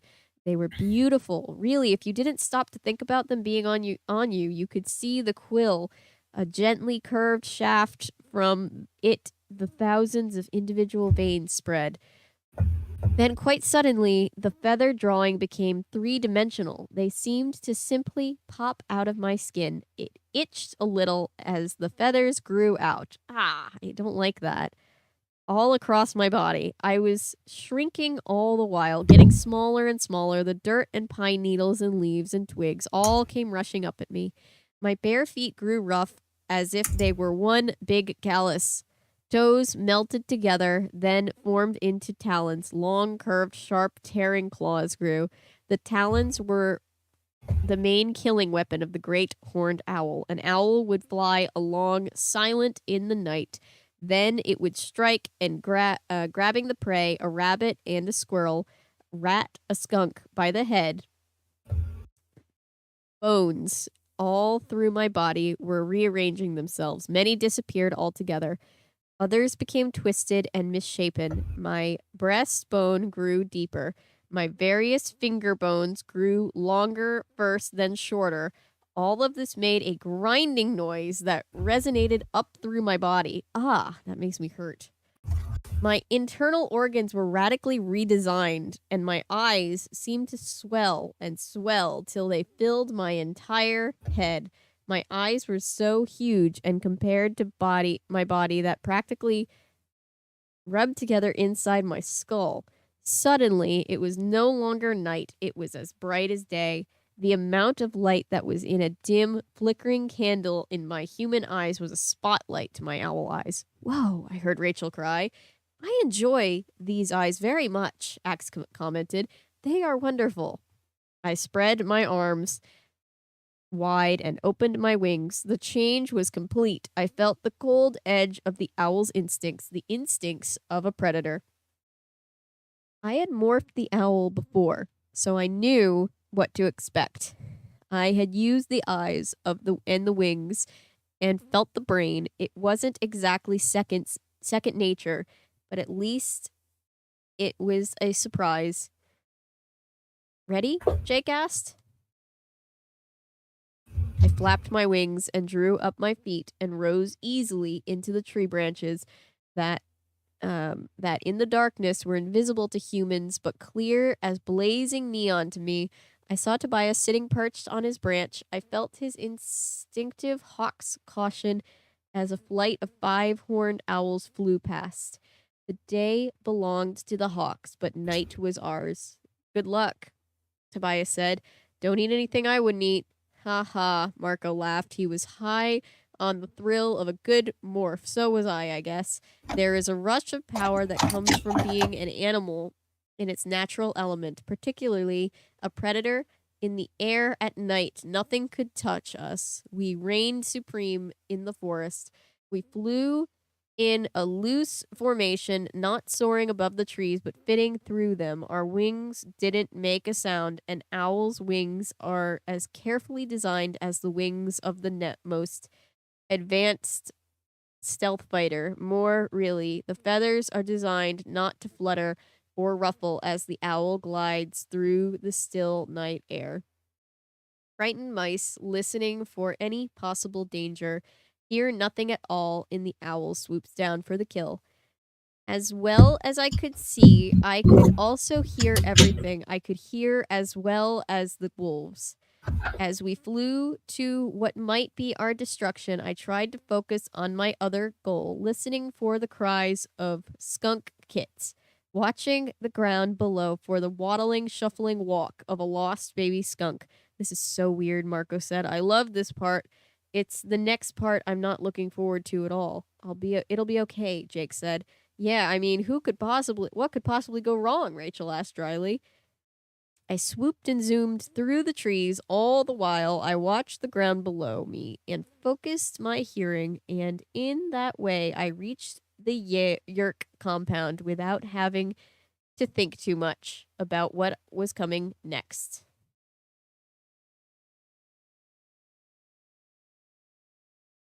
Oh, wait. Wait, so you should pick up here? Is that what we decided? No, chapter 12. Oh, I see. 32 pages, not page 32, sorry. Okay, I got you. I was confused for a second. Almost there, Jake said. Another couple of minutes. Eventually. Oh, sorry.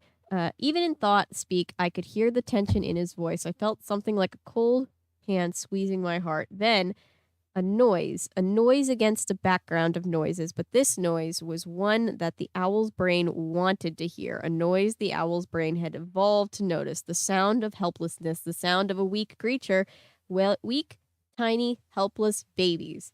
There, it was coming from the hole in the note that no other animal would have seen in the pitch black of night, a hole dug beneath the roots of a thorn bush. Or, no, 5 separate voices. Were they the skunk kits? Maybe, I couldn't be sure, but it was night and they sounded like they were alone. It could be.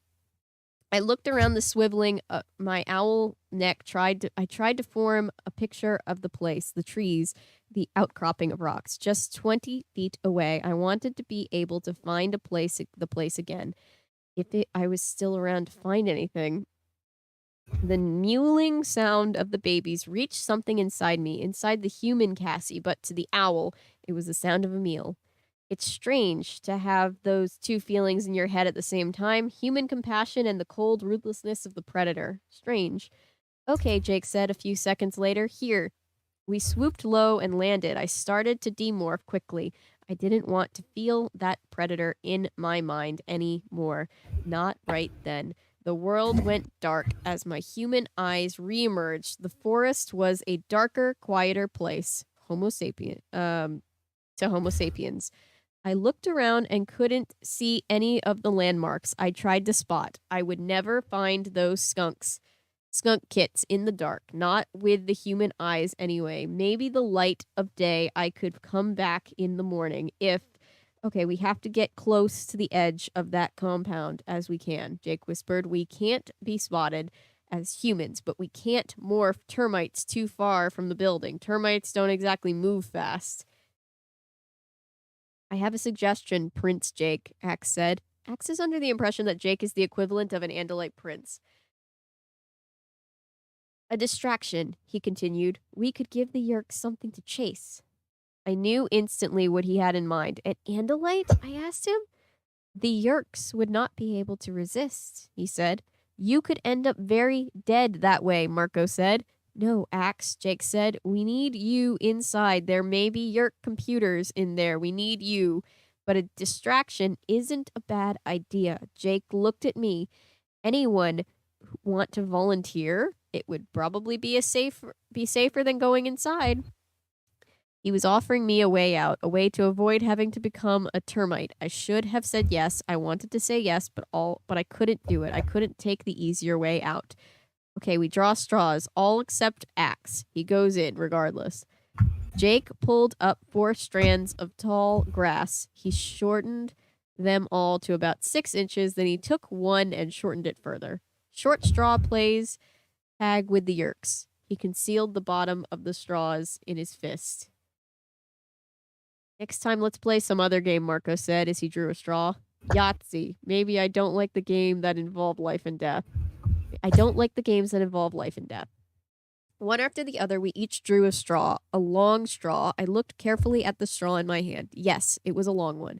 Jake looked shocked. He held the short straw. We were all shocked. Somehow, it just seemed automatic that Jake would be there with us. Marco grinned. Sooner or later, we wouldn't try a mission without you. Oh, great and fearless leader.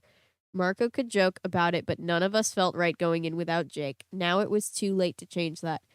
Okay, Jake said briskly. You guys know what to do. I'll use the wolf morph. The yerks will be on the lookout for wolves. He started to walk away, then he stopped and looked back. Be careful, all right? Go ahead, Mom, Rachel said. We can handle this. At least we hope we can, I muttered. Jake walked away and was quickly out of sight. Okay, we have to be ready as soon as Jake starts making trouble, Rachel said. We hear something go down.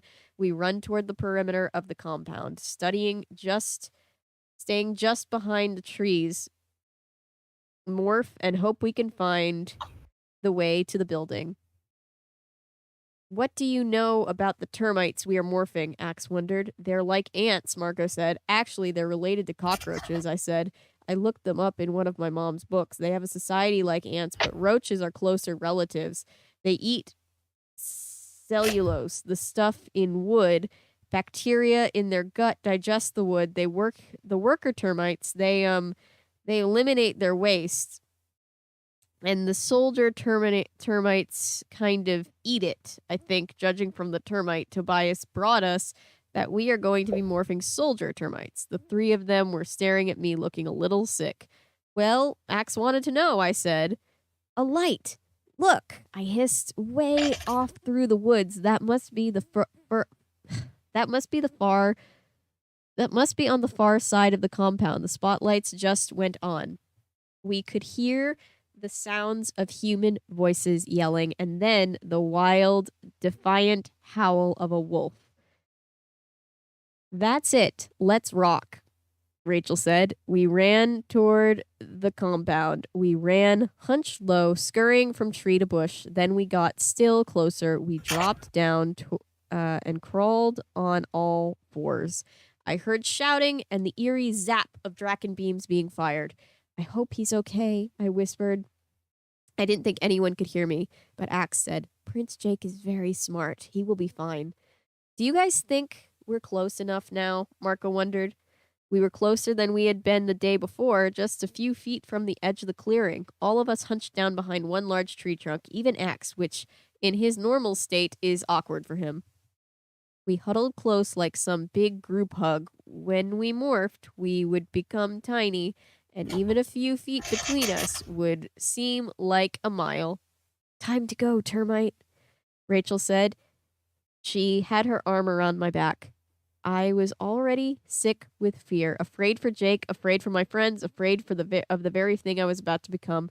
Can I just say that this sucks? I muttered. Amen, Marco agreed. We were shoulder to shoulder. My head touched his.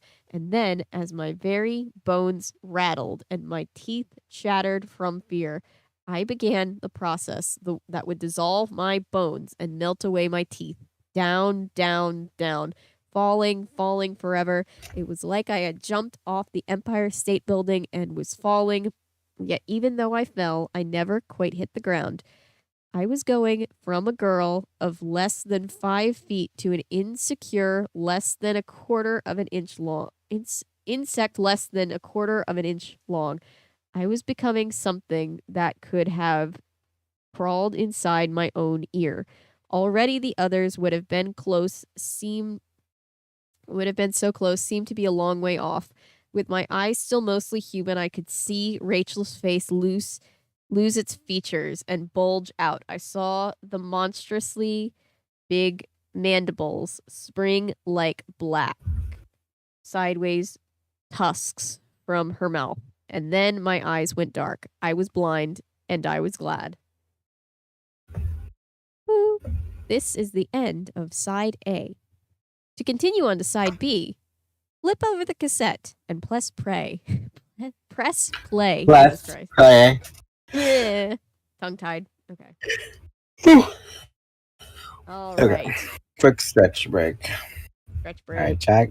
Get your snacks, get your water, get your lab breaks in. Also, while you were reading, looking up morphing suits, and then I came across this the short-lived book series called Humanomorph. Oh. Seems to be somewhat of a rip-off of Animorphs. That was going to be my next question. Is it related to or is it a ripoff of Animorphs? Seems to be. It's only 6 books. Interesting. When was it released?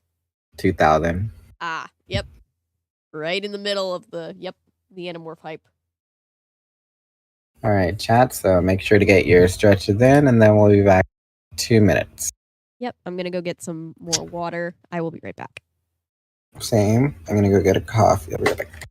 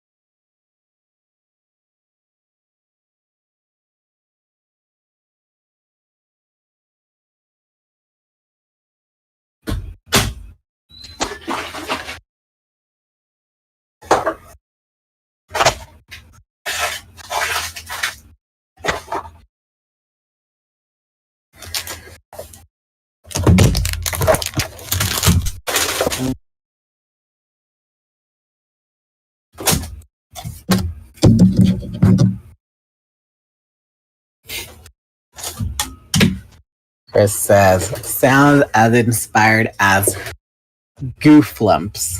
Is that a thing? Gooflumps.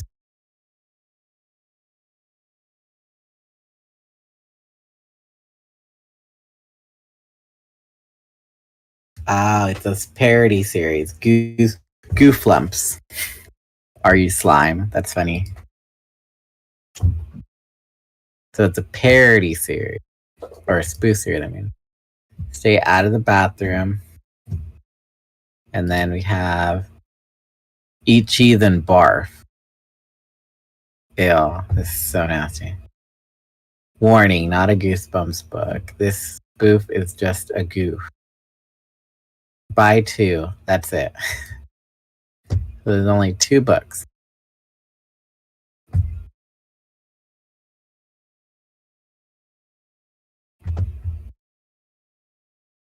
Let's see. Just waiting for Avery now.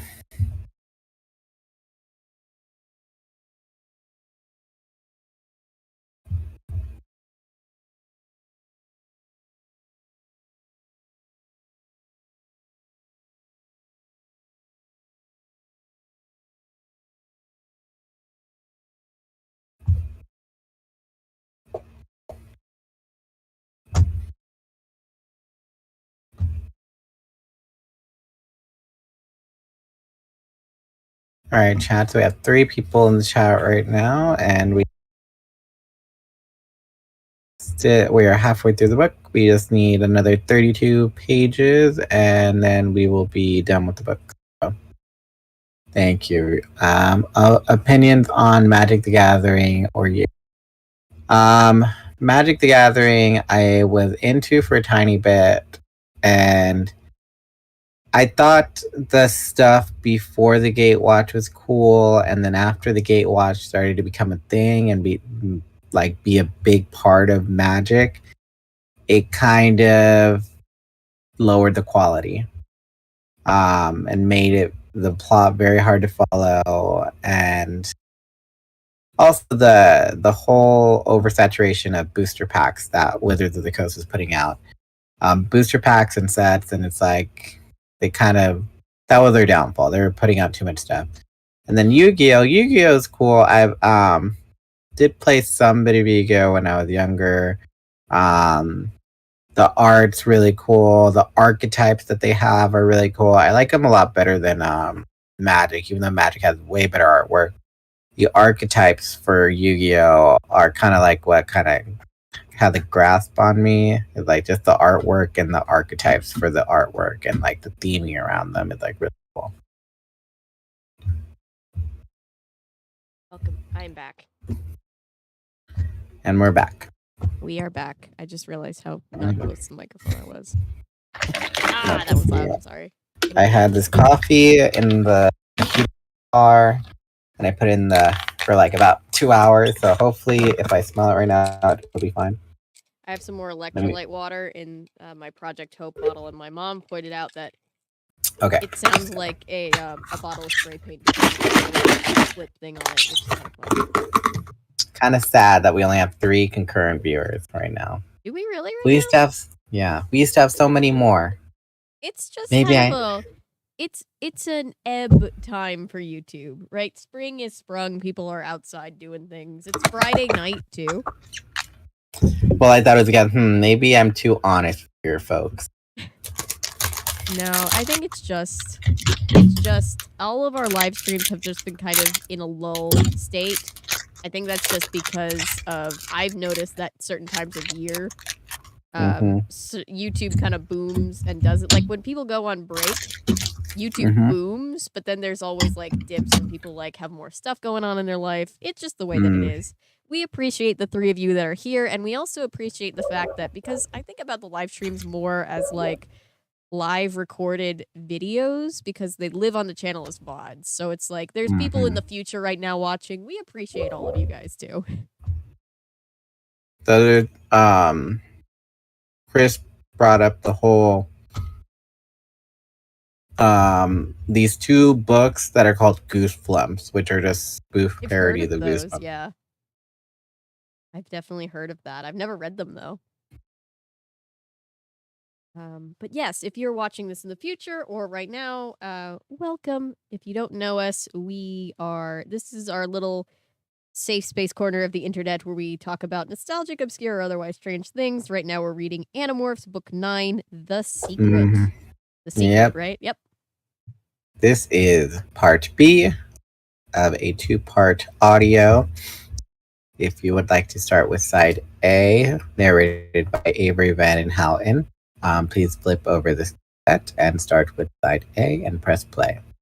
Otherwise, if you are continuing with part B, narrated by Daniel Alberto, please press play. Operators are standing by. Chapter 12. If you call right now. Yes, we'll throw inside B. Hell, we'll even throw inside C. Oh my god. A triple threat offer for the low price of just your view. Yes. Chapter 12. I couldn't see, but I could feel the antenna as they extruded from my forehead. I couldn't see, but I could feel the extra set of legs growing from my sides. I could sense, rather than see, that my head was huge compared to the rest of my body. I could sense that I had a swollen abdomen. I could feel the massive pincers where my mouth had been. I wanted to scream. I wanted to scream so badly, but I no longer had a voice. I no longer had a tongue. I was less than 1/4 of an inch long. I was as long as any 2 or 3 letters on this page. Grains of sand were the size of bowling balls to me. With my wildly waving feelers, I could sense a huge, long shaft like a fallen log. It was over my head. I slowly realized that it was a single pine needle.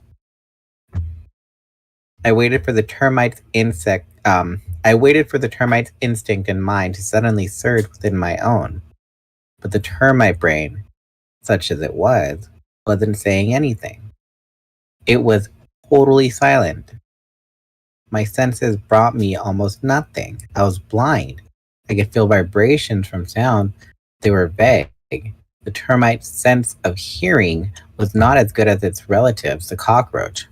I knew I had been a cockroach. All I had was a sense of smell, or something like smell that came from my antenna waving in the air. Everyone okay? I asked shakily. I desperately wanted to talk to somebody. Anyone. I needed to know the others were alive. Yeah, Rachel answered. I guess I'm okay. It's just that I can't see anything. Termites are blind, except for the queens and kings, I said. I must have sounded much calmer than I felt. These are very strange creatures, Axe commented. I feel no instincts. It's as if they are just a body, a machine. Well, let's get these bodies out of here, Marco said. Sooner or later, the Yerks are going to get tired of chasing Jake around the woods. Which way? Rachel asked. Slight problem. We're totally blind. Maybe I'm crazy, but I get this sense, this feeling, like something is calling to me, I explained. Okay, maybe, Margot said. I have the same feeling, like someone's yelling from a long way off. Let's follow that, whatever it is, Rachel said. It's as good as a direction as any. I set out towards the vague, distant voice. I had no feeling if the others were going the same direction. I guess they were all within a few inches of me, but I couldn't tell. The termite's legs were not very strong or fast, not as fast as an ant's. I could feel the rocks and was climbing over, or the grains of dirt, I guess they were. They felt like rocks anyways, jagged, sharp-edged crystals, seemingly as big as the human's head. I motored on all 6 legs, trying hard not to think about anything but moving forward. Just keep moving, just keep moving, just keep moving. Moving. I told myself. Don't think about how small and defenseless you are. Hey, I feel something, Rachel said. I guess it must be the edge of the force field. At the same time, I reached the force field myself. I felt it as a tingling hum that vibrated my tiny body. I could feel the rock around me vibrating. I could feel the very air around me dancing. At least we're going in the right direction, Marco pointed out. I moved closer to the invisible wall of snapping, humming power. Suddenly, I realized my legs were just motoring away, but I wasn't going anywhere. We will have to dig under it, Axe said. It will stop at the top layer of dirt. Does someone know how to make these pathetic bodies dig? Rachel asked snappishly. I flattened myself down and tried wiggling between 2 big grains of dirt. It didn't work. Then I sensed one of those hugely long logs suspended in the air not far away, a pine needle. I shoveled over towards it. The pine needle was close to the ground, but there was still plenty of room for beneath it. Hey! I yelled, genuinely excited. Find a pine needle or something that crosses the line. I think maybe there's no force field directly beneath it. Yes, Axe agreed. Pine needle may cast a shadow in the force field. I reached up for the pine needle with my antenna and felt my way along beneath it. I could feel the tingly edges of the force field on either side of me. The pine needle did cast sort of a shadow. You.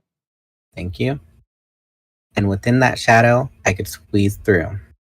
I'm through, I said. At the same time, I became aware that the vague, far-off voice I heard calling to me was much stronger.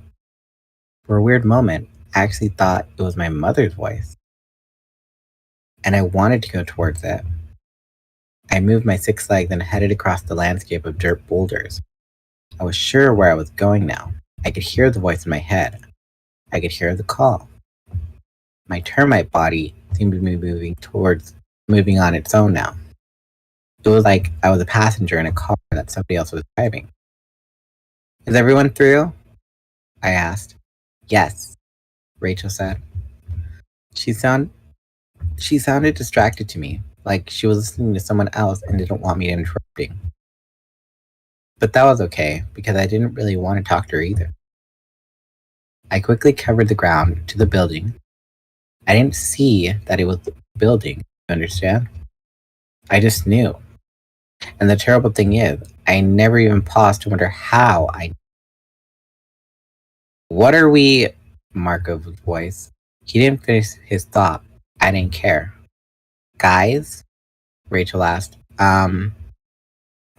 The opening was just ahead. I knew it was there. I knew that the other soldier termites would be guarding the entrance. I felt no fear. I clambered up from the dirt into the tunnel opening. Familiar smells. Smells I knew. Home. Home. My place where I was from. Where I belong. I smelled the other soldiers with my antenna. They touched me with their antenna, as I did to them. We were of the colony. The colony. I raced swiftly down the tunnel. I headed upward at a sharp angle. But the angle meant little to me. I weighed practically nothing. A worker was ahead of me. It extruded a pellet of digested cellulose, wooden pulp. I quickly gobbled it up. Within the wood pulp food, there were messages.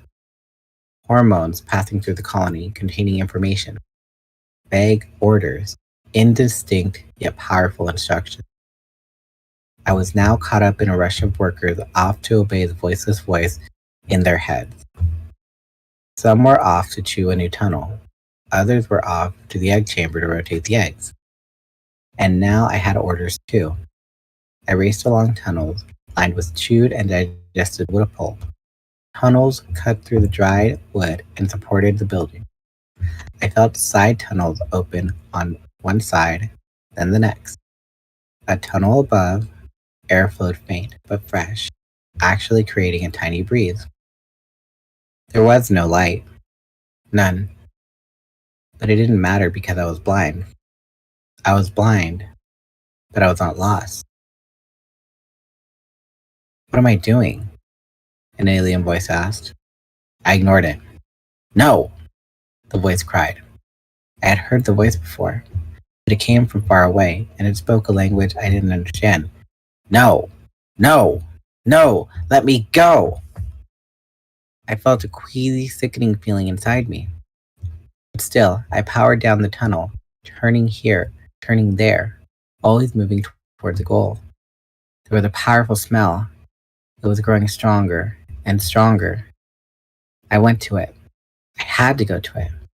No! Let me go! Let me go! Down the black tunnels. Over and through the packed rush hour stream. Over and through the packed rush hour stream of workers. To the center. To the core. To the heart. Help me! Help me! The voice screamed. Voice. My voice. The faint, failing voice of the human named Cassie. Me! Me! Ah! Suddenly, I was Cassie again. I knew my name. I knew who I was. But it no longer mattered. The termite body was out of my control. A stronger will than mine was guiding it. The termite suddenly emerged into a vast open space. A space that in reality was no more than 2 or 3 inches across, and yet it felt like an auditorium to me. Suddenly, I know who had seized control of the termite brain. I knew who had brushed my human mind aside. She was vast, huge beyond belief. At one end, I sensed a termite head, and useless, waving termite arms. From that small head and body, there extended a monstrous, pulsating sac, as big as a blimp. At the far end were a double row of sticky, slimy eggs, to be picked up and carried away by workers. Queen. I was in the chamber of the termite queen. You are the termite queen. Let's see. I only just discovered you recently, and it took me forever to get through catching up on Goosebumps, says Chris. Red Domino says, I keep forgetting to talk and chat. I'm so immersed. Chris B also said, the repercussions of this sequence are peculiar. I love that with every series we have at least a few people that have read the books before and are like experts on it, because then I'm like, oh, we have like our own resident experts. This is amazing. Alright. Chapter 13. The Queen. I could feel her power. This was her world. These were all her slaves. More than slaves. They had no will of their own. I knew who I was again, but I felt weak and pathetic. I was unable to control the termite body I was in. The body belonged to her. She had orders for me. Protect the egg-carrying worker termite. The orders came in smells and vague feelings. They are impossible to refuse. Rachel, I called. Marco, Axe. It was Rachel's thought speak. It was Rachel's thought speak voice. Oh no. No! No! Rachel, it's the Queen. She's controlling you, I said. I can't. My body. It's just. Marco, can you hear me? Marco. She's got me. I can't say no. I can't stop. He cried in an anguished response. My own body motored away on its 6 legs. I fell in steps behind 2 workers. Each was carrying one of the gooey, precious eggs. I had to protect them. There might be enemies. We walked along the grotesque length of the Queen toward their head. Ants. They were the enemy. Sometimes they came, sometimes they poured down the tunnels, looking for the eggs to carry off for food. Sometimes they attacked the Queen herself. The soldiers fought them. The soldiers sometimes died fighting them. The Queen! Rachel's voice said. The only way! Destroy the Queen! It was like an electric jolt in my mind. Get rid of the Queen! Yes, the only way.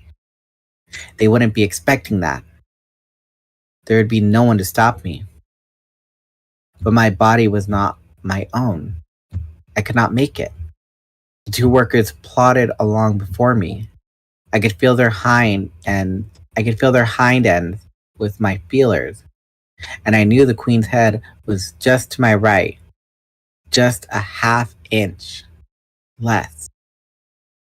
The Queen's head, feelers, eyes, like an ant. One chance. Focus. I had to trick the termite mind. I had to draw on every ounce of my strength. If I failed, I would live out the rest of my life as a mindless slave to the termite queen. Now! Do it now! I swerved right. It was like moving through molasses. The Queen had ordered me to go after the workers. I was disobeying. Ant! Ant! I screamed the word in my own head. Ant! Destroy! Destroy! Destroy the ant! I clambered over the half dozen termites who were tending the Queen. I could feel that my will weakening. I couldn't get rid of the Queen. I had to kill an ant. That was my purpose, to keep ants away from the Queen. I scampered towards the Queen's head. I felt my antenna touch her. I opened my massive pincer jaws. Termites ran around daily. insanely. They were racing out of control, lost, confused. For a moment, I did the same. Queen, gone. I think in some way I wanted to forget who I was, what I had done. I wanted to become one of the lost, panicked termites. We're free! We're out! Cassie, where are you? Get out of there! I heard a far-off voice cry. Was it Axe? Marco? Rachel? Demorph! I cried with my last shred of control. No, Cassie, no! A voice screamed in my head. You're inside a piece of wood! Demorph! I screamed again. Human. I wanted to be human again. Let me be human! Let me out of this place, out of this body! I grew. Walls pressed in around me. I filled the tunnel. I couldn't grow anymore. Trapped. Pain. Nothing but pain. I was a swollen vast termite, larger than any queen. Huge. I couldn't grow anymore, and I couldn't stop. And I was trying to become human again, to fit a human body into a space no bigger than the inside of a walnut. Then, explosion. Well, that's one body count. She died. Oh dear.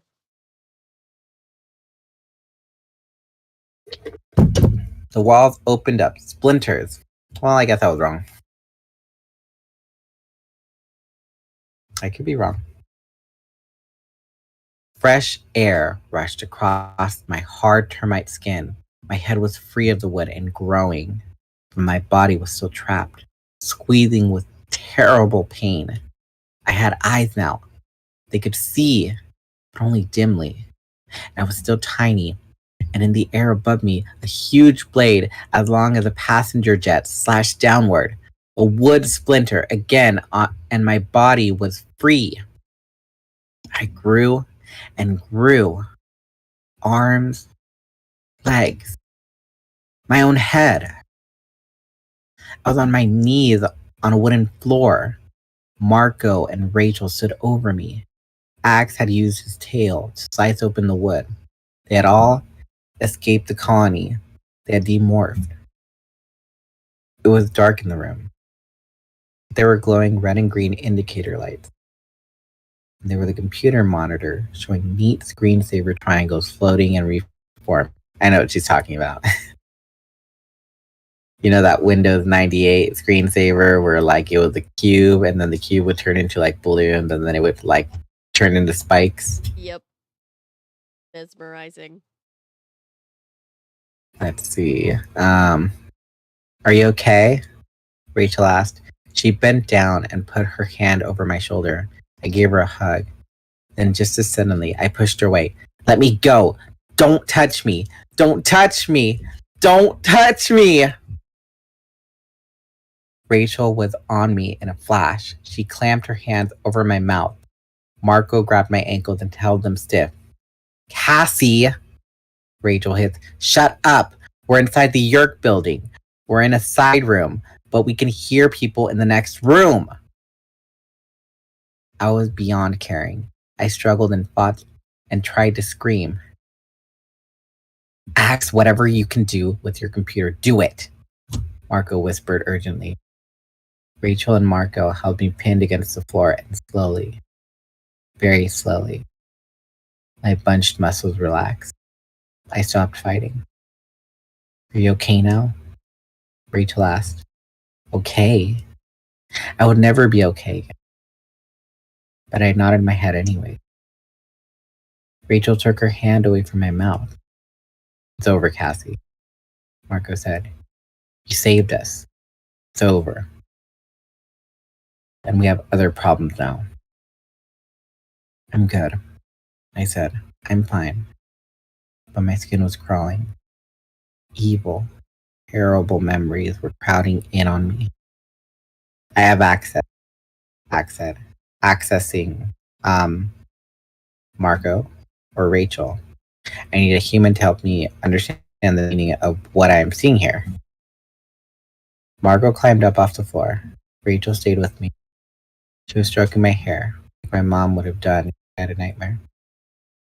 It was hard to think of Rachel as being nurturing, but she did the right thing.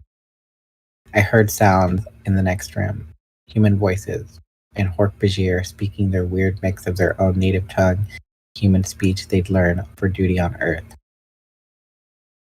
Some kind of commission, Marco mused, looking at the computer screen. 3 members. They vote on what happens to the forest. They decide if the logging can go forward. Dapson Lumber Company, Axe said. That's what the Yerks call this logging company? Very funny. What's funny? Marco asked. Dapson. It's a Yerkish word that means, well, never mind what it means. Well, never mind what it means. It isn't polite. Look at this document, Marco whispered. Preliminary permission to examine feasibility of... Hey, the Yerks don't have final permission to begin logging. There's this commission that still has to decide. 3 people. One has already said yes, probably a controller. One has voted definitely no. There's 1 guy left. Some guy named Baron. Yikes. What yikes? Rachel asked. Yikes, as in he's coming for a visit to check the scene, Marco said. End of the week. Then he'll vote. If the guy votes yes, the Yerks are in business and we're in trouble. He'll vote yes, Rachel said darkly. I'm afraid that's true. Axe agreed. The Yerks will make him a controller.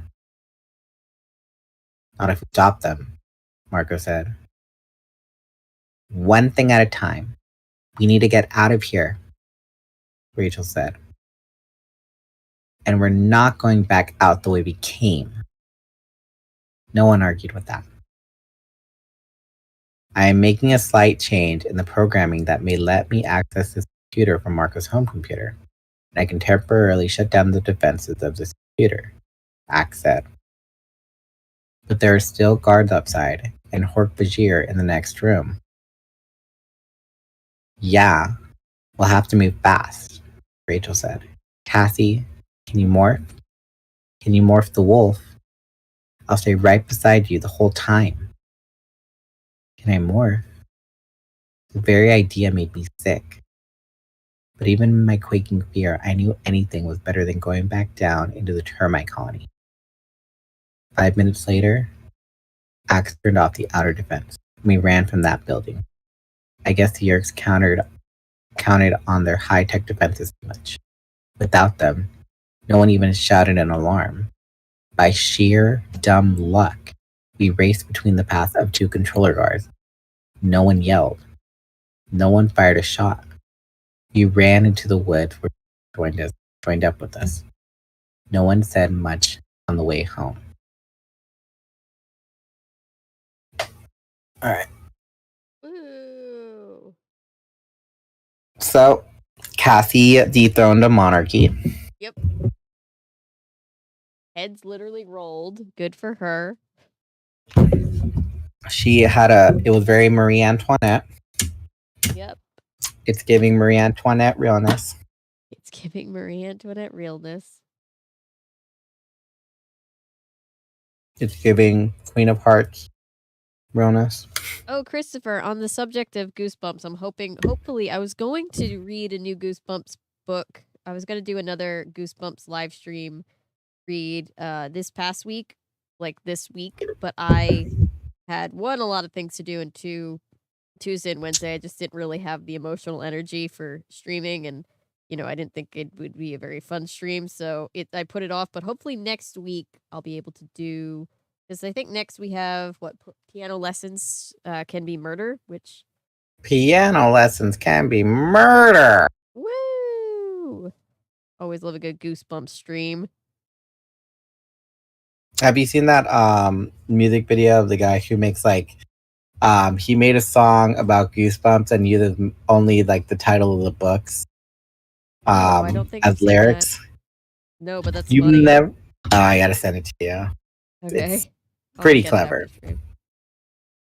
Anyway, chapter.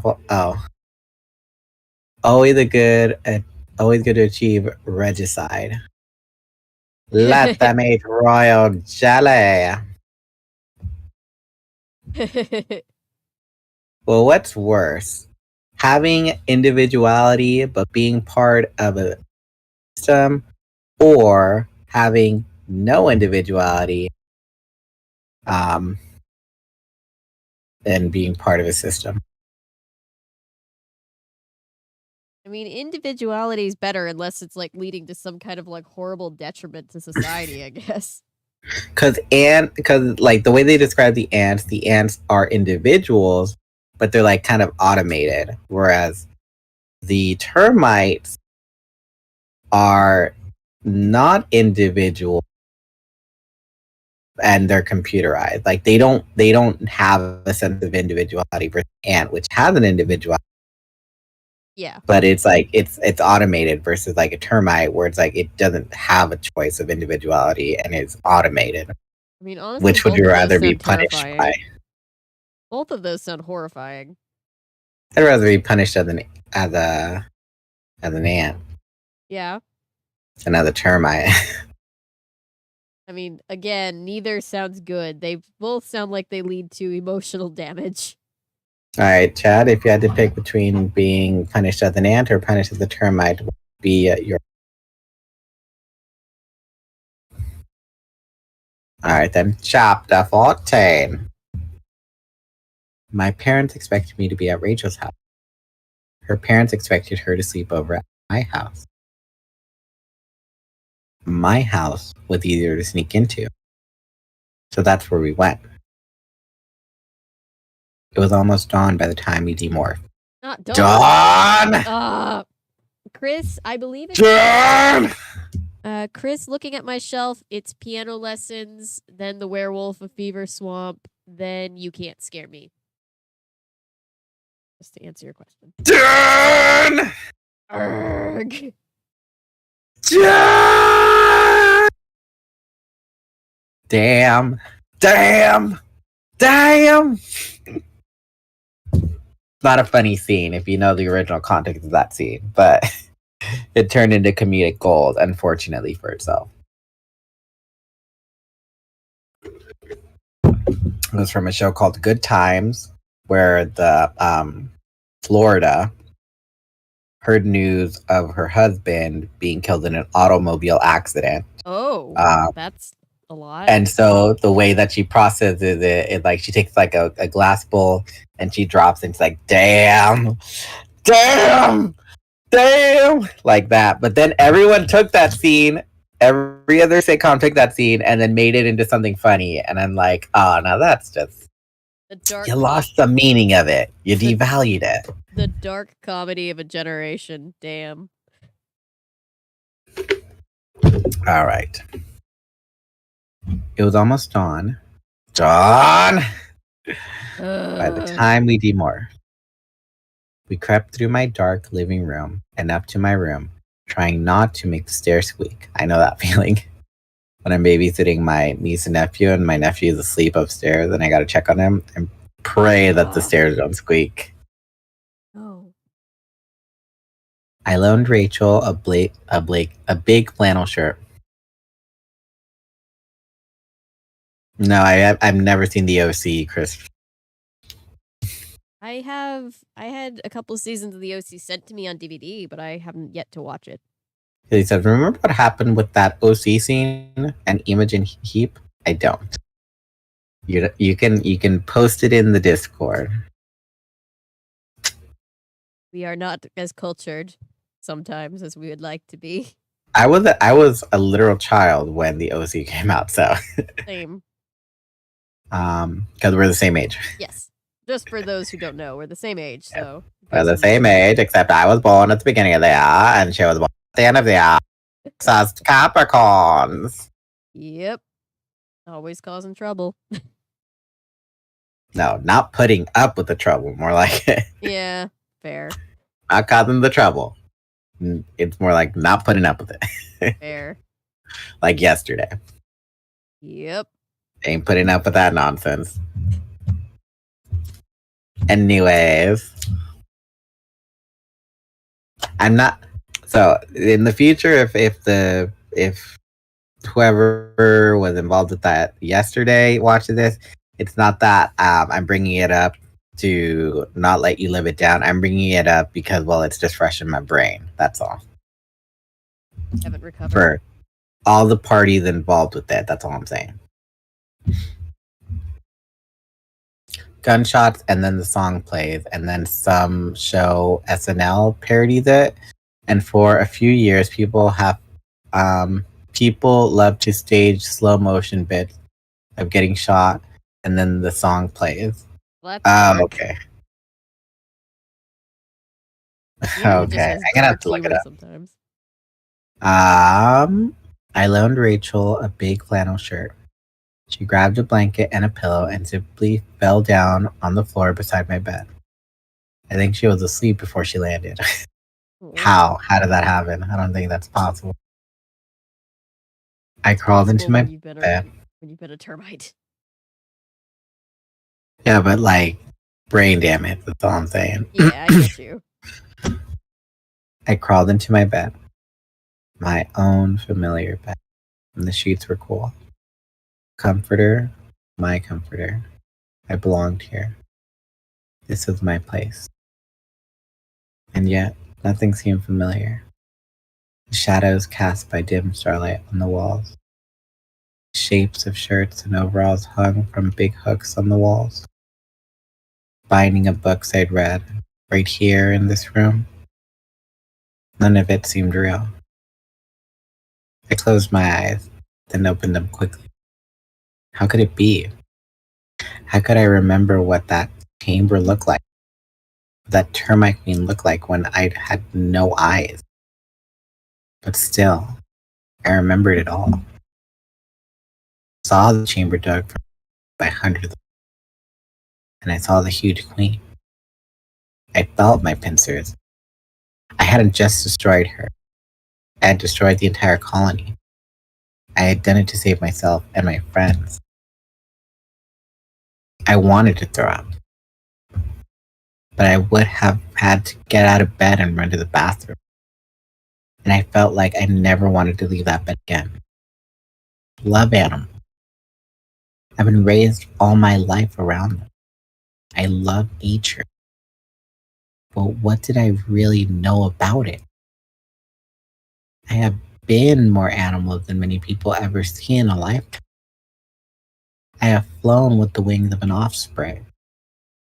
I've raced through the ocean in the body of a dolphin. I've seen the world through the eyes of an owl at night and smelled the wind with all keen senses of a wolf. I've flown upside down and backwards in the body of a fly. Sometimes I go out into the far field at night and become a horse and run through the grass. And everything I've been, every animal, is either killed or killer. In a million battles all around on every continent, in every square inch of space, there was a killing. From great cats in Africa that cold-bloodedly search out the young and weak gazelle, to the terrible wars that are fought out in anthills and termite colonies. Oh, Cassie, honey, don't start to think about this stuff, please. Cassie, it's late. You know nothing. You never have a good thought Cassie, after 9 this is p.m. nature, honey. This is nature. Circle of life. All of nature was at war. And on top of all that destruction, humans killed each other as well as other species. And now those same people have been enslaved and destroyed by the Yerks. Nature at its finest. Cute, cuddly animals who slaughtered to live. The color of nature wasn't green. It was red. Blood red. I realized tears were running down my cheek and soaking my pillow. I would have cried out loud, But I didn't want to wake up. But I didn't want Rachel to wake up. I would have screamed, but my parents would have come running. And what could I have told them? Lies? More lies? Because in my world, I, too, was prey. The Yerks were hunting me. I was scared. I was alone. I didn't know what was going to happen to me. And then I thought of the lost skunk kids. Unlovable little creatures to most people. But they were scared and alone, too. They were still alive. Oh, jeez, honey. Eek. Get a hobby. Yikes. That's all I'm gonna say. Get a hobby. Like my bestie Natasha says, never trust what your brain thinks after 9 p.m. at night. It's usually not good. Yeah. When I just said get a hobby, I just reminded myself of this. This I think it was from Instagram. I was watching a compilation. It was like, so my grandma said that she was gonna call me, and then she turned around and died. Oh, So you're gonna die? fuck. We ain't gotta talk on the phone, Grandma. It's never that serious. I was like, oh my god, that's Oh my god. it's so funny, but it's like so bleak. Yeah. TikTok will do that. But also when she like lies, more lies. It reminded me of this one scene where this girl goes, because that's all I hear. Lies on top of lies on top of lies. I never said I could serve. You assumed. What was that from? It was from Rip Girls. Oh, Yeah, yep. I don't remember Rip Girls that much. We've established. Oh, I love them. It's top 3 for me. I gotta rewatch it. Right. All right, then. The song is Hide and Seek. You might remember it being sampled for the abysmal Jason Derulo debut, What You Say. Oh god. That song haunts me. How did it go? What you say? It was everywhere. Oh, okay. That's all. Well, yeah, it was a lot. It was everywhere. Chapter 15. I guess I fell asleep eventually. Because I dreamed. It wasn't a nightmare, though. It wasn't even about the termite world. It was a mother. Here we go. Oh, man. In my dream, I was a mother looking for her babies.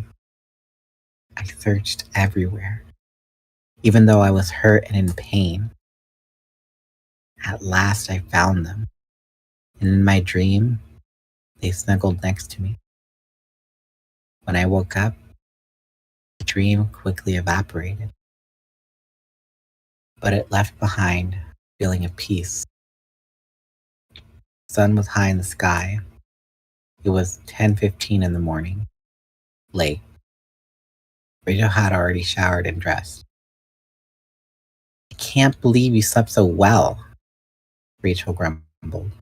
I had seriously bad nightmares. Look, I gotta get home. Are you okay? Sure, I said, rubbing sleep from my eyes. I mean, you know, last night and all, it wasn't like I wasn't having some kind of breakdown or anything.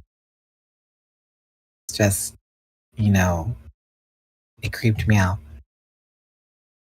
Tell me about it, Rachel agreed. But it's really no big deal if you think about it, Cassie. Termites get killed all the time. They were just termites. Bugs. Yeah. She left. I don't know if she just had to go home or if I made her uncomfortable. Rachel isn't usually a huggy kind of person. Having to treat me like a baby probably gave her the. My mom was at work. My dad was off somewhere, I guess, because the truck was gone. I made some toast and drank some orange juice. Then I ate a piece of leftover veggie pizza. Oh, she had a 90s breakfast. Yep. You know those 90s movies where they just a piece of toast and a drink of orange juice, a swig of orange juice. Yep, just like the one bite, and you're just like, why did you bother? I'm late for school. Got a motor. I just want there to be a spoof movie of calling out the 90s tropes. Yes. I'd be like, no, sit back down. I made all this breakfast and I'm not taking you to school until you finish it all. But not finish it all. Like in Parent Trap, where Annie only eats like one bite of toast after Chessie ate all that stuff, and it's just like, Chessie was about to kick some ass. Mm. And I would have done the same thing if I were Chessie. Alright. I spent about $20 in EBT on this breakfast.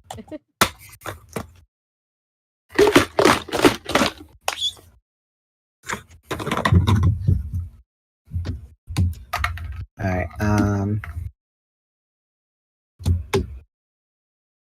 I felt restless and weird. Like I was on the edge of something. Like life had gotten unbalanced since the day before. Rachel's right, I said out loud, just to hear a voice. They're bugs. Termites. And besides, I got away in the end. I walked outside to feel the sun on my skin. My human skin. Without really thinking much about it, I went into the barn, to the refrigerator we used to store perishable food for the animals. I took out a frozen grasshopper and stuck it in my pocket. And then I headed towards the edge of the forest. Hey, Cassie, a thought-speak voice said as I crunched noisily through the woods. What's going on? I looked up and saw Tobias going skimming by. He flared, turned on a dime, and landed on a branch. He dug his ripping talons into the soft bark. Not much, I said. I heard it was pretty bad last night. Yeah. Who did you talk to? Axe. Who else? He was definitely weirded out by the whole thing. I stopped walking.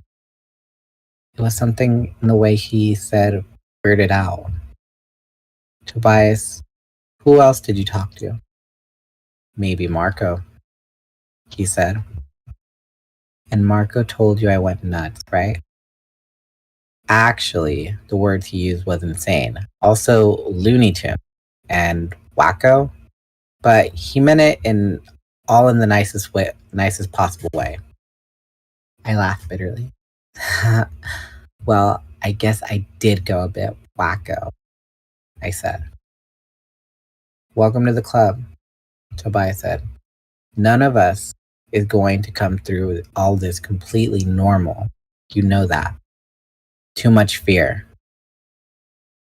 Well, I'm pretty sick of it, I said. I had to destroy the termite queen. I know she was just a bug. But you know who I am. Who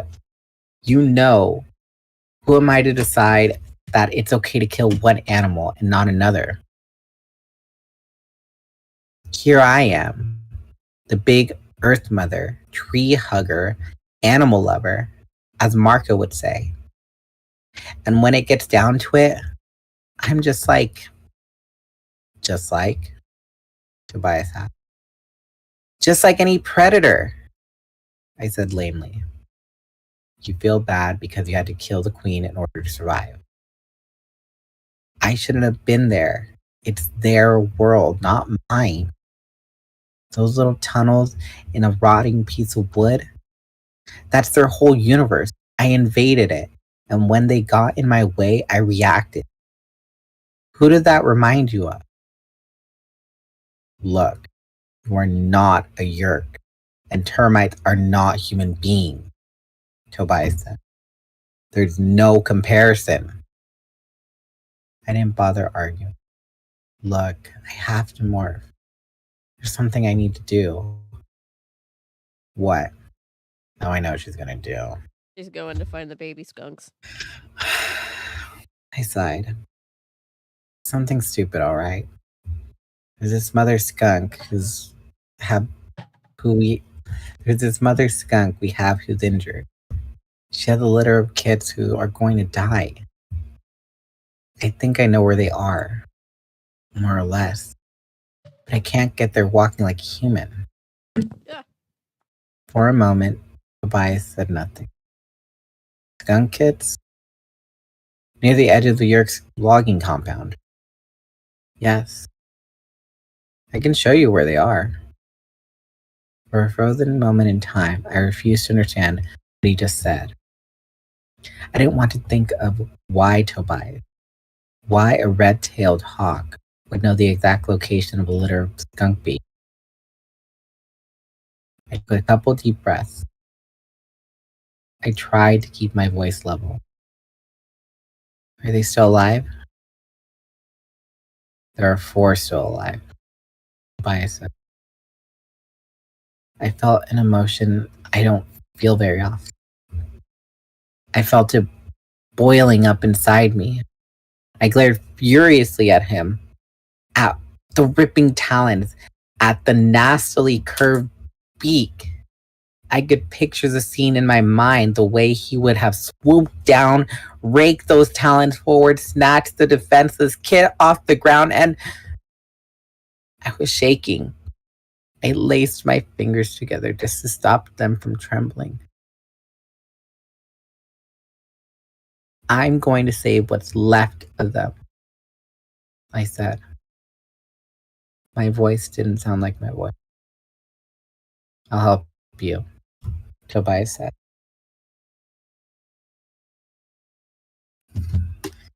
Tarfield Owl says, at least pack the breakfast with you. I didn't stay up.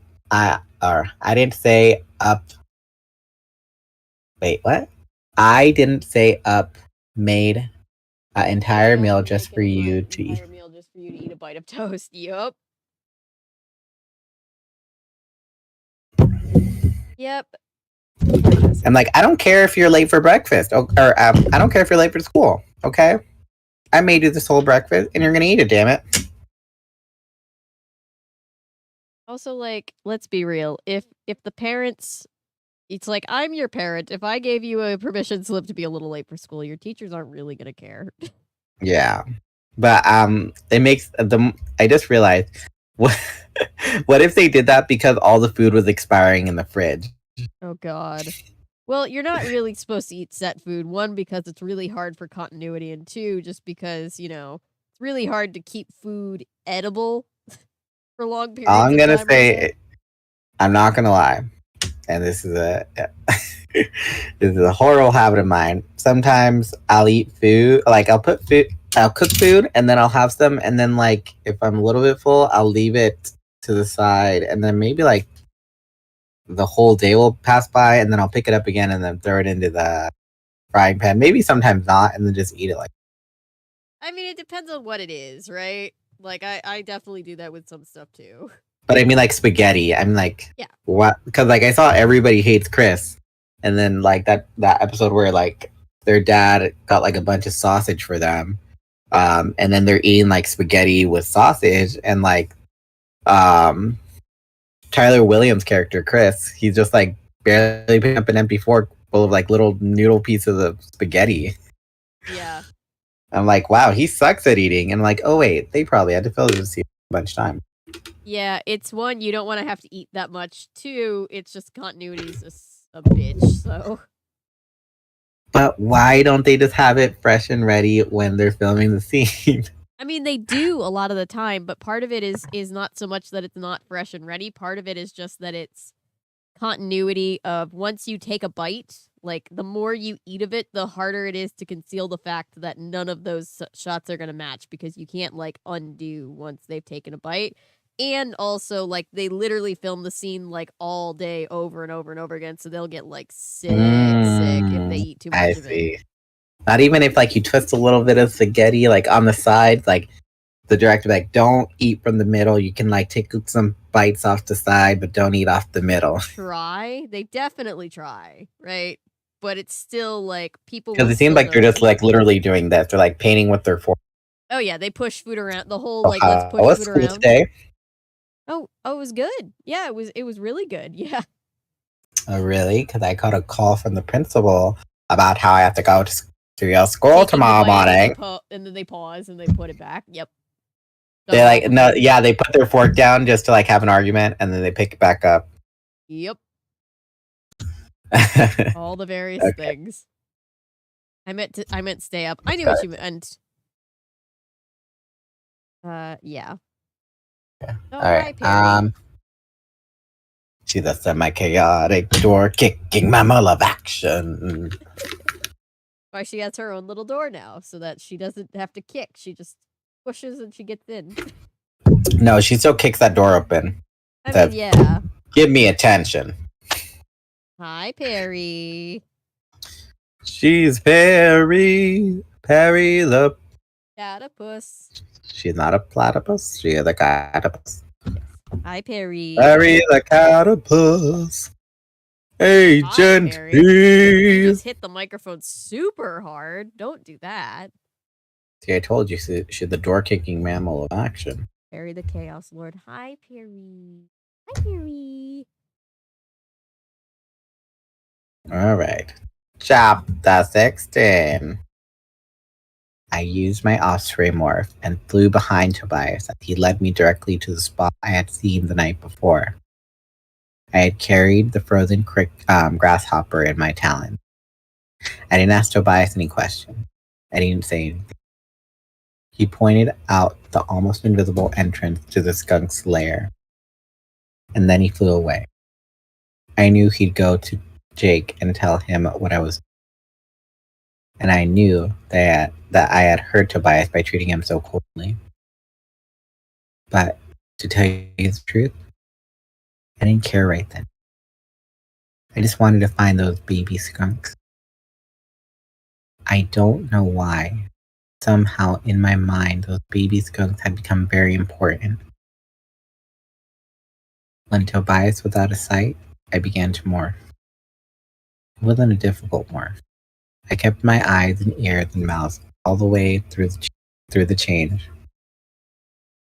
Not like becoming a bug.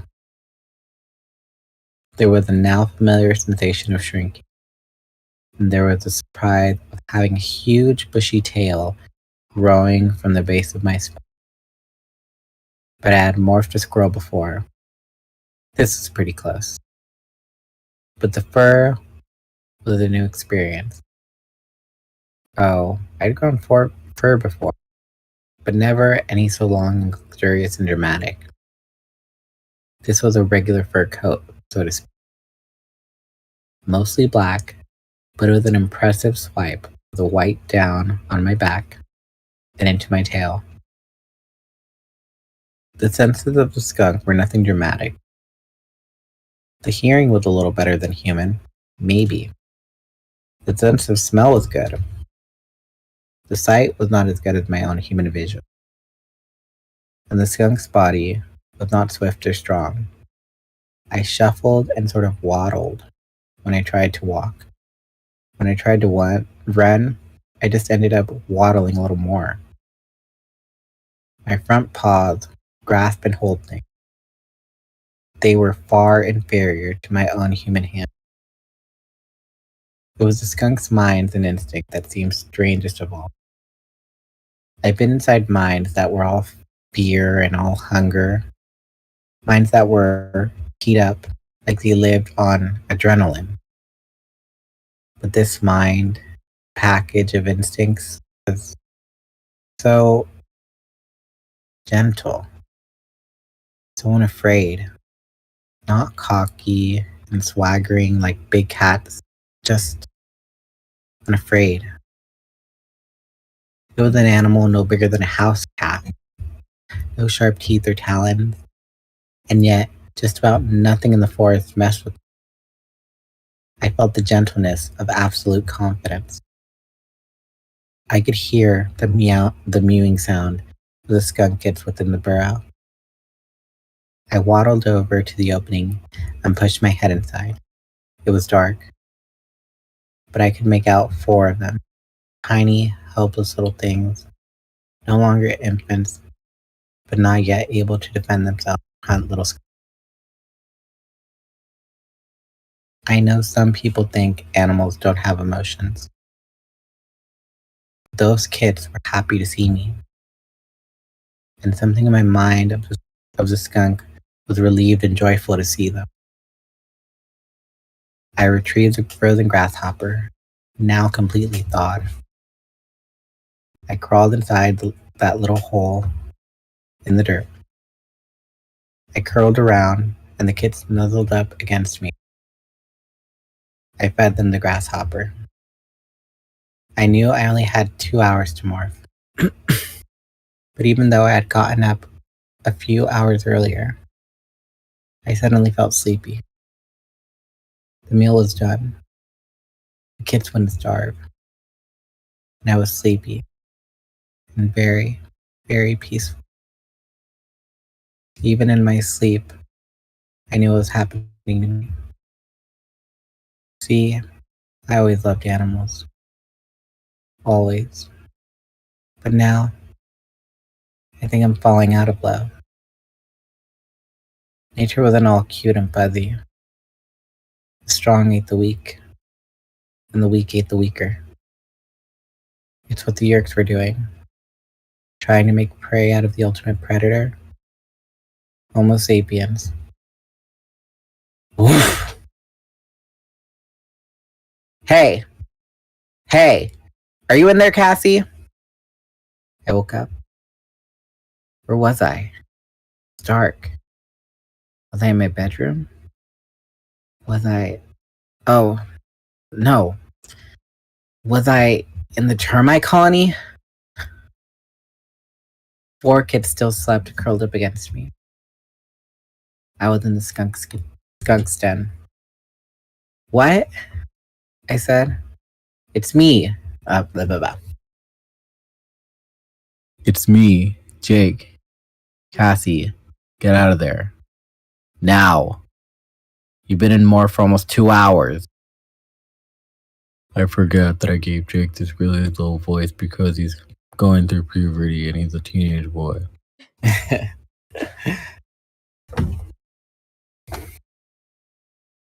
That woke me up. That woke me all the way up. That woke me up all the way. There we go. I shot out of the burrow and instantly began to demorph. Jake was standing there with Marco. Tobias was there in the tree overhead. I've seen Jake mad before, but I'd never seen him this mad. What do you think you were doing? He yelled, without even waiting for me to become human. You were 10 minutes away from spending the rest of your life as a skunk. I'll sleep, I said. My mouth wasn't formed yet. Are you out of your mind? What is the matter with you? I never noticed that Jake has this vein that kind of pops out his forehead when he's furious. Look, I'm sorry, I mumbled as I finished demorphing. He was a long way from forgiving me. This is not why we have these abilities. We're not trying to save every lost skunk in the world, Jake ranted. We are an army. A small, weak, pathetic, outnumbered army. We have exactly 6 members. Tobias has already been trapped in Morph, but he was trapped fighting the Yerks. I can't believe you would nearly get yourself trapped in Morph over some skunks. Marco stepped in and put a hand on Jake's shoulder to kind of pulled him back. Look, it's okay, Jake. She's okay. Thanks to Tobias. Jake snapped. No thanks to her. I didn't know what to say. I was too shocked. And to be honest, I was pretty horrified by what I'd almost done. Marco, Tobias, take a walk, okay? Jake said. Then he turned and stood with his face inches from. I know you had a real bad experience last night. I've been there. I've had the nightmares. I know what's going on in your head right now. I'm fine, I muttered. Just shut up and listen to me. But the anger was gone now. I care about you, Cassie. We all do. And we all need you. To win, I said. You need me to fight battles? What if I don't want to fight any more battles? What if I've had enough? I've done enough. You've done far more than enough. 100 times more than enough. The Arcs are still here. He shrugged. Strong eat the weak. Part of nature. Humans always win. Other animals always lose. Maybe it's our turn to lose. Jake nodded. This isn't about some race called humans. It's about people we know. People we see every day. My brother Tom is one of them. So why don't you go tell Tom it's okay that he's a slave of the Yerks because it's our turn to get hammered. He turned and walked away. Jake. He stopped. Jake, my dad will have the skunk mother ready to be returned here in a day or so. I'm not going to just abandon these kids. He put his hand on his hip and glared at me. You can't stay in morph that long, and you know it. I know. But I have to make sure no predators come around. I have to get them food, and I have to morph at least some of the time so they can imprint on their mother here in the wild. Look, I know it seems stupid to you and Marco and probably everyone. I have to do it. I'll watch them, Tobias said. I'd forgotten how good Hawk's hearing is. Tobias will keep watch. We'll work something out, Jake said. We'll save the lousy skunks. After all, it's not like we have anything else to do, aside from saving the world. Thanks, Jake, he said. And sorry. I didn't mean to scare you. I'll be okay now, I think. He smiled a slow smile. I'll be okay too, Cassie. As long as you're around. From a little way off, to our left, I heard Marco make a loud gagging noise. It made me laugh. I must have been feeling better to be able to laugh.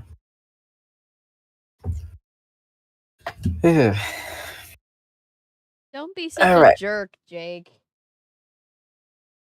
Jake's the general in a small rebel army. I He didn't get choose it. that position.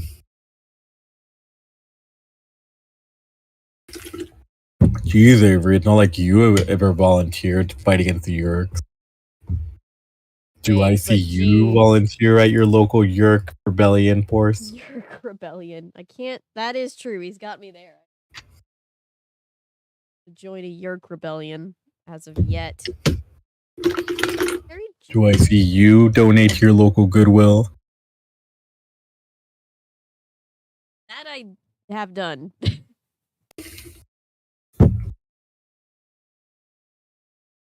It's not like we have Give me a anything break, better to do Jake. except save the world. I gotta work on that. I have to work on that deep teenager voice. He just sounds like Eeyore now. The poor guy sounds so sad. I have to be more exaggerative with it. Oh, that's funny. Oh my gosh. Harry got up in my lap and she knocked my crochet hook down, and now I have no idea where on earth it is. We'll be right back after this short search break. No, I'm gonna be able to look for it. There's only like a 3-foot square radius where it could have been. All right. But you know. Well, I only have 22 pages left. Or actually, no.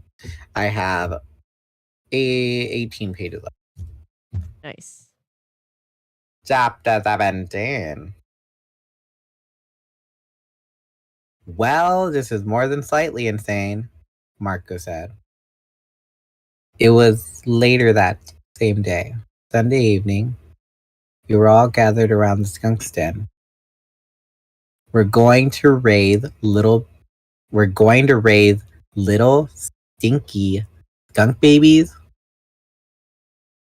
What's so insane about that? Rachel asked sharply. Good old Rachel. She thought it was ridiculous too, but she's my best friend. Always backs me up. Well, they're skunks, Marco said, looking from Rachel to Axe to Jake, like he was the only normal person in a mental ward. They're cute, Rachel said, glaring at Marco and generally looking like a girl who'd never used the word cute. Ah, I see. Cute. Well, that certainly explained everything. Jake cut in. Cassie can't take them to the clinic or they may get used to humans. They're young. They'll imprint. So we're going to take care of these skunks until Mommy Skunk comes back from the hospital.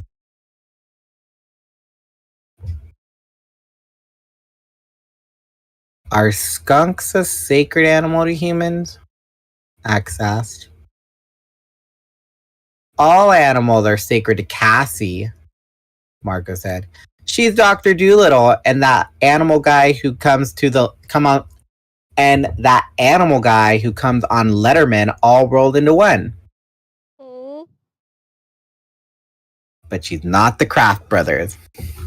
I'm Chris, and I'm Martin, and we're creature adventurers. I do miss Steve Irwin dearly, though. All right, we're there. Okay, I got it. But you eat some animals, Axe pointed out. Cows, pigs, sheep, dogs. We don't eat dogs, I said. In some countries they do. I read it in the World Almanac. That damn World Almanac. I don't doubt it, but I mean, it was a stereotype back then. Now it's kind of confirmed. Oh God. But back then who's been teaching Axe negative stereotypes? The World Almanac. Apparently the World Almanac. Jesus. We had given a world up, but I was going to say, some people don't eat pigs if they're a sacred animal. They got cloven hooves. True. So, alright. We had given Axe a World Almanac to help him learn about Earth. Ever since then, he'd become an expert on useless information. He could tell you the per capita income in Tanzania, or the long jump record at the. Well, we don't eat dogs in this country, Rachel said. Do you eat cats? Excuse me? Jake interrupted. He rubbed the bridge of his nose. He was obviously getting a headache. I can understand why. Look, here's the deal. We are about 300 yards from the edge of the Yerk logging camp compound. They have sensors, they have guards. Tobias is up top keeping an eye out. So we're safe for now. We can't get careless. Cassie, tell them what we want to do. Okay, we're in school tomorrow, and the next day, Axe and Tobias will protect the den. Axe will morph the mother skunk from time to time. Tobias will patrol above. I'll bring Tobias frozen food so he doesn't have to hunt during the time. Oh, lean cuisine frozen mouse entrees. Marco teased. I heard that, Tobias said from somewhere up above in the treetop. I know, Marco said, grinning smugly. Then after school and throughout the night, the rest of us will work shifts. I'll do most of the skunk morph, but in between times, we'll have to have Jake and Rachel and Marco to help keep up patrol. Marco held up his hand. Yes, Marco? Do we get some Save the Skunk t-shirt or bumper sticker? No one has to do this, I said. Look, I know it seems stupid. Nah, it's not stupid, Marco said. Let's see, I'm behind on my homework. My dad thinks I've joined a gang because I'm never around. I don't sleep much because every time I try, I'm suddenly a termite again and waking up screaming. I never get to just sit around and watch TV. And in my spare time, I have to help figure out how we're going to keep the Yerks from turning some guy named Ferrand into a controller so they can wipe out the forest and hunt down the bird boy and the universe's only almanac reading Andalite. I mean, I knew the middle school years would be tough, but this is a little too much. Jake gave Marco a long, skeptical look. So, in other words, you'll be glad to help. For once, it was Jake who made everyone laugh, even Marco. Marco shrugged. You know, actually, it's kind of a relief finding out Cassie is crazy. We know Rachel's nuts. We know I'm crazy. Cassie's been the only sane one for so long. Welcome to the loony bin, Cassie. Save the skunks, hug the tree. Let dogs vote. The others all laughed. I laughed a little too. Marco made fun of my being an environmentalist. Usually it was okay because I knew what I believed in. But now his humor got a little deeper. I wasn't saving the whales or the pandas or the spotted owl. I was saving handfuls of skunks. There were plenty of skunks in the world. They weren't exactly endangered. It all went back to the termite queen, a bug. I had killed a bug, and for some reason, that had shaken my deepest faith. Maybe Marco was right. Maybe I was crazy.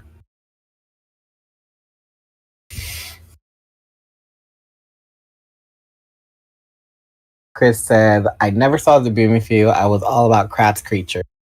I was a Zaboomafoo person. Zaboomafoo is absolutely wonderful. Yes, Zaboomafoo with the Krat brothers. While walking in the woods one day, Chris and Martin saw something strange. A little leaping lemur who liked to bounce and play. They followed their new bouncing friend, not knowing where this adventure would end. The animal headed just around the bend. Where are they going? I don't know. How do we get there? Come on, let's go. Me and you and the Boomafoo. Come along and see what's new. I have like a Zaboomafoo board game to this day.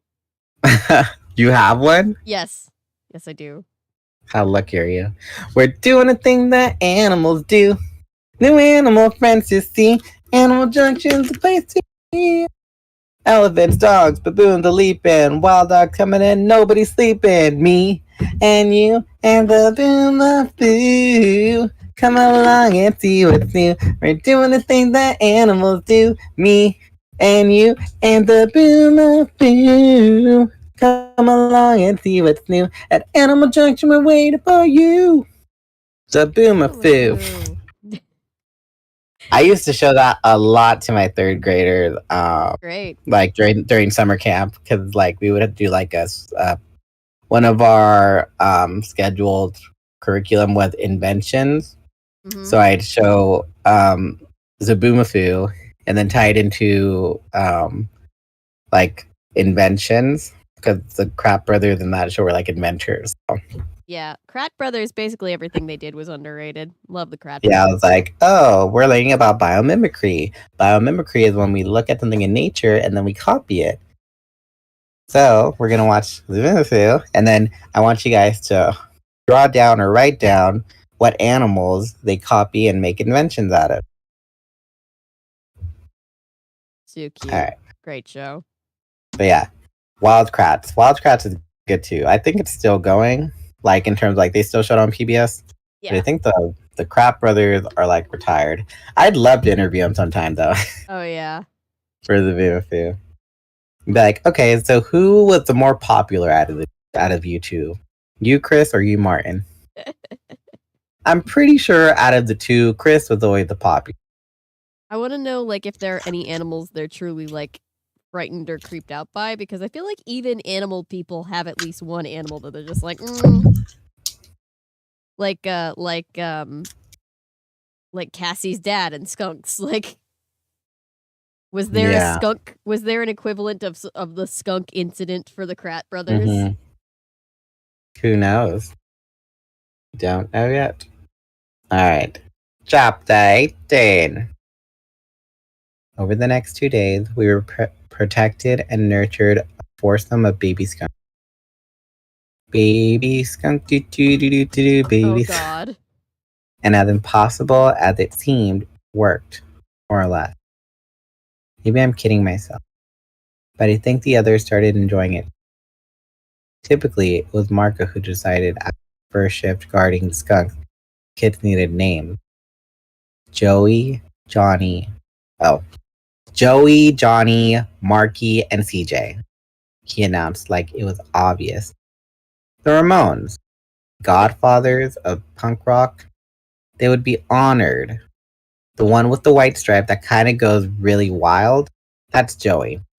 Now, Donnie, at first, I was the only one to morph Skunk Mother, and Axe did it. And the others one by one. I almost felt jealous. Right after school, 3 days later, I went to the skunk burrow and found Tobias lying above the...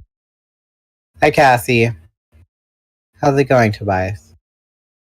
Well, we had a little excitement. A hungry badger stopped by to check things out, but I chased him off. So the kids are all right? There are still 4 of them, if that's what you mean, Tobias answered. But they won't stay inside. They keep coming out and looking around, especially Marky. This isn't good, especially if they do it at night. I morphed into the skunk mother, and crawled inside the den. Bias was right. The kids were restless. They were growing fast, and they instinctively wanted to go out into the big world beyond the burrow. I think I'm going to take them for a walk, I told Tobias. Is that a good idea? Sure. Why not? You should take a break. Stretch your wings. Cassie, such foolish arrogance, thinking that everything was safe and...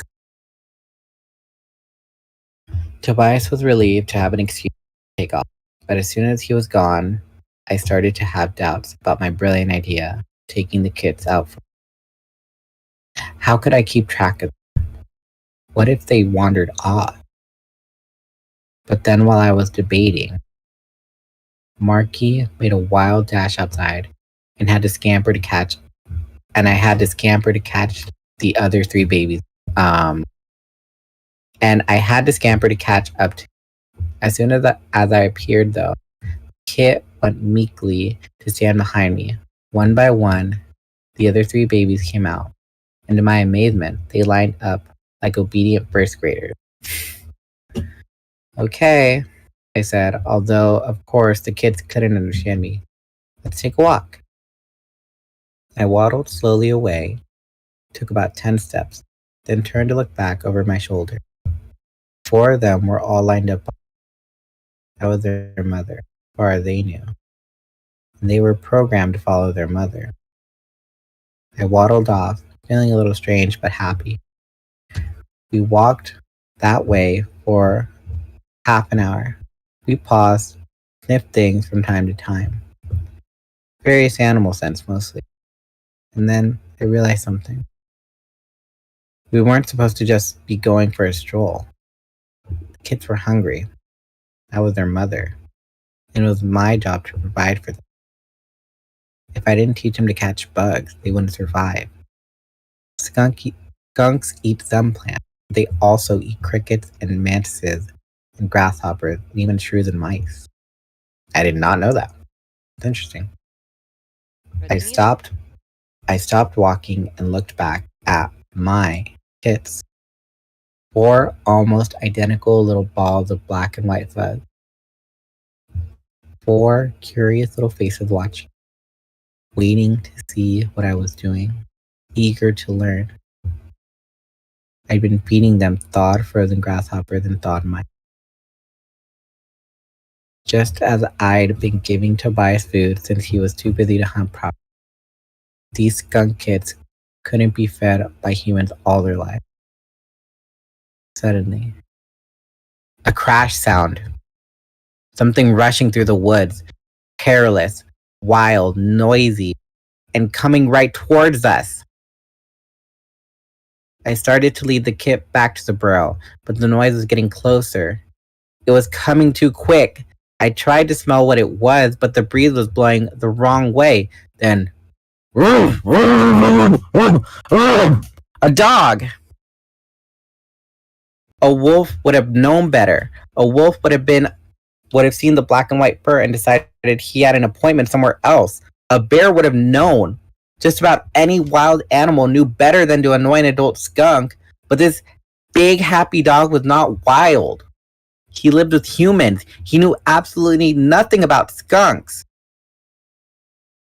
Well, 4 skunk funerals coming up, I think. 4 weddings and a skunk funeral. Without even thinking, I turned my back to the dog. I raised my tail in warning. The dog kept coming, drooling. Drool was dribbling from one side of its mouth, and its tongue was hanging out the other side. And he was having about as good of a time as a dog could have. He was in the woods, and he had a bunch of little black animals to play with. The kids were still lined up. They were watching me intently. It almost made me want to laugh. If I could have. It was a big moment for them.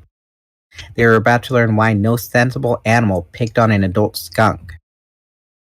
I had no experience in spraying, but the skunk mind within my own knew exactly what it was it had to do.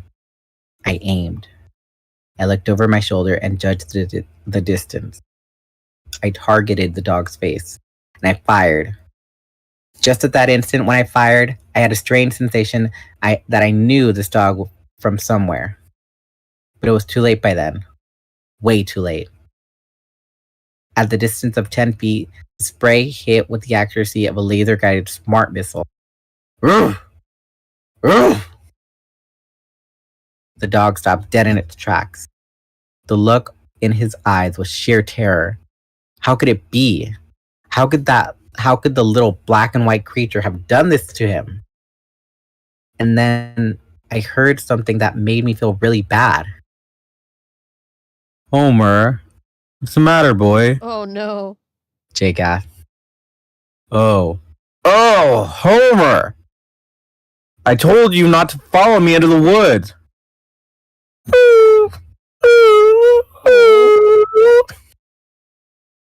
Jake, Marco, Rachel, and Axe all came up at a run. Marco was already laughing. You host Homer! Marco giggled. Kathy sprayed Homer! Wait, that is Kathy, right? I seriously considered pretending to be some other skunk. Sorry, Jake, I said. Man, that is nasty, Rachel commented. No offense, Cassie, but I mean, gag. Ugh. Ugh. Fascinating, Axe said. That is possibly the worst thing I have ever smelled. Homer tried to nuzzle up to Jake, but as much as Jake loved his dog, he was not going for it. I don't think so. Well, I don't think so, big guy. I told you to stay home. But oh no, Homer, you had to come with me. Now, go home. Home, boy. Homer decided home might be a better place than the forest after all.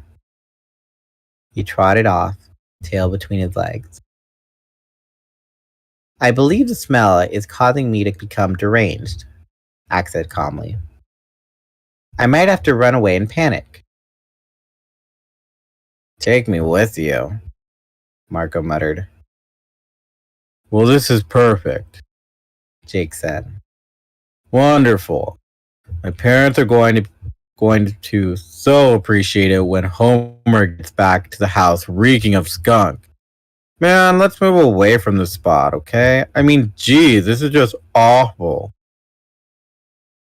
We moved away from the scene of the stink, back towards the den. I led the kids inside, where they seemed happy to curl up and sleep. It had been an exciting outing for them.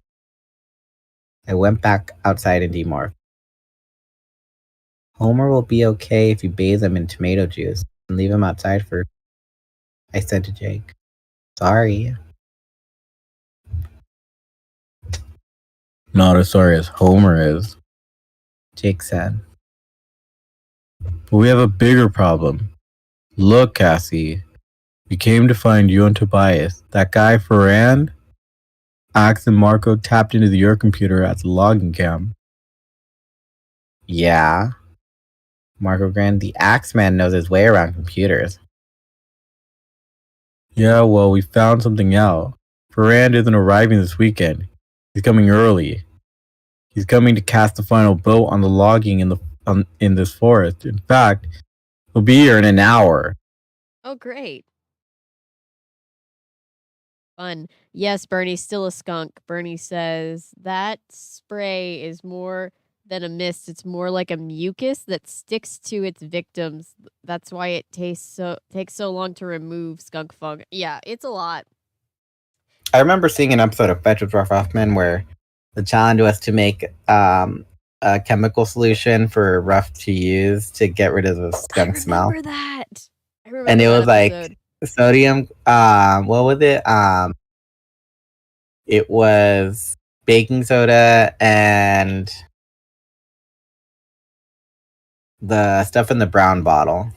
What is that called? Peroxide? Yeah, it's hydrogen peroxide and baking soda. It oxidizes the chemical thiol, so that way the scent dissipates. So if you bathe in a solution of isopropylene, the brown bottle, hydrogen peroxide, and baking soda, you're oxidizing the smell. Nice. I do remember this very, very much so. Like I said, I was a big fan of Fetch with Ruff Ruffman, except for the last two seasons. I never watched the last two seasons. I watched like the first 3 seasons, and then like I was like, oh yeah, we were very. My little brother, because I was like right at the age where I started getting too old for Ruff Ruffman. Spencer was right at the age where he was obsessed, so we were really big on that one for a while. Life was missing its mystique. My squeaky toys have lost their squeak. And then, out of the blue, I saw the phone, and bam! My destiny was calling me. Pitched my vision for a show. They loved it. Thought I was a pro. They got my contract back to find to their alarm. A dog outside. Fetch. Fetch. Oh, I like that name. Ruffman. It just rolls off the tongue. I remember. It doesn't. I remember you put that in there, like that name doesn't roll off the tongue, and then you cut to the thing where it's like it rolls off the tongue. I didn't wait to renovate. Found 6 contestants. All were great. And now I'm on the road to fame. I got a game show, and its name is Fetch. It's With very catchy. rough man. I bet Arthur doesn't have these problems on his show. Bet. Funding for Fed with Rough Men is brought by National Science Foundation. Yep. America's investment in the future. Yep. Oh, I so much catch for Rough Men. Given the ideological tug of war of such matters, thoughts on Pepe Le Pew, right to cancel? ? Should he be canceled for making unwanted advances towards?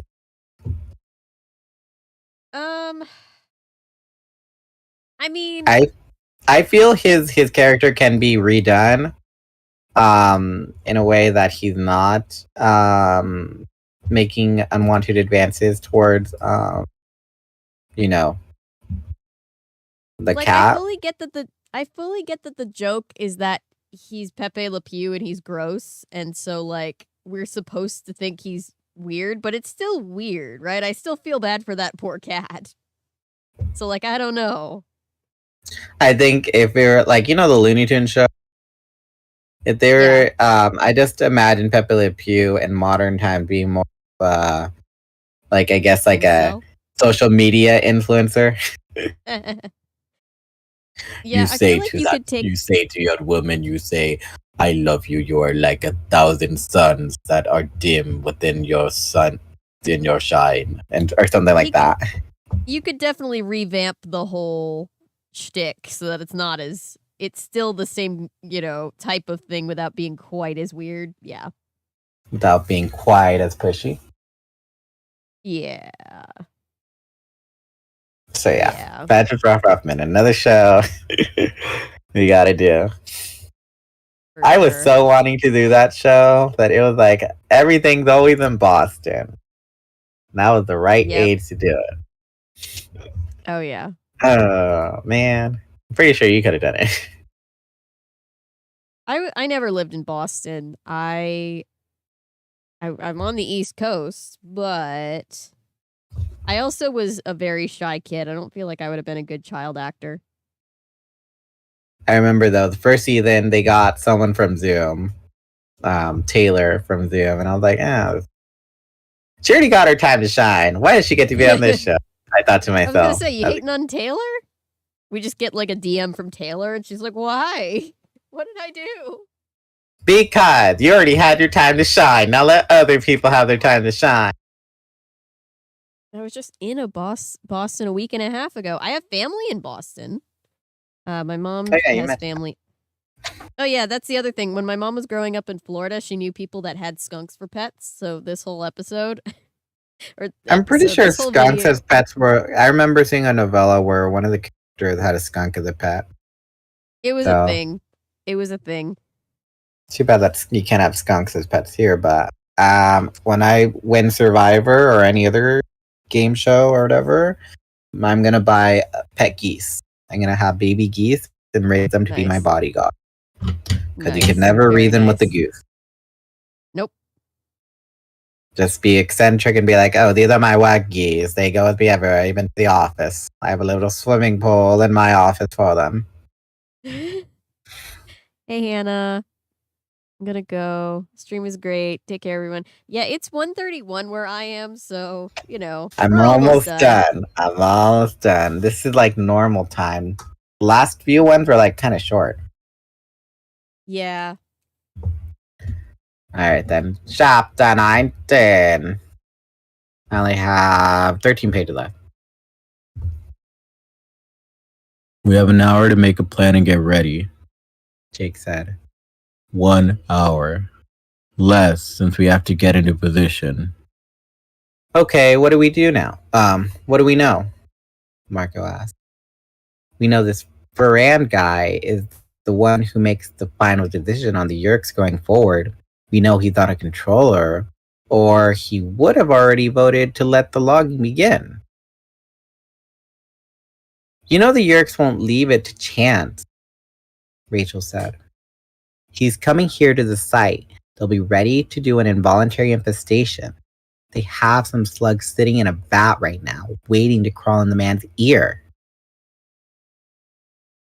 They may just try to persuade this human, Axe suggested. They prefer voluntary infestation, and if they can get this human to give them his vote, they may simply let him go. So, what do we do? Attack? Rachel asked. Just storm in and mess up everything? Hey, shh, Tobias said. What? Rachel asked him. Don't you guys hear that? Even human ears should hear that. We all listened very intently. Then it came, carried on the breeze, sound of diesel engine. Probably just our friend the Yerks moving their heavy equipment around, putting it in nice, neat rows for the commissioner, Jake said. Then he thought it over and added, Tobias, you mind going up to take a look? Tobias flapped his wings, soared above the treetops, and out of sight. Okay, back to business. Jake said. One way or the other, this Ferran guy is the key. If he votes yes, the Yerks can log in the forest. If he votes no, they can't. Not without attracting way too much attention. Assuming they let Ferran live long enough to vote no, Rachel said. That's our job then, I suggested. We have to keep Ferran alive and keep them from making him a controller. Everyone nodded. Too bad I have no idea how to do that, I admitted. Just then, Tobias came rocketing down from the sky. They've already started, he yelled as he shot past to land on a branch. Started what? I asked. The Yerks. They've started cutting trees, and they're coming this way. Well, Jake said. I guess that settles the question of whether the Yerks are going to infest this guy. They don't care what this guy sees when he gets here, Rachel said. They don't care about convincing him. This poor man already has a Yerk slug with his name on it. You wouldn't believe how fast those machines can rip those trees, Tobias said, obviously shaken up. They're cutting trees like farmers cut wheat. And we have one of your hours to help the commissioner, Axe said. Then he focused his two stalk eyes on the skunk burrow. The small ones are right in the path of the loggers, if Tobias is correct.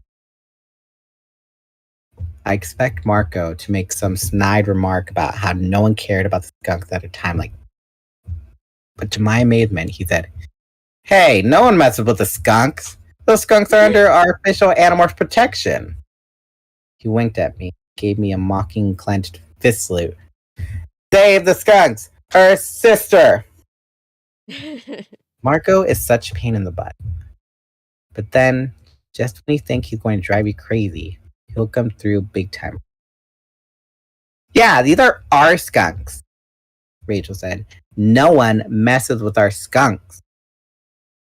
Excuse me, hello? Jake interrupted. A plan, please? Well, I began. What? Jake asked. I shrugged. If Ferran is the key, we need to grab the key, right? Chances are they'll have to turn the force field off in order to get into the camp. That's when we get him away from the Yerks, no matter what it takes. Grab Ferran, Marco said. Simple, elegant, and yet, given the Yerks' power in that compound of theirs, completely self-deletionist. I'm surprised at you, Cassie. Usually, Rachel's the one to come up with a total self-deletion plan. You have a better idea? Jake asked Marco. You could go home and watch TV. I'll take that as a no. Jake rubbed his hands together. Okay then. We snatch this Ferran guy as soon as he shows up. In the meantime, we have to slow down those tree cutting machines. Rachel grinned. Cool. Sick. Alright. So what was going on in chat? Okay. Okay. They doubled Boston for NYC in the 2016 Ghostbusters. We don't talk about the 2016 reboot. Despite one possessing wind powers, we get so much more mileage out of Tobias as a static hawk than we ever got from Ash Ketchum's Pidgeotto in over 70 episodes. Where's the lie? Shade. Where is the lie? That's true. And Bernie's right. We don't talk about the 2016 reboot. What are you talking about? There never was one. Yeah, that didn't exist. That was They just talked like about some Reddit thing. It was a hoax. Yeah, it was a big, yeah. It was just an elaborate prank. All right. Chapter 20. Only 11 more pages. There was only one way for a person to reach the Yerk logging camp by car. They had to drive down the long dirt road that the Yerks had cut through the forest. Jake wanted to go with Tobias and he could spot Ferran coming in. Jake made some quick decisions. He, Marco, Rachel, and Axe took off, leaving me with Tobias. I looked up ruefully at Tobias. You and me, I guess. I'm always glad to have you along, Tobias said. He began to morph into an officer. It was my bird of prey morph, and the only thing I had that could keep up was Tobias in the air. Look, Tobias, this has been bothering me. And since, I want to get this off my chest. I'm sorry I got mad at you over the skunk kid. You were just doing what you had to do, I said. I could feel my bones thinning and hollowing. Gray feathers began to paint their patterns on. I could live off food you guys brought me, Tobias said. I don't have to hunt. Okay, then why do you do it? I asked, just before my mouth mutated into a...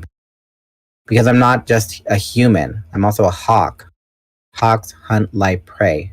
Would it be better if I let you do my killing for me? Is it more moral if I eat a frozen mouse you get me from some supplier? Look, Tobias, I know all about how nature works. I know about predators and prey. It's just confusing. I mean, where does right and wrong come into it? Snowy white feathers growing all down my front, replacing the fabric of my morph. My feet were becoming pale gray talons. I don't know. I guess if I were running around killing animals I didn't intend to eat, that would be wrong. But hawks have to have a right to live, just as much as a mouse or a skunk. My human eyes were giving way to the incredible, amazing hawk. There was some color distortion because these eyes were adapted for seeing through water. The osprey eat fish. Nature designed them to see fish, even below the shimmering water of the lake. Ready to fly? Tobias asked. I flapped my wings a couple times. Let's go, I said, trying to sound like Rachel. Tobias flapped his wings, caught a headwind, and suddenly shot almost straight up. I opened my wings and contracted tireless flying muscle. Flap, flap, flap. And I also caught the breeze. I flapped to get above the tree. Then a strong breeze came up, and I soared high. It's like stepping on a very fast escalator. Zoom! I flapped hard, wanting the sensation of speed. Tobias was ahead of me, and as I flew, I watched the incredibly subtle movements of his wings. He almost seemed to be able to move individual feathers. For him, the wind was not invisible. It was a road, as clear as if it were a black. As I followed him, I sensed the osprey brain beneath, adjusting and reacting to the... My eyes saw every small detail. They marked each animal, each hole where an animal might be hiding. I saw a bright stream and saw the shadows of fish flitting through the rock. The osprey had been designed by nature, flying high and finding prey, just like Chip. We flew up and up. Tops of trees were like some bumpy lawn beneath. I could see all of the Yerkes logging camp, and I could see the massive yellow machines that were slicing through trees with hot knives through butter. Already there was an ugly scar of stump, a scar that spread like a terrible disease, eating the forest away. By its weird right, towards the long winding, I banged my wings and went after it. The stream joined a small river, rushing and bubbling along the road. Through the water, through the foam of bubbles, I saw a school of fish darting, and I could feel the osprey's brain considering the situation, measuring the distance, calculating the angle, planning the way to skim low over the surface of the water, then lower its rippling jaws at just the perfect moment to snatch a fish right out of the water. I knew that Tobias was making the same calculation, flew over mice and rats and rabbits and skunks. Tobias and I were two superb, beautiful killers, riding the winds, while our prey cowered beneath us. But he was right. We had as much right to live as any of our prey, and we had been designed by millions of years of evolution. There, Tobias said, a jeep. I looked and saw the vehicle coming down the road. Then, with an amazing acute hawk vision, right through the window, though the glass was the surface of a stream, 3 guys, one driving and one beside him. There was one guy in the backseat, and he looked older. Yep. And on the side of the Jeep, it says, Dapson Lumber. My guess is the driver and the other guy are controllers. The guy in the backseat is looking all around like he's very interested in what's going on. They'll reach the camp in a few minutes. As soon as we see how this Ferran guy reacts, we'll know if he's ready to, if he's already been made into a controller, I said. How's that? The Yerkes have gone ahead with logging, I explained. If Ferran is still a true human, he'll be massively upset. If he's calm, he's already one of them. Good point. What do we do? I mean, if he's a controller already, I asked. I don't know. I guess we focus on attacking the logging operation itself. Really? You know what we'd do if he were a non-human controller? I asked. We'd go after him, and whatever happens, happens, right? You mean like a termite? Tobias asked dryly. Yeah, that's exactly what I mean, I said. Look, Cassie, you're human. Homo sapien. Your job is to keep yourself and your species alive. That's all nature wants from you.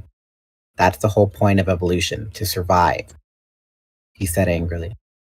We were following the Jeep now, heading back towards the logging camp. It would happen in just a few minutes. In just a few minutes, Ferran would see what was going on, and we would know what he truly was. One of us, or one of them. Survive, I said flatly. That's the law of nature, the number one law, and humans are a part of nature. And so are Yerkes, and we're no better than them. I guess we'll have to worry about that one later, Tobias said. Look. The Jeep pulled to a stop in front of the Yerk. Ferran flung open the door and jumped out. Easily see him waving his arms, even from where I could see anger on his face. Then from the building came a man. And yet, this man felt wrong. Even from up in the air, I felt a chill that seemed to emanate from him. Him, Tobias said. I knew instantly what Tobias meant. I only saw him once in a human morph. But it's him. Tobias said. Visa 3!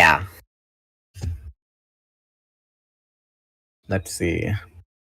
Looks like your microphone was dropping like just a word here and there, but then it started getting a little bit more.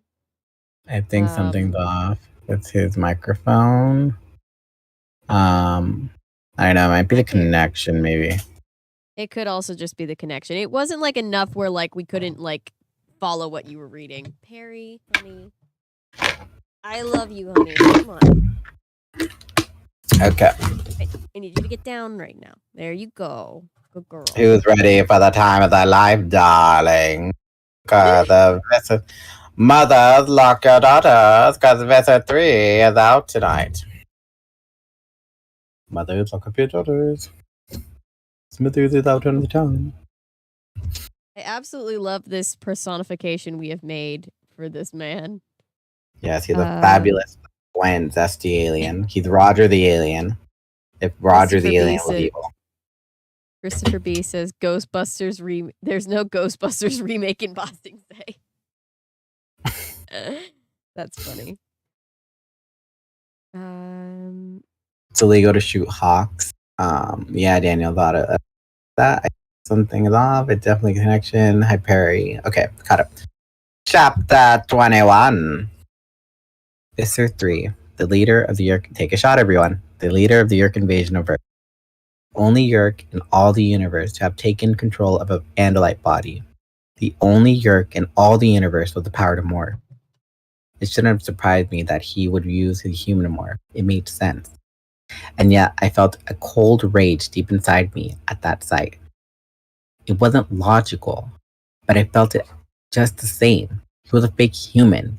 He was using human DNA and human form as part of his plan to enslave all of humanity. Visser 3, I said to Tobias. Yeah, he agreed. He looks normal, except for the fact that he gives you the creeps. I have a bad feeling about this, I said. I don't think they're going to wait long. I think they're going to take Ferrand right away. Ferrand was walking towards Visser 3, still waving his hand wildly toward the heavy machinery that was chewing through the trees. Visser 3 was smiling. It was not a nice smile. Where are Jake and the others? Tobias wondered. Oh man, I said. This is going to happen real. All of a sudden, Visser 3 lashed out and slapped Ferrand across the face. Yes, honey. Give him the slap across the face. The commissioner staggered back. He held a hand up to his cheek. Give him that. Now I branded you. Now you're mine, darling. I branded you with the back of my finger, my ring finger right here. You belong to Visser 3 now, darling. Bernie says, why can I hear that character saying, who ate all the pecan sandies? Who ate all the pecan sandies? The two men from the jeep rushed and grabbed Ferrand's hand.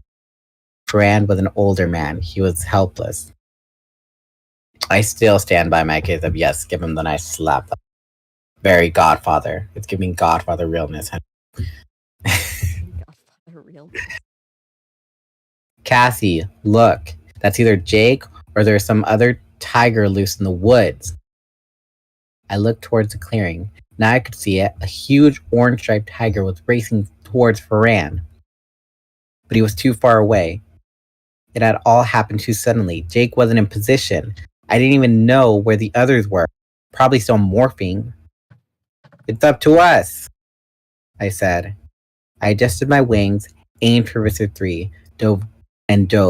Down, down, down, faster and faster, till my wings were vibrating and my bones were rattling from the speed. The target, Visser 3's human head, grew larger, larger, larger! I raked my talons forward. I flared my wings just enough to keep from overshooting, and I struck.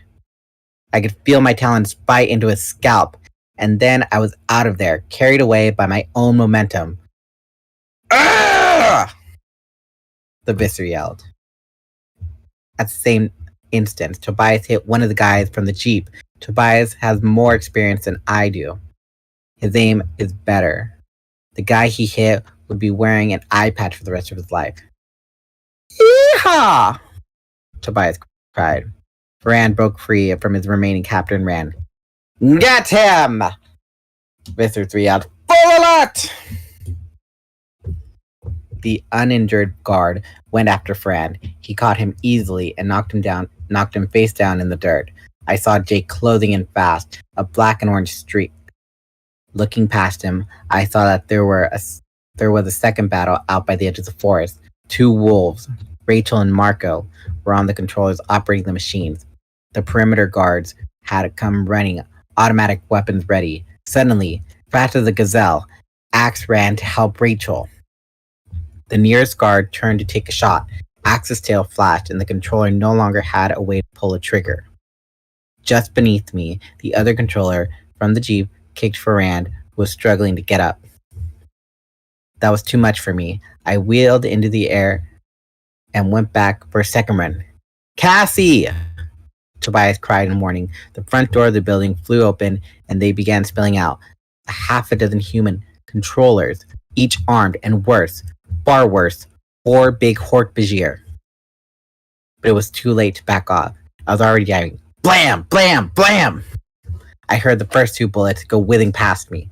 I felt the third bullet hit my wing. It went straight through my right wing. I tumbled from the air, suddenly and ungainly as a chicken. I fell, helpless. I fell. I slammed hard into the ground, dizzy, confused. Thought I saw Jake leap forward at a Hork-Bajir warrior. But I couldn't be sure. It was fading. Fading. My world grew small and dark. I could no longer see anything far away. I could focus only on the ground right before me. An ant was marched by, carrying a dead bug. Maybe I was just imagining things. As I sank into unconsciousness, my brain was making up things that weren't there. But I could almost have sworn that the ant was carrying the dead, dried out husk, termite queen. And then everything went black. All right. Cast your vote now. Vote live for Cassie to live within the series. To 77777 message and data rate will apply. She's fine. Vote. She's been through worse. Vote death for her to be gone. To 77777 again, message and data rates will apply. Oh my god, you know what our version of Visser 3 reminds me of? It just hit me. You guys What? seen the Cuphead show? You know the devil in the Cuphead show? It reminds me of Okay. Chapter 22. I woke up in sort of a large box. It was dark, but not totally without light. There were small round holes drilled inside of the side of the box. Air hole. I see the commissioner, Ferrand, unconscious on the floor beside me. He looked old. He was mostly bald and had hair growing out of his ears. There was blood trickling from the shallow cut on his forehead. Turn on the perimeter defenses! Visser 3 yelled. I could hear him clearly. I was still an Osprey, but Osprey have good hearing. It was strange being able to hear the Yerk Visser 3's voice. We always encountered him, but he was in his own stolen Andalite body. Then he communicated only in thoughts.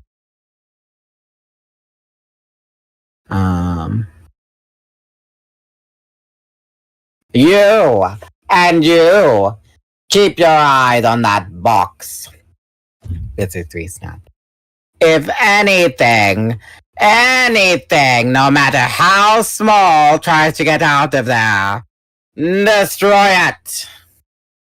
There's an Andalite bandit in that box. And there had better be an Andalite bandit in that box when this is over! Or I'll destroy the both of you! Andalite Bandit.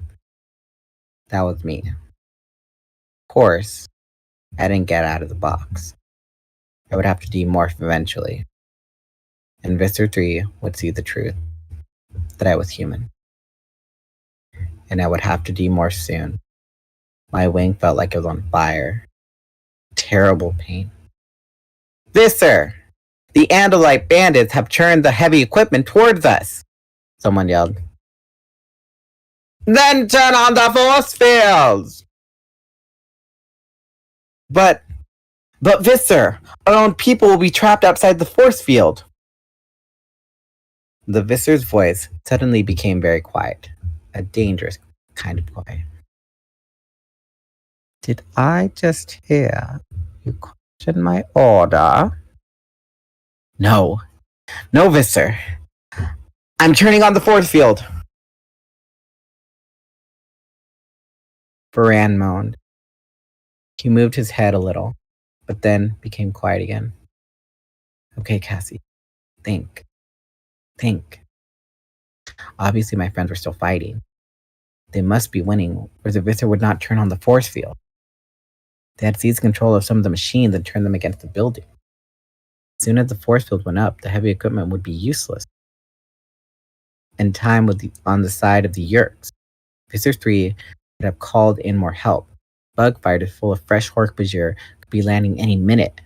When that happened, all would be lost. We were done for. No! Think, Cassie!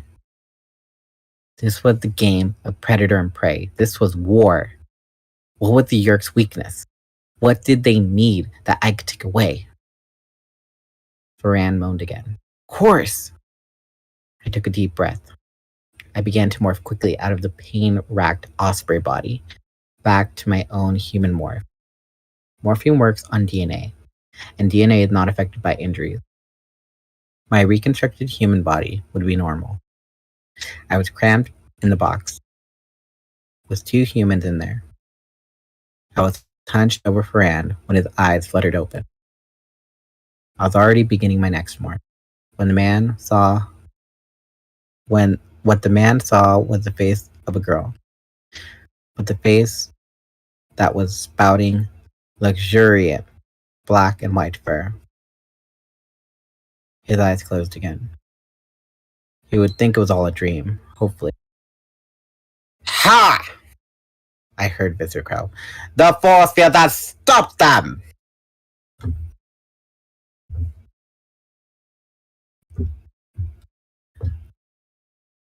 Visser, the first bug fighter will land here in 15 minutes. Got them, Visser 3 said. This time I've got them, he said using his thoughts. Visser had demorphed. I focused all my thoughts. I knew what I had to do, but it was dangerous. I had to communicate with the Visser in thought speak, and I had to do it without giving him any hint I was a human. No long conversation, monotone voice. As few words as possible, no images of any kind. Visser, I said. I'll kill the human. That was Visser 3's weakness. He needed Varan alive. That was the pressure point. By threatening to kill Varan, I threatened the Visser's plan. See, you can't make a controller out of a corpse. The Visser instantly understood. Everyone in this room, weapons on the box! Prepare on my command to shoot the Andalite without hitting the human! It may be in any sort of wild, deadly animal, Wolf. Do not let it escape! Oh, hi, Chris. Hello again, Chris. Welcome back. I think I'm losing my Visser voice a little. Let me get some more to I liked how you jumped out of the Visser voice immediately to be like, oh, hi, Chris. I guess this is my humble beginnings of the voice. Yeah?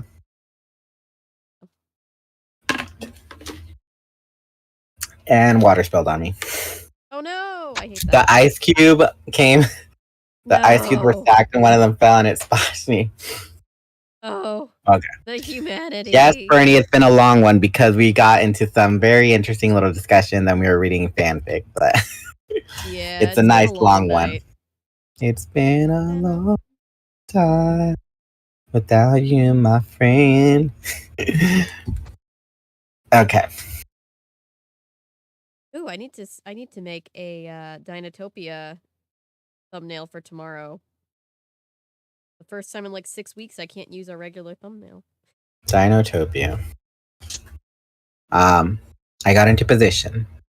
The human me was scared. Skunk was perfectly calm. Skunk knew it had the ultimate weapon.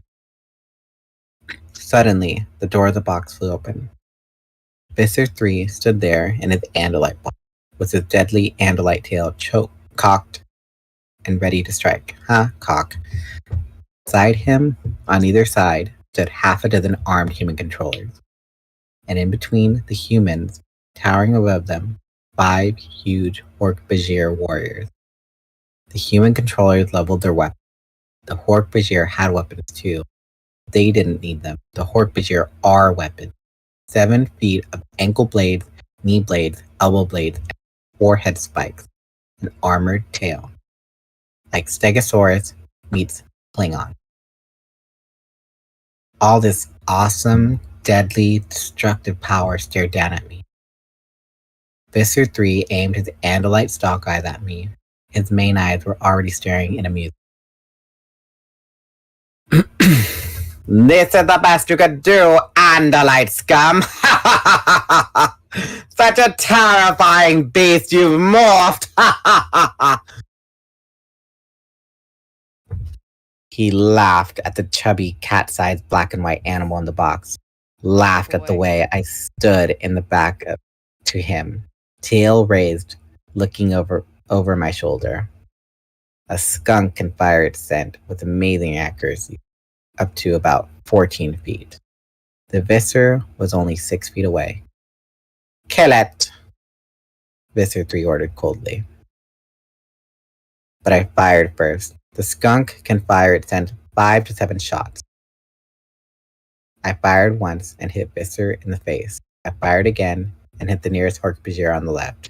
Again, and 2 human controllers. Again and again, all within about 3 seconds.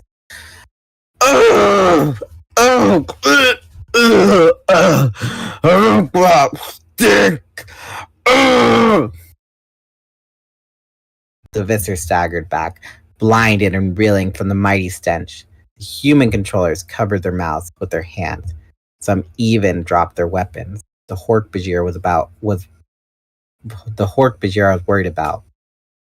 I didn't know if the Hork-Bajir even had a sense of smell. Turns out they do. Turns out they have an excellent sense of smell. Too bad.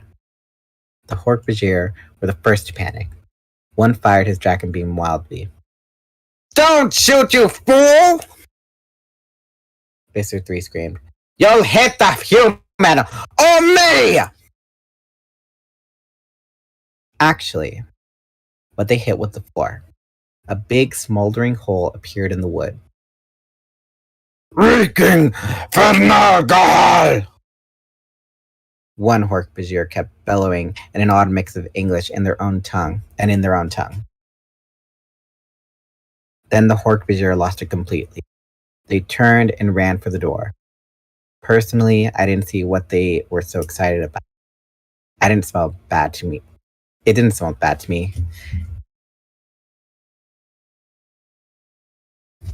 Alright, see, what did I miss in chat? Hang on. I would be the distraction during an epic speech of triumph. It was great. I love that. I love that very much. Nice ADR. I don't know what ADR means. It's basically when you go back and you dub over with like voice acting, like after a scene is filmed. Okay. They ran. Chapter 23, sorry. They ran. The human controllers, the Hork-Bajir, and Visser 3. They ran from the horror of my skunk smell. I waddled as far as the doorway. I saw an amazing scene. The force field was still on. 3 massive tree cutters, diesel engines, roaring and billowing smoke, were straining against the force field like mad dogs on a leash. Oh, might want to scroll the page down, says Chris. Oh shoot, sorry. I was hyper focusing on. You had one job, which was to follow along, and yet you failed me. Actually, You know I've got what? like 5 jobs. It's like keeping all the things You running know what so that happened nothing to breaks. people that failed me.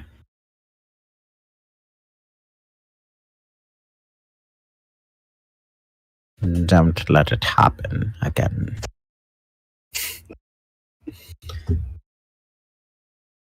Or you shall be banished!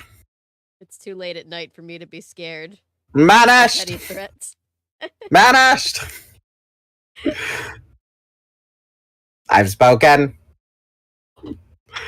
Let's see. Okay. Inside the force field, the totally demoralized Yerk forces.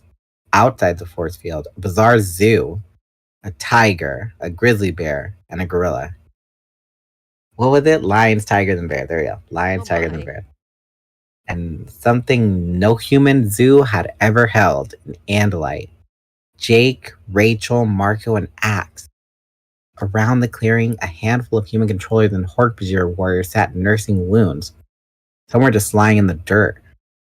It was a weird, intense scene. If the force field came down, tractors and tree cutters would hit the building within seconds. On the other hand, even though they were reeking of skunk smell, staggering and half blind, the forces inside the field were stronger than Jake, Rachel, Marco, and Axe. Of course, if the tree cutters hit the building, it would probably kill Ferrand. The Yerks didn't want that. Neither did we. But Visser 3 didn't know that. What happened? Jake asked me in private thought speak whisper. I sprayed them, I said. They didn't like it. I'm pretty sure tigers can't normally smile. But I could have sworn Jake did. Jake must have privately told Axe what happened. Axe was the only one we could trust to speak to Visser 3.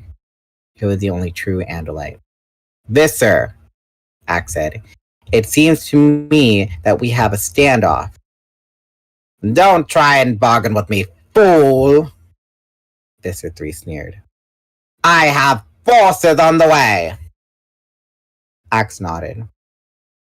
I wonder how many blade ships will smell after you spread your newly acquired stench through it.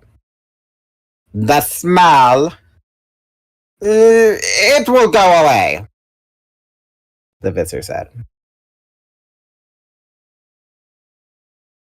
Visser, my human host has the memory of, one of the human controllers began to say. The Visser's tail blade snapped through the air. It pressed against the human controller's throat. A twitch would send the controller's head flying. Do not interrupt me, Visser said calmly. You were saying? He asked Axe.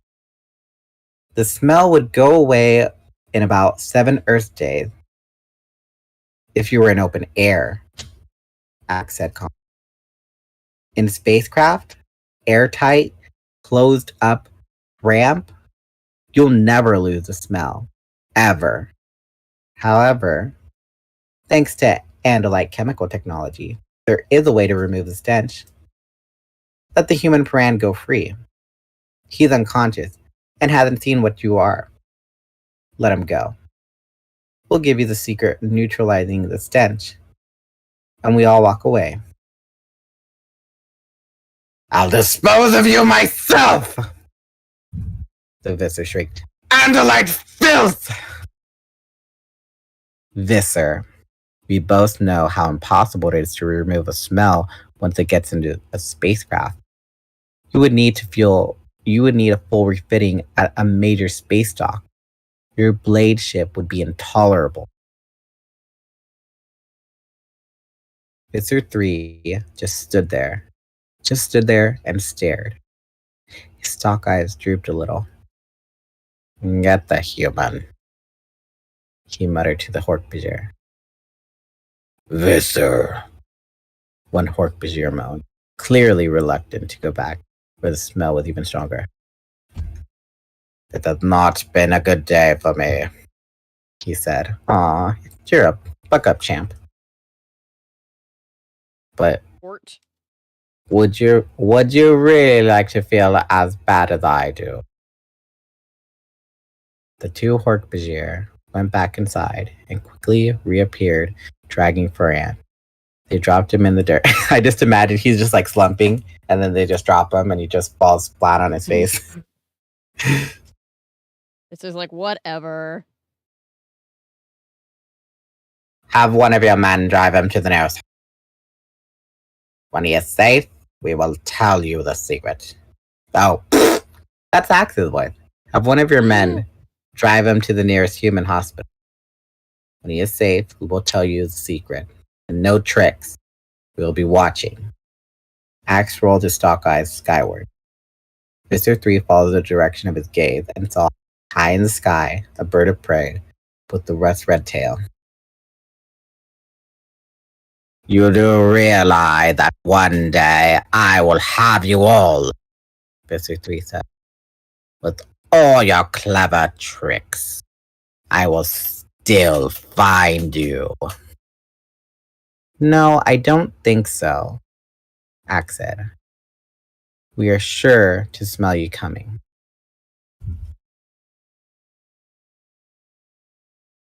Alright, Alright, last chapter. So what happened, Jack? Okay. Woo! Avery didn't fail. She just been revoked of a raise.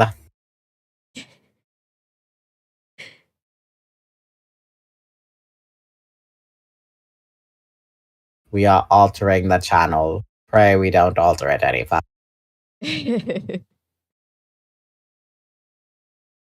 Could be fired from her own channel. Said jumping out of voice was as awkward as, oh, hi, Mark, moment in the room. Just was far better acting. Okay. That was great. Chapter 24. The Yerk drove Ferran to the hospital. Once we knew he was safe, Axe told Visser 3 how a certain kind of juice would get rid of the skunk smell. The Visser was still screaming when we disappeared into the woods.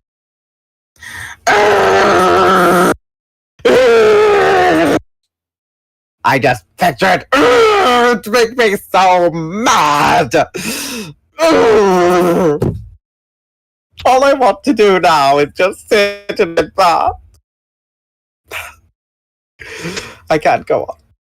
I must be carried. Visser has to like the a place. bestie to cry to. You know? I need to talk to B. Get me Beata on the phone, please. Yes. I've had a long day. Please. Get me Beata. We've now characterized this bad guy to the point where when he inevitably has his very overly due demise for killing all these people, I'm gonna be sad. I don't care if she is filming. I need to talk to her now. I've just had a very long day. All I want to do is just swim around in the yuck pool. I want to be Visser's bestie is what I want. The shame of it all.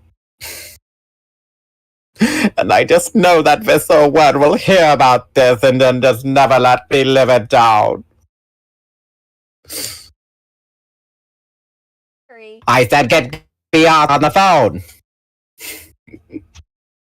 I'm like, why am I... What's resting on my partially crocheted blanket? It's Perry. It's spooled on the ground and she's sleeping on it. And she's like, no, I'm here now. Like, oh. No, I'm just keeping it safe from moving. Alright. Fell off. Sorry, I couldn't hear. The next day, Jake, Marco, Rachel, and Axe and I were able to bring the skunk mother back to her den. She waddled inside, and after a few minutes, waddled back out, followed by Joey, Johnny, Marky, and CJ. They ignored the 4 humans and the Andalite completely. After all, Mother Skunk was back with her kids, and Mother Skunk wasn't afraid of anything. That's right, as she should be. Strong, black, animal creature mother. Don't need no man. That's all I'm gonna say. Kind of reaching with that one. But she's a strong, independent, single mother animal. Yes. She is queen. We respect her. All right. She doesn't, she has no fear because she is too busy raising her 4 babies. She ain't got no time for fear. Oh.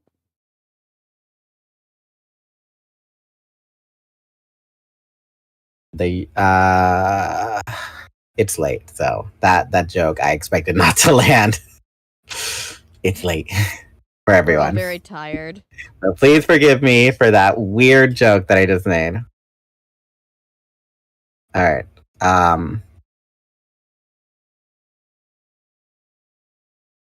They ignored the 4 humans and okay. They grew up so fast, Rachel said, as she shuffled and snuffled and waddled past us in a single file. I guess the real mother skunk will give them different names, Marco said. He was joking, I think. Well, anyway, the forest is safe for baby skunks now, Jake said. Jake had morphed a housefly to spy on Ferrand in the hospital. The commissioner was fine. The first thing he did when he regained full consciousness was make a phone call to say that he was voting against the logging in the forest. In fact, according to Jake, Ferrand swore he'd never ever even listen to another word from Dapson Lumber. And there was a good chance he'd press charges. Yes, Sue, get your coins. Get your coins, old man. Get your coins and have your fur coat. Why do I have this feeling that Cassie's like, he was older, and it's like that 13-year-old version of like, he was 40. I bet. Oh, we're just about to wrap up that bitch. Yes. Just about done. You missed the fun part, that bitch. You can go back and watch the VOD. We never ever but since you found us, we will tell you this. That bitch. Visser 3 is fabulous and zesty, and we love him as our favorite anti-hero. We do love him. We want to be his friend. Yes, we do. We want to day drink with Visser 3. Yes. It also seemed, according to Ferrand, that even the animals of the forest had risen up against the loggers. He claimed that he himself had visited by the spirit of a giant skunk with the eyes of a human girl. Have a good life, little skunks, Marco said to the skunk family. Tiny, furry little masters of the forest. Bernie Davis, that bitch has risen.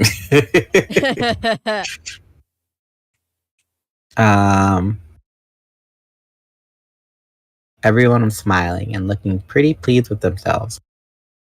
But I was still confused. As we walked towards home, back through the forest, Jake hung back with me, letting the others move ahead.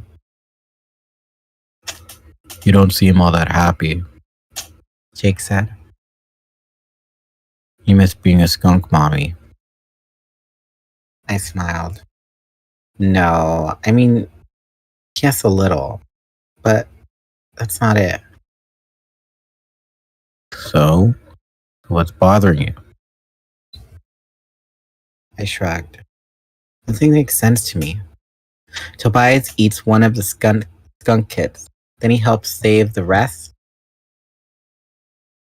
I killed the termite queen to save myself and my friends. Then I feel bad about it. But when I came down to it again, I went after Visser 3 without hesitation. 1 minute, I was a rat being chased by a guy with a stick. The next minute, I'm bringing dead mice to Tobias, who's guarding skunks who would normally have tried to eat. Somehow, it's part of the same big system. How did it all make sense? Jake looked like he was sorry. He started the conversation. Boy, Cassie, I don't know. Okay, just tell me this. Am I part of nature? So I should just live by the law of nature? Kill to eat? Kill or be killed? Or am I something different because I'm human? Cassie, you're a part of nature. Just plain and simple, you're a part of nature. And everybody else out there. We are a part of nature. We are mammals. Mammals are animals. And animals are part of the ecosystem. Yes. So, plain and simple, we are animals. We just happen to be Also, domesticated. Also, I was just gonna say, also in the wise words of Aladdin, gotta eat to live, gotta still to eat. Tell you all about it when I call the time. all right. We walked in silence while Jake thought it over. I felt sorry for him. I know he'd rather have been discussing Spider-Man versus Batman. What? Well, I guess you're both. Jake said at last. I mean, you are the person who got rid of the termite. You're also the person who went out of her way to save a bunch of skunks. Just like Tobias ate a skunk kit one day and saved him the next. And that's not much help, I said. That just means humans are kind of in between. Still partly wild animal, doing whatever it takes to survive, and partly, I don't know what. Maybe something more than the other animal. We are animals. At the end of the day, Kathy, we are animals that have advanced further. And because of that, we we Yep. influence our ecosystems. But we are still part of nature, Kathy. We are still part of nature. We just happen to have dev rights, development. Yep. You got a dev kit. Yep.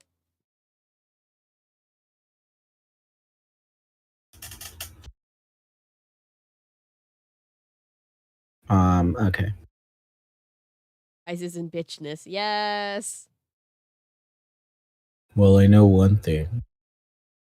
All the animals take care of themselves. Only one animal had the intelligence to save all the other species. See, there we go. Jake knows all the answers like that. You need someone like Jake to help balance you out, Kathy, because you overthink, and Jake's just like really like he just keeps it straight to the point. Analytical. Analytical, but straight to the point. Virgo energy. I nodded. You're pretty smart sometimes, Jake, I said, backhanded compliment. Mm-hmm. We're almost done, we're almost done that B. Saying in there. Just sometimes. You're right. Only one animal can help save all the other animals. Only humans can do that. Of course, we have to save ourselves first, I sighed. Still too complicated. I saw a shadow flash overhead. I looked up and saw Tobias.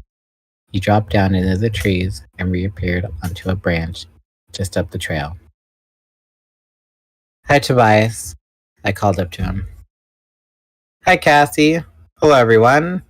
Hello. Hello. Hello.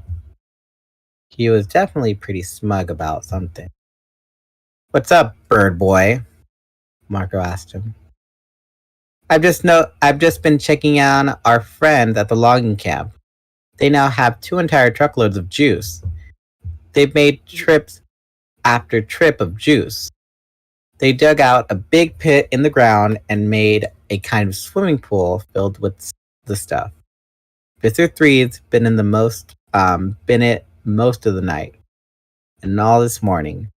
Judging by the way everyone is staying back, I'm guessing he still stinks. Plus, Tobias added with a slightly evil laugh, the visor is now a very lovely, attractive shade of purple.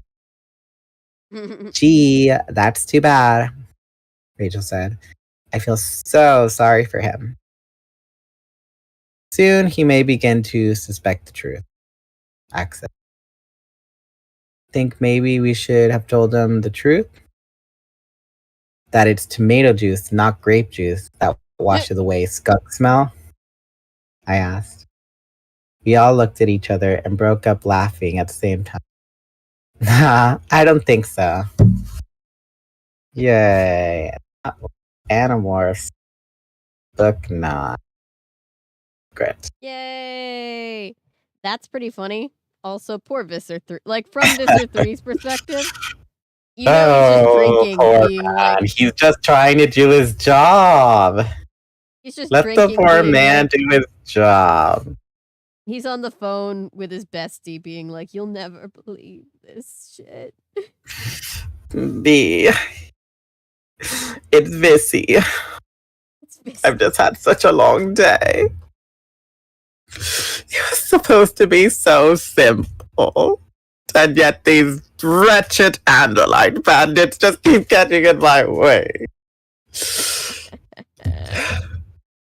I'm always so close to being Mr. Too.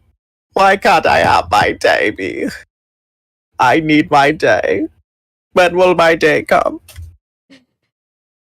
Yes, exactly. Jake gets a Scooby snack. Yeah, Jake did his best. All right, then. And then tomorrow, or not tomorrow, next Friday, will be book 10, The Android.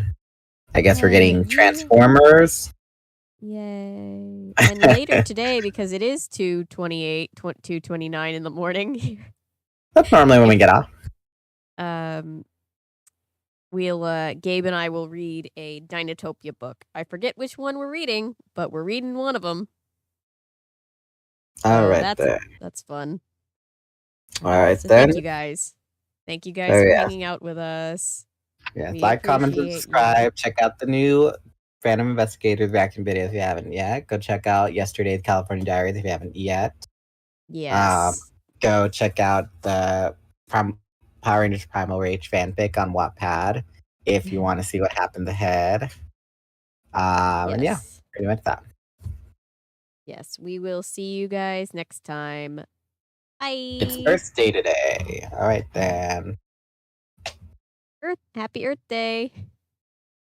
Bye. Bye.